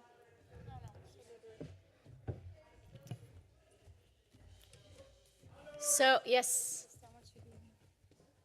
You are both speaking, right? No. Okay. So thank you very much for this second parallel session today on regulating AI, the role of legislation in social dialogue. I'm Claudia Marat from the University of Leuven, and we have 3 great presentations ahead. As I see from the presentations in line, I think I'll leave. So we'll go with the presentation will last 10 minutes. We'll have all the presentations and then we'll ask questions. So if you have questions, keep them for the end. You have 10 minutes each, and I'll try to look a little bit at me so you can see when I'll sign the 2 minutes left. And so I'll leave it to Diletta and Sara, who will talk about regulation of AI in the European financial sector. Thank you. Thank you, Claudia. And good afternoon, everyone. My name is Diletta Porcheddu, and I'm a researcher at ADAPT, which is an Italian research center focusing on labor law and industrial relations. I'm here with my colleague, Sara Prosdocimi, to share with you some preliminary insights from a European Union co-funded project led by an Italian trade union, Fiescisl, with the participation of Leuven and Fondazione ADAPT. This project is called FIN AI, Anthropocentric Approach to AI, and it is aimed at analyzing the impact of artificial intelligence in the financial sector in Europe and in 12 national countries, with the subsequent aim of facilitating the sharing of best practices among social partners active in those countries. So, okay, perfect. Today I'm going to present you some preliminary insights from the research phase of the project, which is of course shared among ADAPT and Leuven. In particular, I'm going to present you some research activities led by ADAPT, which consists in an analysis of the European legislation concerning the financial sector and the role of the supervisory authorities, and some emerging issues related to the so-called AI Act. Some data concerning the financial sector and AI in the financial sector. According to the OECD, recent OECD data, AI adoption in finance has grown substantially in recent years, with 95% of banks in the EU either using or developing AI-based tools. The use of AI in finance appears to have 2 main purposes. According to the OECD, of course, improving the firm's efficiency through cost reduction and productivity enhancement, and on the other hand, enhancing the quality of financial services and products offered to consumers. The OECD also classifies AI tools in finance into 3 broad categories: systems affecting accessibility to financial services, such as credit scoring systems, systems providing personalized financial services like robo-advisor, and systems supporting operational and economic interests of banks, including high-frequency trading and stress testing. However, as we all know, the advantages connected to the use of AI are to be weighed in the balance with its potential risks, and this is true also for the financial sector, of course. Not working. Okay. As we've concerned to the risks associated with AI in finance, we identified through our research some key risk areas. Cybersecurity, since AI systems can be used to craft sophisticated cyber attacks, which might compromise, of course, users' decision-making, market manipulation and data privacy, bias and discrimination, which is particularly relevant with the concern to credit scoring activities. We all know the ACJ court ruling, a very famous court ruling, the Shufa case, focusing on this kind of issues, and the lack of accountability and explainability of AI, which particularly complicates regulatory oversight. These risks, in our opinion, emphasize the need for robust governance frameworks to ensure AI's responsible deployment in the financial sector. And in fact, the AI provides several provisions specifically directed at the use of AI in the financial sector. For example, it obliges financial sector deployers to perform fundamental rights impact assessments when deploying AI systems. However, we found also that all these kind of provisions included in the AI Act concerning the financial sector have a specifically consumer-oriented focus, while instead not really focusing on the impact of AI on financial sector workers, which remains, in our opinion, largely underexplored both in scientific and in grey literature. We actually identified also some risks concerning the use of AI on financial sector workers, which are invasive monitoring, automated decision-making, of course, if taken without appropriate human oversight, and the need for continuous upskilling and reskilling. Despite this underexploration of the risks of AI's impact on workers, we identified some best practices, of course, especially coming from social partners of the financial sector. In particular, we mentioned the 2024 Joint Declaration on Employment Aspects of AI, signed by the sectoral social partners at the European level in the financial sector, which it is a document which highlights the importance of training, transparency, and workers' rights in AI implementation. It also emphasizes the need to limit the AI's role in surveillance and ensuring decisions are not based solely on algorithms, so stressing the need for human intervention when deploying AI in the employment context. And now I leave the floor to my colleague Sara Prosdocimi for some additional information concerning national level implementation of the AI Act. Yes, considering, is it working? Perfect, thank you. So considering this scenario, our research then outlined the current national legislative sources that directly or indirectly are regulating the employment aspects of AI in the countries which the FinAI project focuses on. So which are our main key takeaways? The first one, technology neutral frameworks are the most, the very recurrent ones. The second one, that there are sectoral neutral frameworks, so that mainly national legislation is focusing on AI in general. The third one, the diverging readiness of the national frameworks. Oh, thank you very much. And the last one is that there's a lack of multi-stakeholder processes in engaging with the AI issues. So the first one, technology-neutral frameworks are very recurrent. Indeed, rather than creating entirely new laws or regulations specifically targeting at AI, many governments are relying on existing regulatory frameworks that are broad and adaptable to AI also. This framework seems to be known as flexible enough to govern also AI's development while ensuring also privacy or fairness without needing constant updates or new regulation, of course. Some of these, you can find some of the examples that we find. For example, Denmark and Norway and Spain do not have dedicated AI laws, but instead are applying existing laws to regulate AI. In Denmark, for example, AI application must comply with data protection and non-discrimination laws in employment, while Norway uses technology-neutral regulation like Equality and Discrimination Act. Similarly, Spain relies on national laws governing data protection, competition, non-discrimination, and workers' rights. And all of the issues, of course, indirectly regulate also the AI issue. The second key takeaway, at the national level, despite the lack of specific regulation governing the AI, a range of initiatives is being rolled out to support the ethical development of AI itself.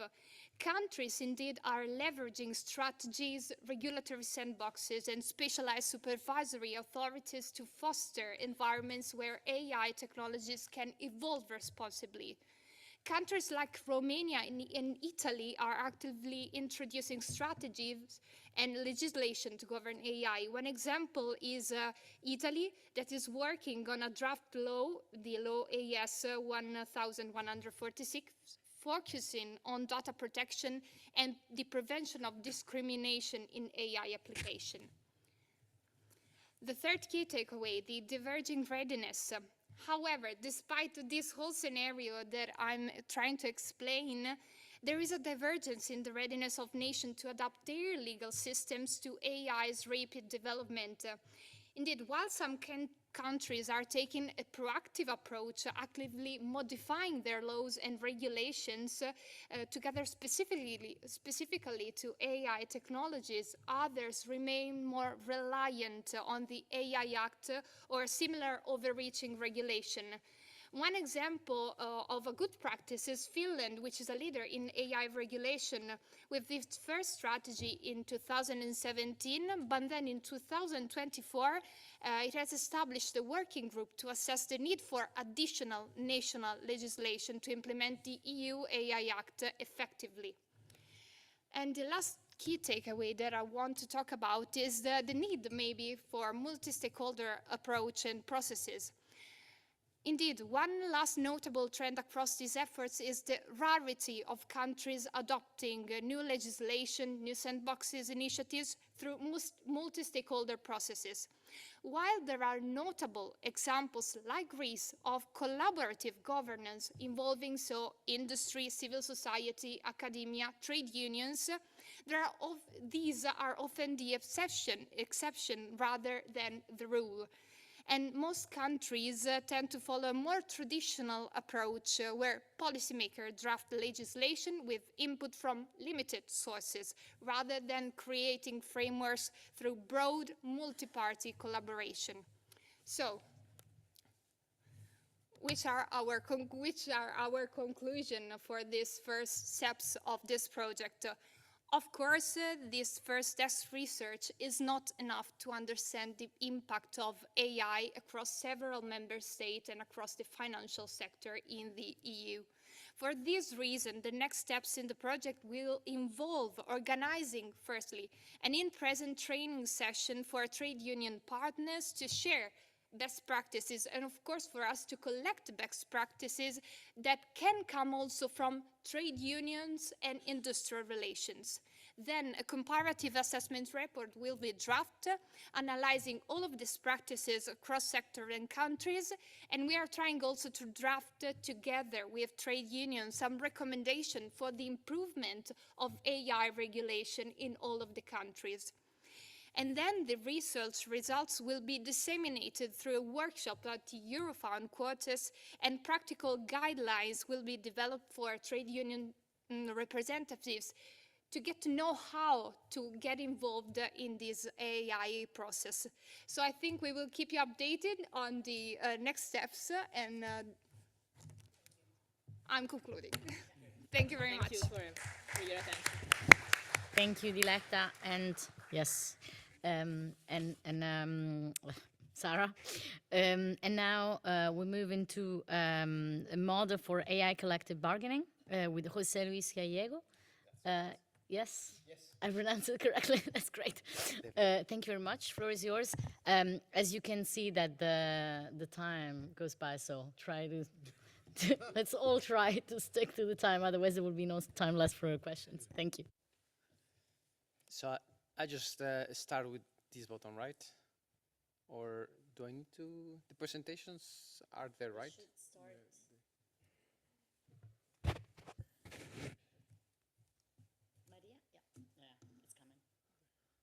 As long as they don't start the timer, I'm happy. So you're I think the timer only starts when you start. Okay, perfect. Don't worry. And it doesn't stop there.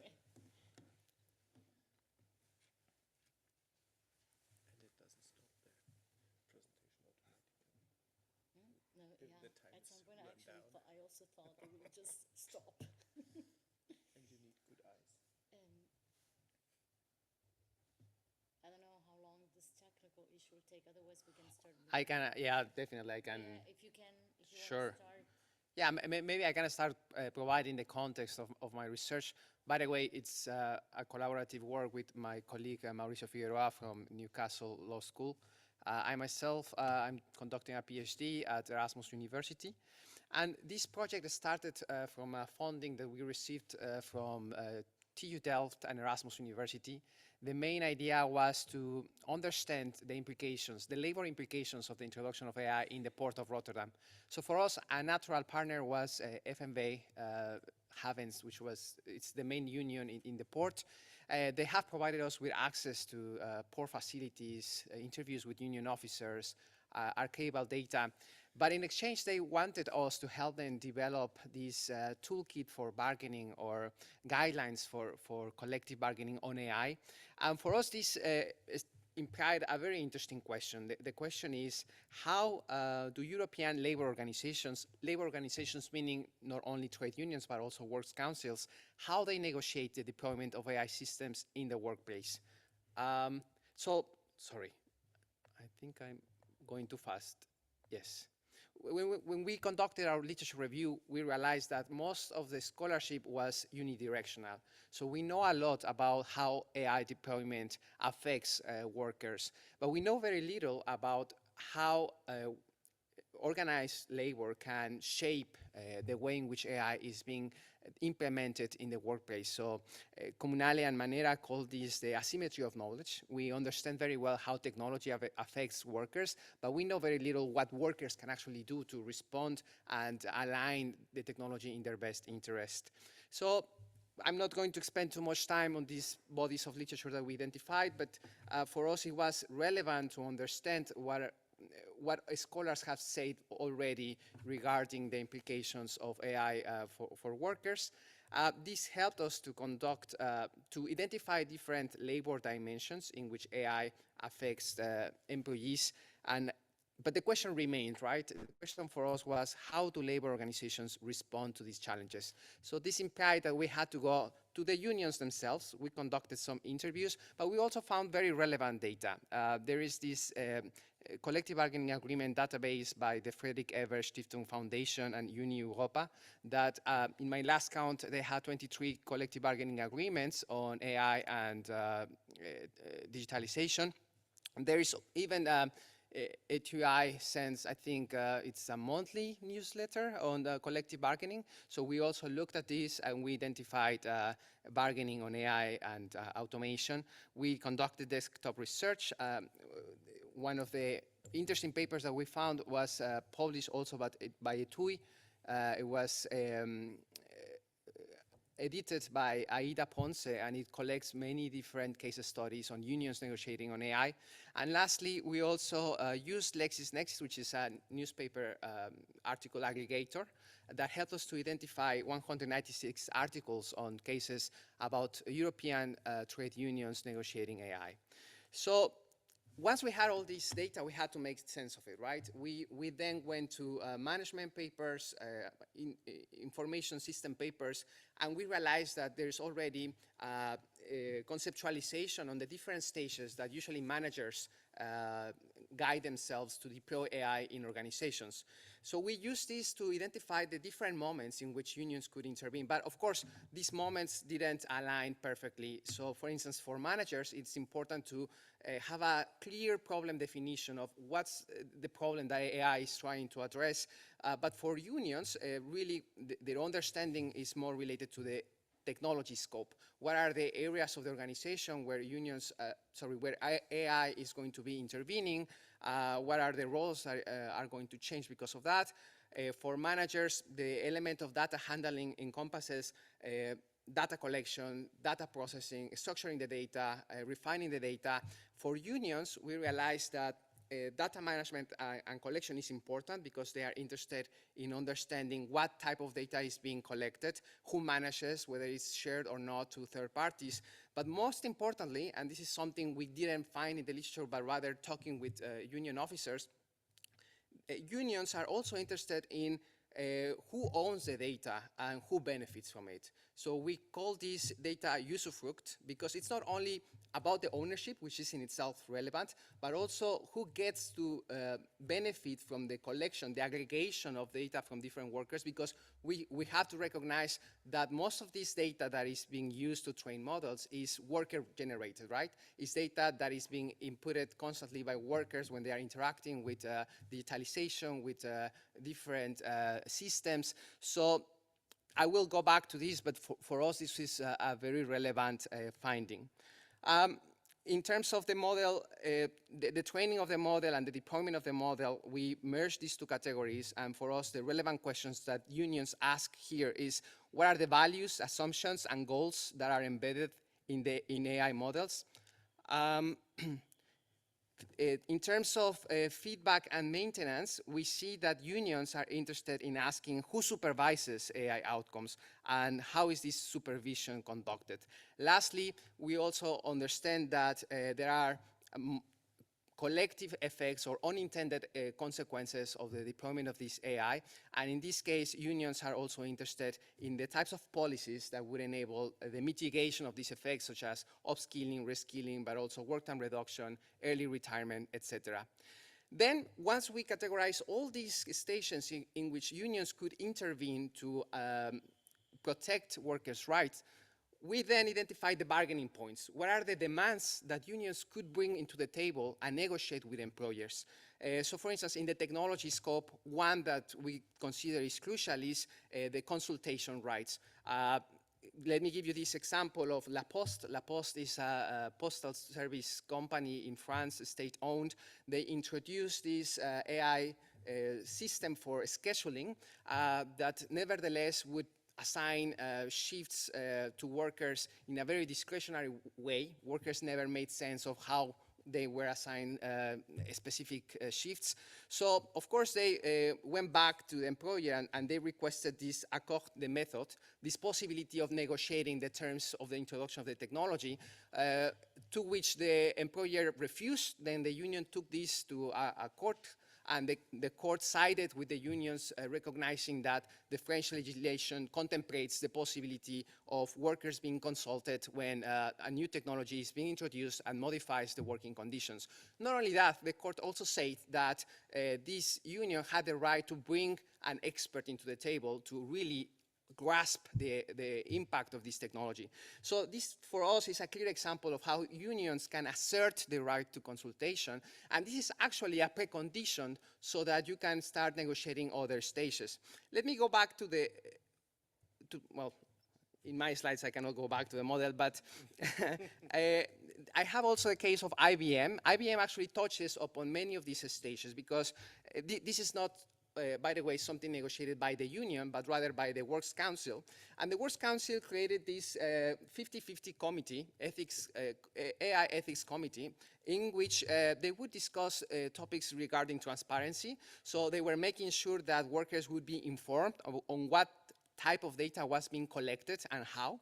They were also discussing non-discrimination, so safeguards to prevent the use of biased data into the training of the algorithm, and most importantly, human oversight. So the Germans had this idea of keeping always a human within the loop, making sure that someone had to be accountable for the last decision that AI systems would suggest otherwise.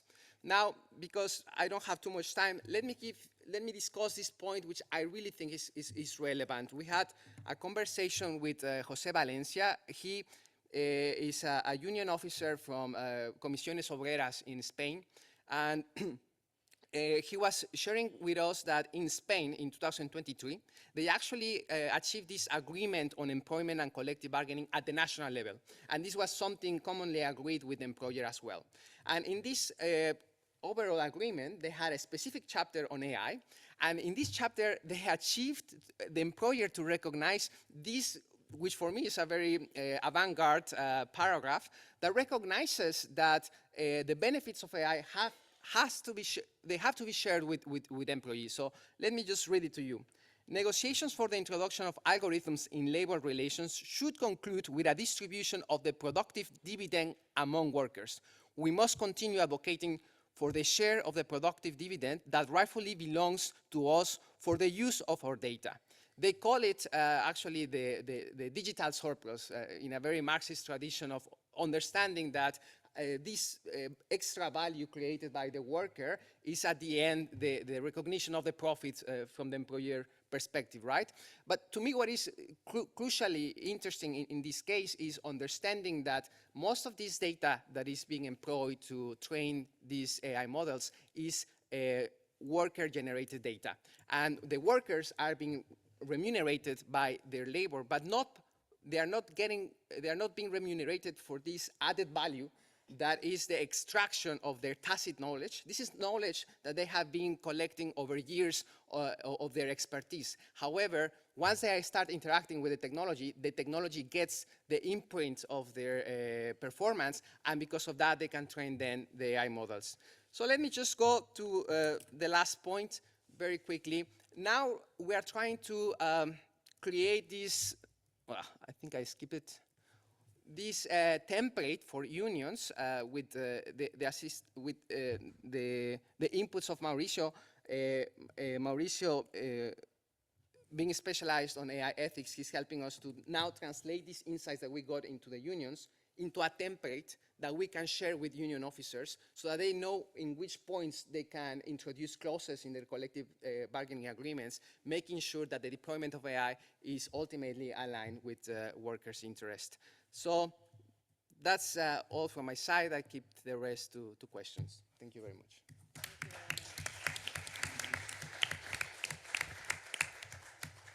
Thank you very much, Jose, and for the great presentation. I think this gives us also smooth transition to to the next presentation. Oh, sorry. No. Sorry, I think it's actually that was not fine. polite.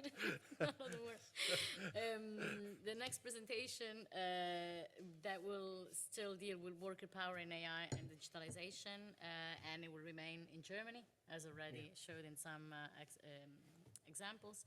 So the floor is yours, Tobias Kempf, and it's also a collective work. So yeah, I think you'll be presenting. Yeah, thank you so much, Jose. I think I can really build on your presentation because some of the case examples will sound familiar to you, I guess.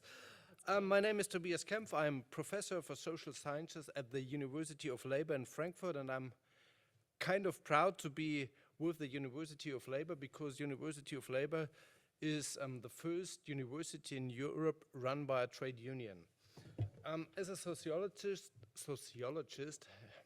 difficult word, I've been researching digital transformation and future of work for more than 20 years.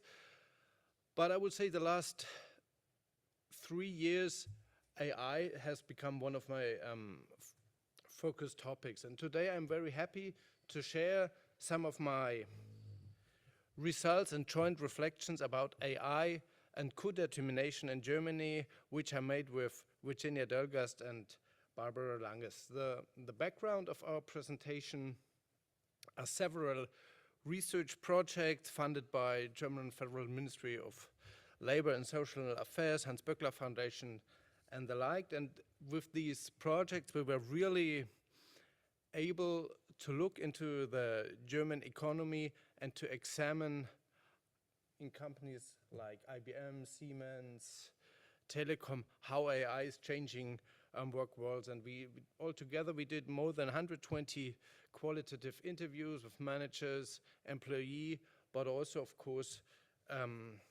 with works counselors. So the time is also a challenge for me. So let me just start with the first, with the three important findings we did in this research. First of all, I learned AI is not just a hype, but it is key for the transition to the information economy. And I guess it's really a historical shift the work world and economy is facing today. Second, I learned AI needs work. AI is not just at least for now, a tsunami on the labor market which makes 10,000s of jobs to disappear all of a sudden with a mouse click, kind of. Actually, in our project, quite often, the opposite was true. It needs a lot of work and human intelligence to ramp up AI projects.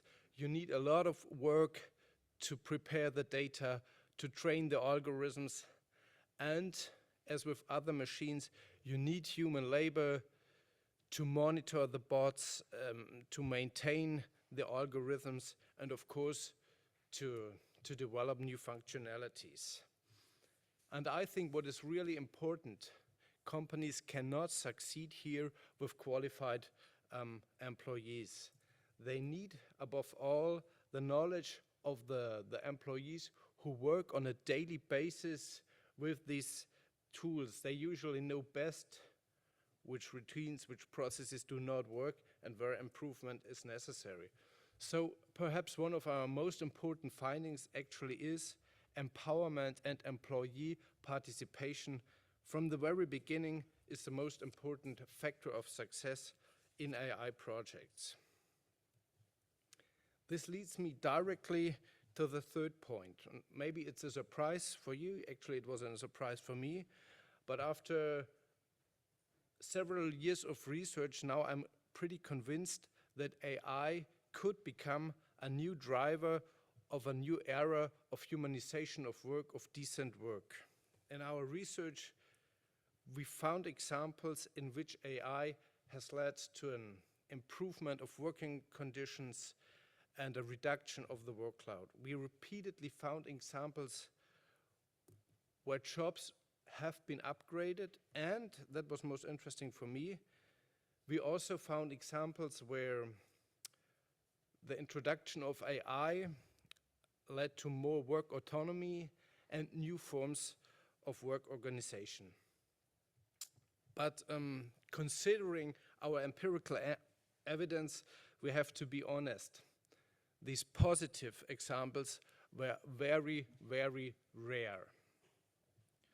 On a broader scale, we see that this positive potential is barely realized, and if we take into account the big picture of the economy, we see a whole different story. We see that many projects simply fail, not because of technological issues, but because of organizational blockades. And we see that most German companies still put their strategic focus very one-sidedly on rationalization, cost-cutting, and reduction of FTEs. And unsurprisingly, this leads to fear and uncertainty among employees and not towards a spirit of confidence, empowerment, and a spirit of innovation. Maybe to put it in a nutshell, with this strategy, digital transformation in Germany is at risk of failing.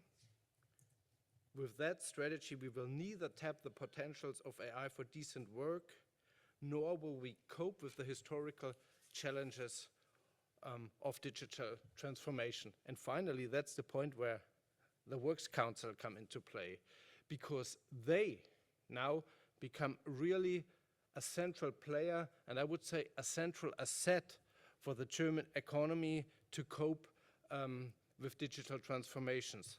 Contrary what we always hear, Works Council are not the ones who put brakes on innovation and transformation processes, but quite contrary.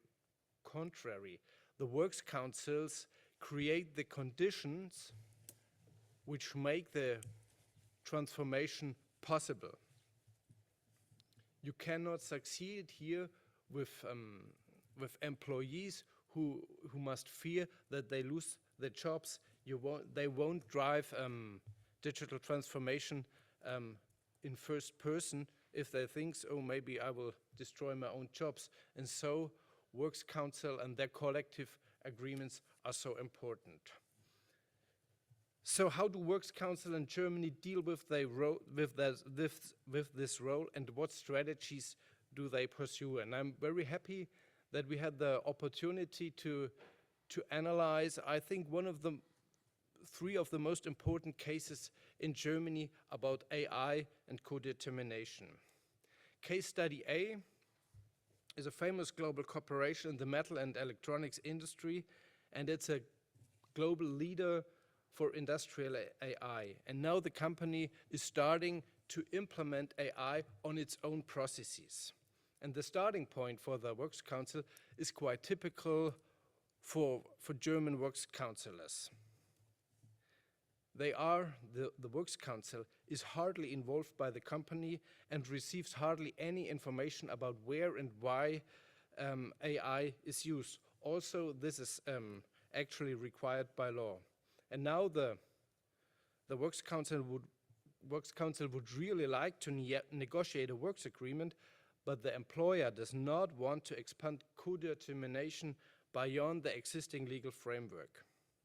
But, and that was the interesting point, the Works Council could then achieve an important success by bypassing the HR lawyers. It formed an alliance with the AI specialists in the company itself, because some of the AI specialists really believe in the idea of responsible AI, and they also think maybe that would be a good USP for the company to be the responsible AI company.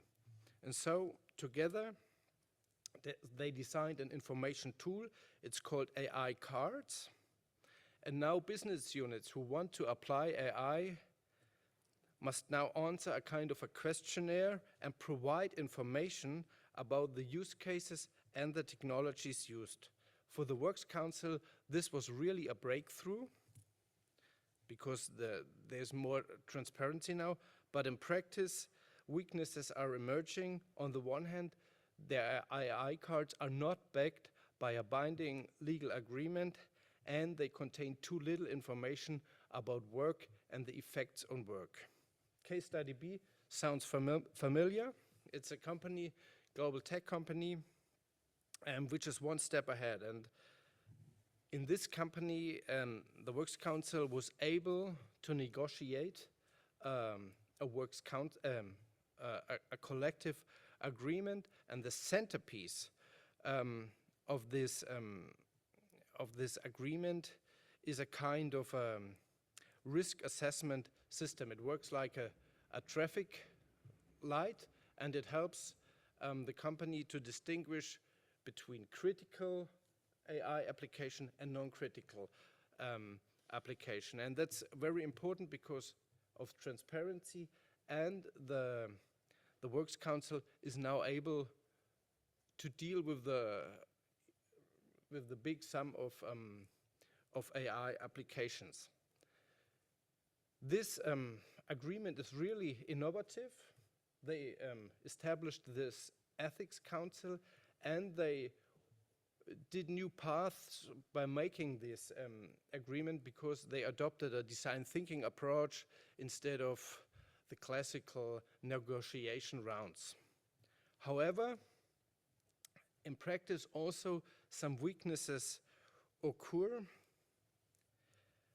On the one hand side, the focus of this works agreement is limited to people analytics and ethical issues, and that leads that many AI applications still stay under the radar.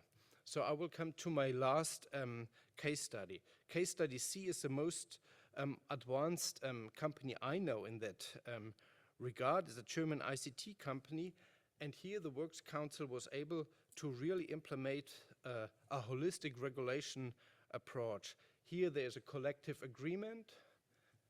They negotiated, or they agreed on joint goals on sustainable AI in a kind of an AI manifesto. They also established an ethical council, and they have labs in which employees can participate. One point is particularly striking, maybe I can elaborate on that in the discussion.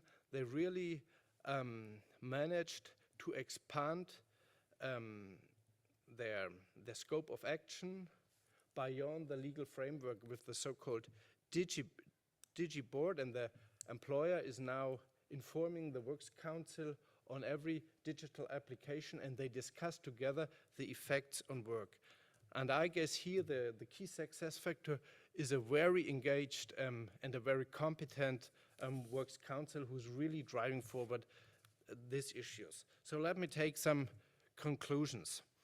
Where do we stand in Germany? And of course, there's weaknesses and strengths at this situation. I would like to start with the strengths. First of all, we learned Works Councils are using the social debate on AI and ethics to gain new discursive power resources. Second, they were able to build new alliances and new spaces to bring worker voice into the regulation of AI. Think of these new ethical councils. And third, they are really innovative. Think of the ethical councils, but also think about such new ideas like participative labs or design thinking processes. But on the other side, of course, there are weaknesses. First of all, there's enormous lack of resources and qualifications. It's hardly possible for Works Councils to cope with the rapidly increasing number of AI applications. Second, we see that employers are not very cooperative. There's a lack of a spirit of social partnership. Quite often, they refuse to inform the Works Council at all. And maybe most important, a one-sided focus on ethical issues, data protection. I know. And okay, okay. One last slide. Okay, so let me start here again. This one-sided focus on ethical issues, data protection, and algorithmic management, where there are strong co-determination rights, means that traditional issues for Works Councillors, such as the employment effects, shifts in qualifications or in skills, or the design of decent work, are now becoming kind of a blind spot of the AI activities of Works Councils in Germany. So let me come to my last slide. This surfer is a kind of an invitation to think out of the box. He's not surfing in the ocean, but right in front of my doorstep in Munich in a small river. And as researchers and unionists, I think we are also used dealing with technological change very defensively, mostly with good reasons. But the idea is usually how can we prevent the worst and how can we protect the interests of employees as best as possible. And I'm thinking maybe the digital transformation could also offer new opportunities for our side to strengthen worker voice and maybe even to shift the balance of forces on the shop floor levels. I've got 3 points here. First of all, digital transformation can create new power resources. More than ever, companies rely on the knowledge and the commitment of employees in these transformation processes. Second, while shaping the future of work, trade unions can tap into new target groups, and I think of the tech workers and knowledge workers. And finally, while everybody is wondering how can we catch up in this AI race with China and USA, maybe trade unions could give a really convincing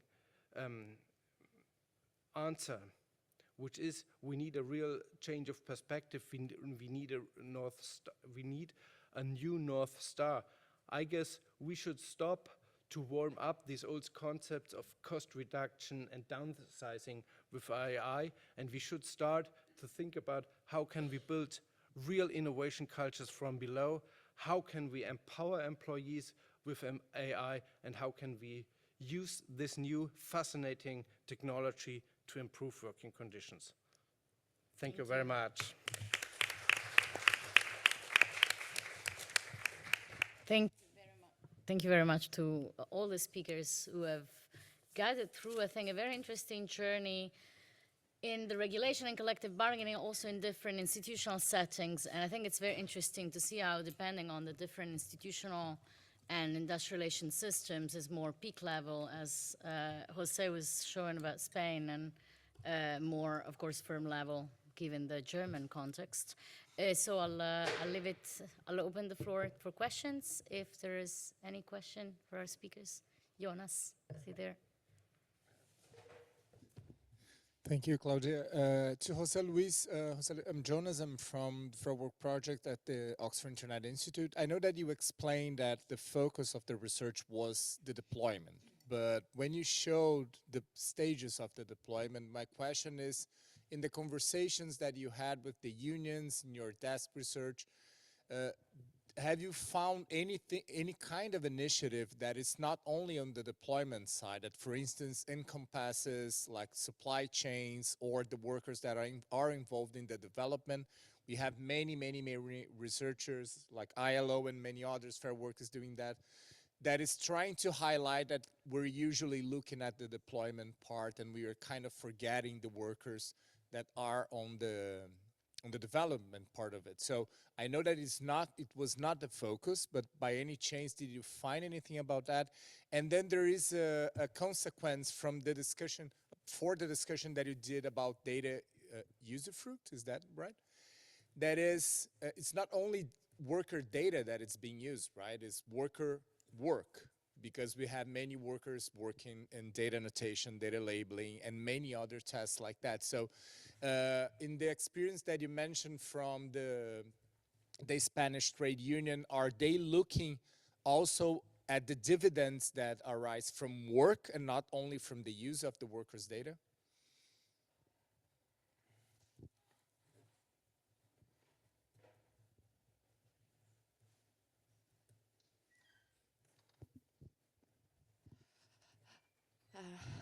Yes, so my name is Eleni. I'm a labor law lawyer coming from Greece. Thank you for very fascinating presentations, and who gives us a sense of a positive spirit for the future. I would like to mention that up to 2022 there is a law in Greece regarding the use of AI and the recognition of collective bargaining rights, even to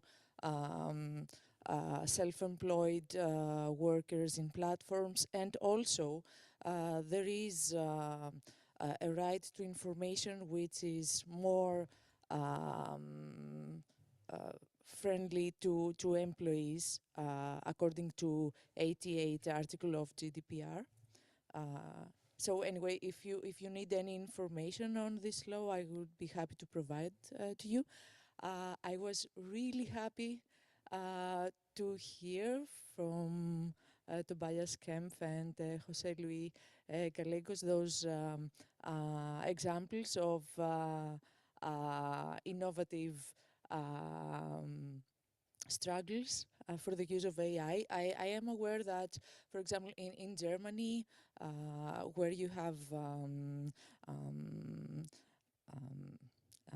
co-determination for many, many, many years now, and also in France, where I recall very good case law, for example, Gaz de France, many, many years ago, where the lack of information caused a decision of the court to stop a merger until the European Works Council was informed about the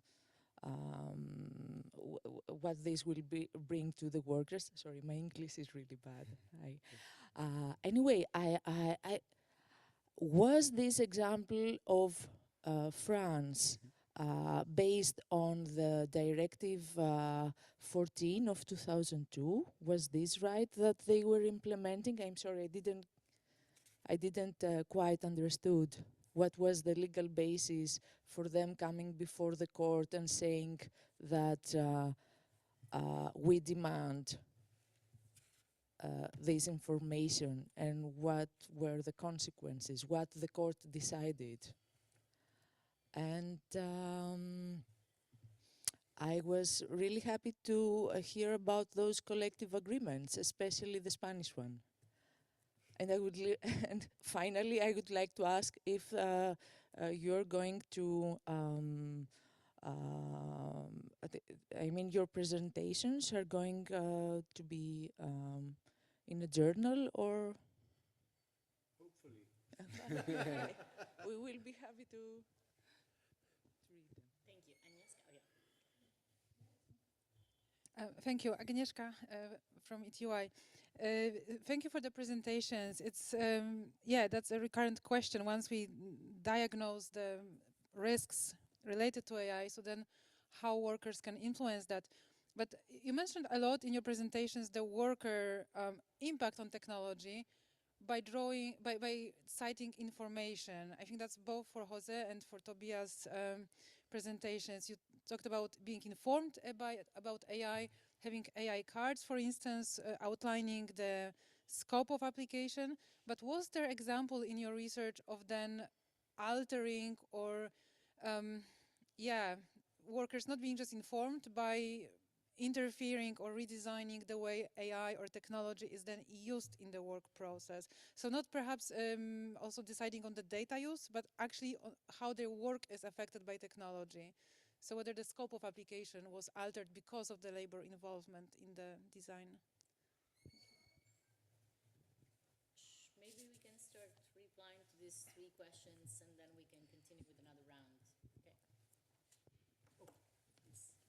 Okay, I can start with the last question. If there are any examples where kind of worker voice led to a different application of AI and things like that. And I guess, yeah, there are many examples, because I really learned the reason why so many AI projects fail is because companies usually do these projects together. It's always in these project teams, management and external AI and IT companies. But there is no worker involvement. They try to make a chatbot instead of call center agents, and they never talk to the call center agents working for years with the customers, and they always try to do that without workers. And that's the reason why so many AI projects fail. That is really, that's not, I'm not saying this because I'm a sociologist and I like to hear that, but you can really prove that in the data. You need the employees, and so my very point is these projects begin to function when the usual employees, I'm not talking about the data experts, but the normal employees become real part of the developing teams. That's my most important point. And we had one very striking example. This was a global company, and they tried to organize their payroll department, which is a kind of, at least from my perspective, a very boring work. It was organized quite tayloristically. The how do you say, the working in a payroll department, not the HR, Buchhalter. The accountants, they were manually transferring data from, let's say, an Excel sheet to an SAP system, and then they are checking, oh, did I made any mistakes? And it was really a boring work. And they tried to automate this work. They invented a chatbot and RPAs. And they did fail until they had to involve the accountants, and then the project was very successful. And the interesting point here was the former accountant then became the trainers of the bots, and their new role was to analyze the data which came into being. And then something interesting happened. Those payroll guys said, okay, what we are doing does not fit anymore to the work organization. It was very traditionally pyramid-like and silos and things like that. And then they adopted an agile approach, and now they have much more worker autonomy and a much more level of self-organization. And that was a really interesting case example where the company was forced kind of to involve the employees, because otherwise the project would not succeed, and it resulted in better working conditions kind of. Yes, so let me start with the gentleman's question. I think the model requires a lot of refinement. It was meant to respond to a very practical question from the union, but now with more time, something that we want to really make explicit in the model is that there are different points of entry. So we recognize that some of these AI solutions, they are outsourced from external vendors, right? So they provide these cloud services, and then you wouldn't be able to negotiate, for instance, how the data is being collected if the data was already collected in maybe another country. And we recognize there the job, as you said, of the ILO really trying to make more visible the fact that there is all these ghost workers completing micro tasks into training AI models, right? Kind of what we do when the website asks to confirm that you are not a robot, you are already training the model in a way. So what I want to say by this is we can then refine the model and explaining that depending on the specific case of AI deployment, the union can take different strategies. So for instance, if the service is being provided by an external party, then the union should still be interested in who this third party is, right? And making sure that, for instance, that this third party that is providing the service is, the model is being trained in a fair way, also that they know what the parameters were, that they perhaps can make sure that the data that is being trained is comparable. To give you a very concrete example, in the port industry now, there are these startups that are using the historical data of terminal operations, maybe a terminal in Croatia, and then using that information to predict movements in the port of Rotterdam. And then you have to rely on that, on those models to conduct the operations of automated guided vehicles, automated cranes, that also has a lot of implications for safety, right?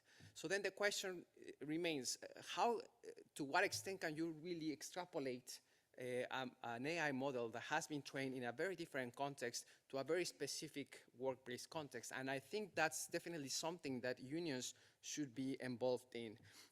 Just to get also on the topic of this work, this data usufruct, or the possibility of workers getting remunerated by their data being retrieved so that these models are being used. In the port, we had this case of a company that was using OCR to capture images of boats. And then there's this role called harbor master that would interact with the system and would override every time the OCR system would capture something that was not an alert.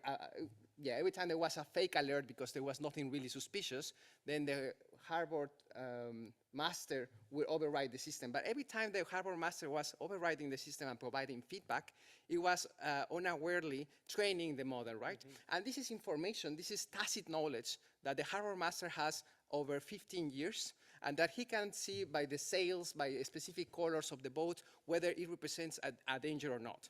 But this is data that the worker is providing by these inputs that then is being systematized by the owner of the AI system and then is offered to other companies, right? And the question is, at the end, you are training the model that is replacing you, and what are you getting in exchange? So that is the question that relies for the Spanish Union.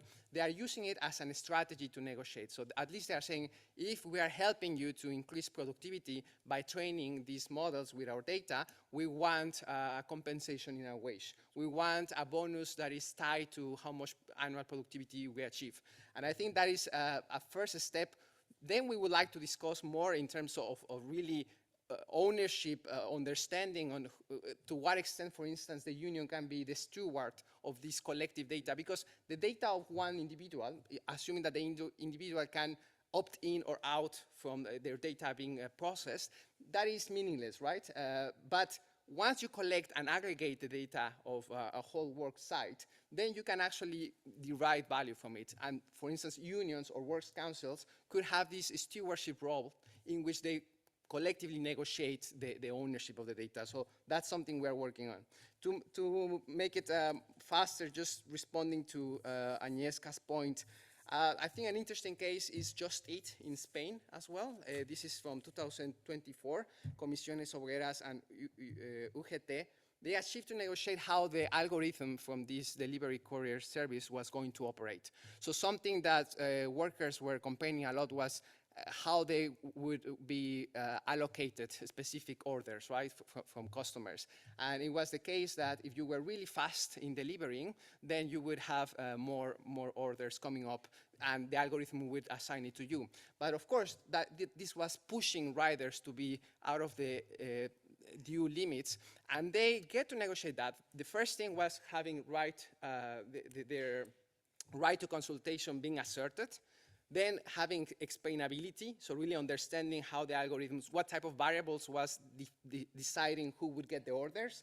And third, the negotiation on how, to what extent this use of algorithms was good, positive or not for workers. And they achieved to change that. So I think that's, to me, a great example of how you can start intervening in different stages of the process to really achieve that the algorithm is aligned with the worker's interest and not only with goals of profit maximization. Thank you. We have 5 minutes left. Yes, no, 10, nearly 10. So I see Uma over there and Ginny over here. And I thought there was also another hand, but maybe, yes, sorry, here you go. Yes. So we have 3 more questions. Thank you, Maria. Yes, it's not really a question, but more of a remark, because I know the case that you, Tobias and Jose, were both referring to, and I know for a matter of fact that there was actually like some collaboration between the different work councils on a European level. So I thought, So I thought that would be nice to also think about that. There is also, I mean, there's also some European collaboration that you could, as a works council or a trade union, as a strategy for this thing. Yeah.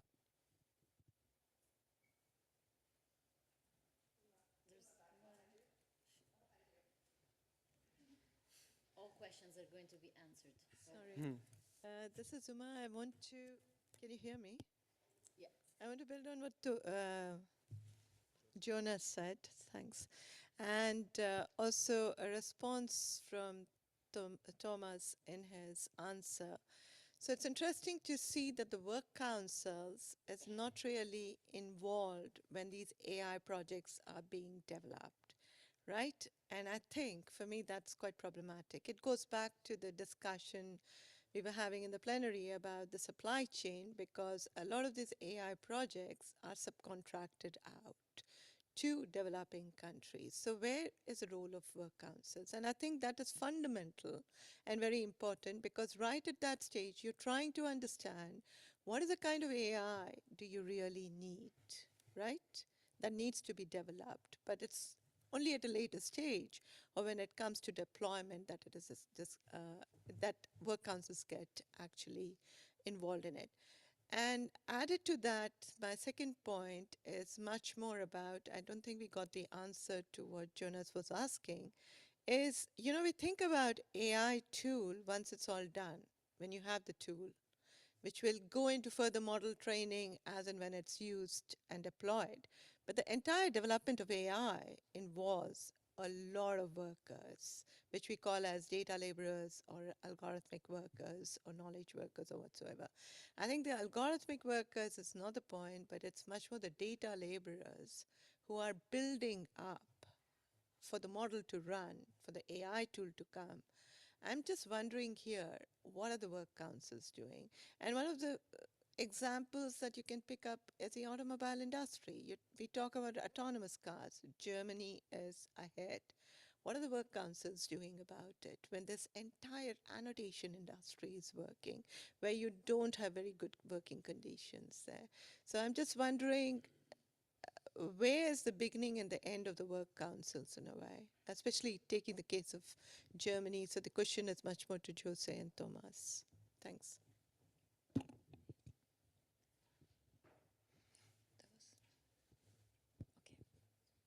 Yeah. Sorry.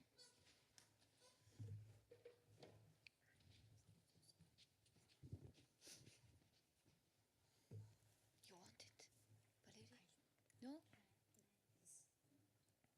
Who is first? We have only 5 minutes left. Yeah, very, very quickly, because I was putting the hands, but you didn't see it.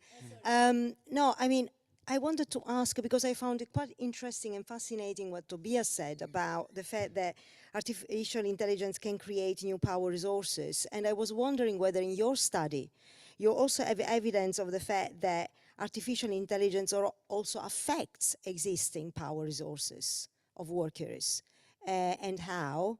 And a general question I wanted to pose to all of you, starting also from what you said about the Just Eat takeaway example and the way how they negotiated the algorithm. Should trade unions look more at what management are doing with these technologies rather than looking at the technology per se? I mean, in other words, shall we recall what is in traditional studies in employment relations about looking at management strategies and looking how they interact with union strategies or labor strategies by positioning, of course, the technology in, but it's not just the technology, you know what I mean? That's what I want to say. And I want to hear what you all think about it. Thank you.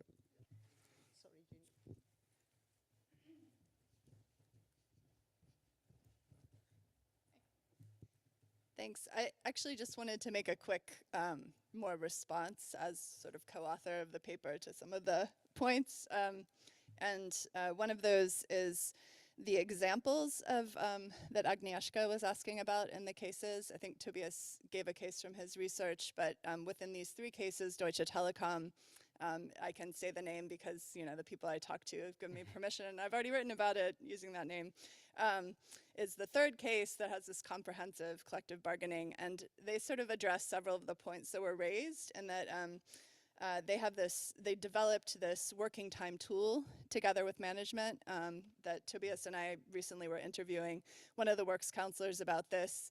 And they've developed this through a joint project with their IT department. It's provided a lot of flexibility on the worker side on working time, while also meeting management's needs for kind of matching workers with demand, and as a sort of way of promoting work-life balance using an algorithmic-based tool. And there are several examples of that where this kind of creative approach to co-determination also feeds into some more proactive uses of those tools. And I could give more from that case study as well.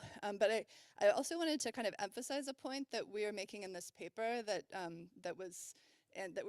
we're discussing exactly how we're thinking about this idea of discursive power. So it sort of addresses Valeria's point. And I think what's really interesting is that there is this discursive power that comes from agreement and a way of creating a discourse around algorithmic management as having both, where you have worker regulation in that area, you can have good outcomes for workers and good outcomes for the company, right? So this is sort of like discourse where managers agree, you know, AI ethics, it's really great for us, like our public image as service companies is good, and for our customers, and we look responsible, and it also ties into, you know, how we're managing our employees, and it's not actually a huge cost. You know, they can say, oh, workers are just as productive, and they're more motivated if we know all the rhetoric and the ETUI about how great working conditions can feed into better performance outcomes. The hard point that we found in our recent interviews was all this downsizing, rationalization, automation stuff, because that's happening at all three case studies, right? And that was where there was more conflict, there was more kind of disagreement, and you know, one of the first company, the Works Council told us, yeah, management said 30% cost savings, efficiency savings. That means downsizing, that means cutting jobs. At the Deutsche Telekom, they're offshoring to India and Africa, massive numbers of jobs. And the Works Council there was sort of, you know, well, it's a zero-sum kind of issue, and we're trying to socially downsize our workforce, but we're losing thousands of jobs. And so I think that just wanted to make that point as well, that, you know, depending on the topic, this discursive power differs, as well as the power resources to contest it. And that certainly can affect labor's power, just the very fact of declining workforce and the inability to really fight back against that. So sorry, I talked more than I should have.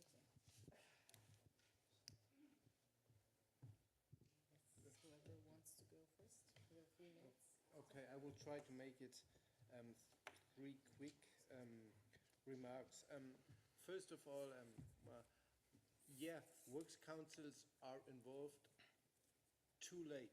That's for sure. Mostly when they are involved, then it's too late to change anything. And that's why the Deutsche Telekom is so interesting, because they have this DigiBoard, and they now talk about new applications before they are purchased. And so then they have a say, and then they can influence things from the very beginning. I think that's a really important point, that their new power resources come into being. But that's why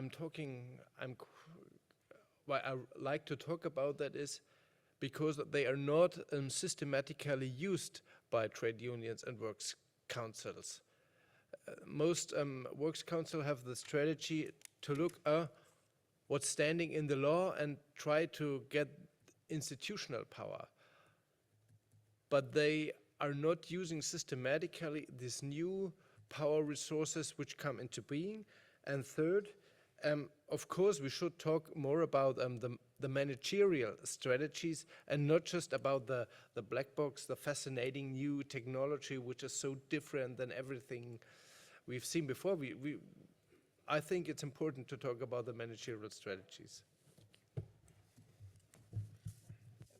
Just to reply to Valeria's and Anuma's comment, I think that there will be a point in which we will have to stop asking ourselves what works councils or unions are doing, and we will have to start asking ourselves, what can they do? What is it that they are not doing, but that offers an opportunity of action? And in our research, for instance, an avenue that we are exploring is whether, so for instance, there is an agreement that biometrics, very sensitive data, I don't know, gender, name, address, this should be covered by GDPR, right?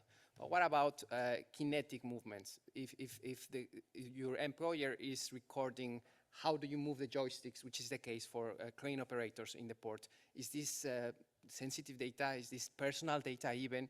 Or what about decision-making processes that the system captures once you are operating the TOS system in the port? Is this also personal data? Well, in the Dutch case, the Dutch Dutch labor law stipulates that this is a decision, the type of sensitive data or personal data that would be covered by this can be also co-defined with the Works Council. So that's when the Works Council becomes relevant, right? But this is not a negotiation that has been foreseen by Works Councils yet. So this is, for instance, something we are proposing the union in the Netherlands to explore. And I think that this is the moment in which we will have to start becoming more and more creative into how we protect specific data from workers that can be retrieved, systematized, aggregated, to then train these models that ultimately only managers, right now, this will not be always, right, but they are defining what are the goals and values that should be maximized according to these models. So I see an area of opportunity there to really try to think outside the box, not only what unions and Works Council have done, but what they could be also doing. Yeah, thank you. Well, firstly, I take this opportunity to thank Eleni for her comment about the Greek legislation. It was the previous round of question, I know, but I didn't have the opportunity before. We actually included the Greek legislation in our research, but I would be very happy if she had more information to provide. With concern instead to the Professor Pulignano's question concerning trade union strategy and algorithmic management, I also agree that we, and that's the message we're trying to pass on in our research, that trade unions should not only have a defensive approach towards new technologies, right? So, of course, knowing all the potential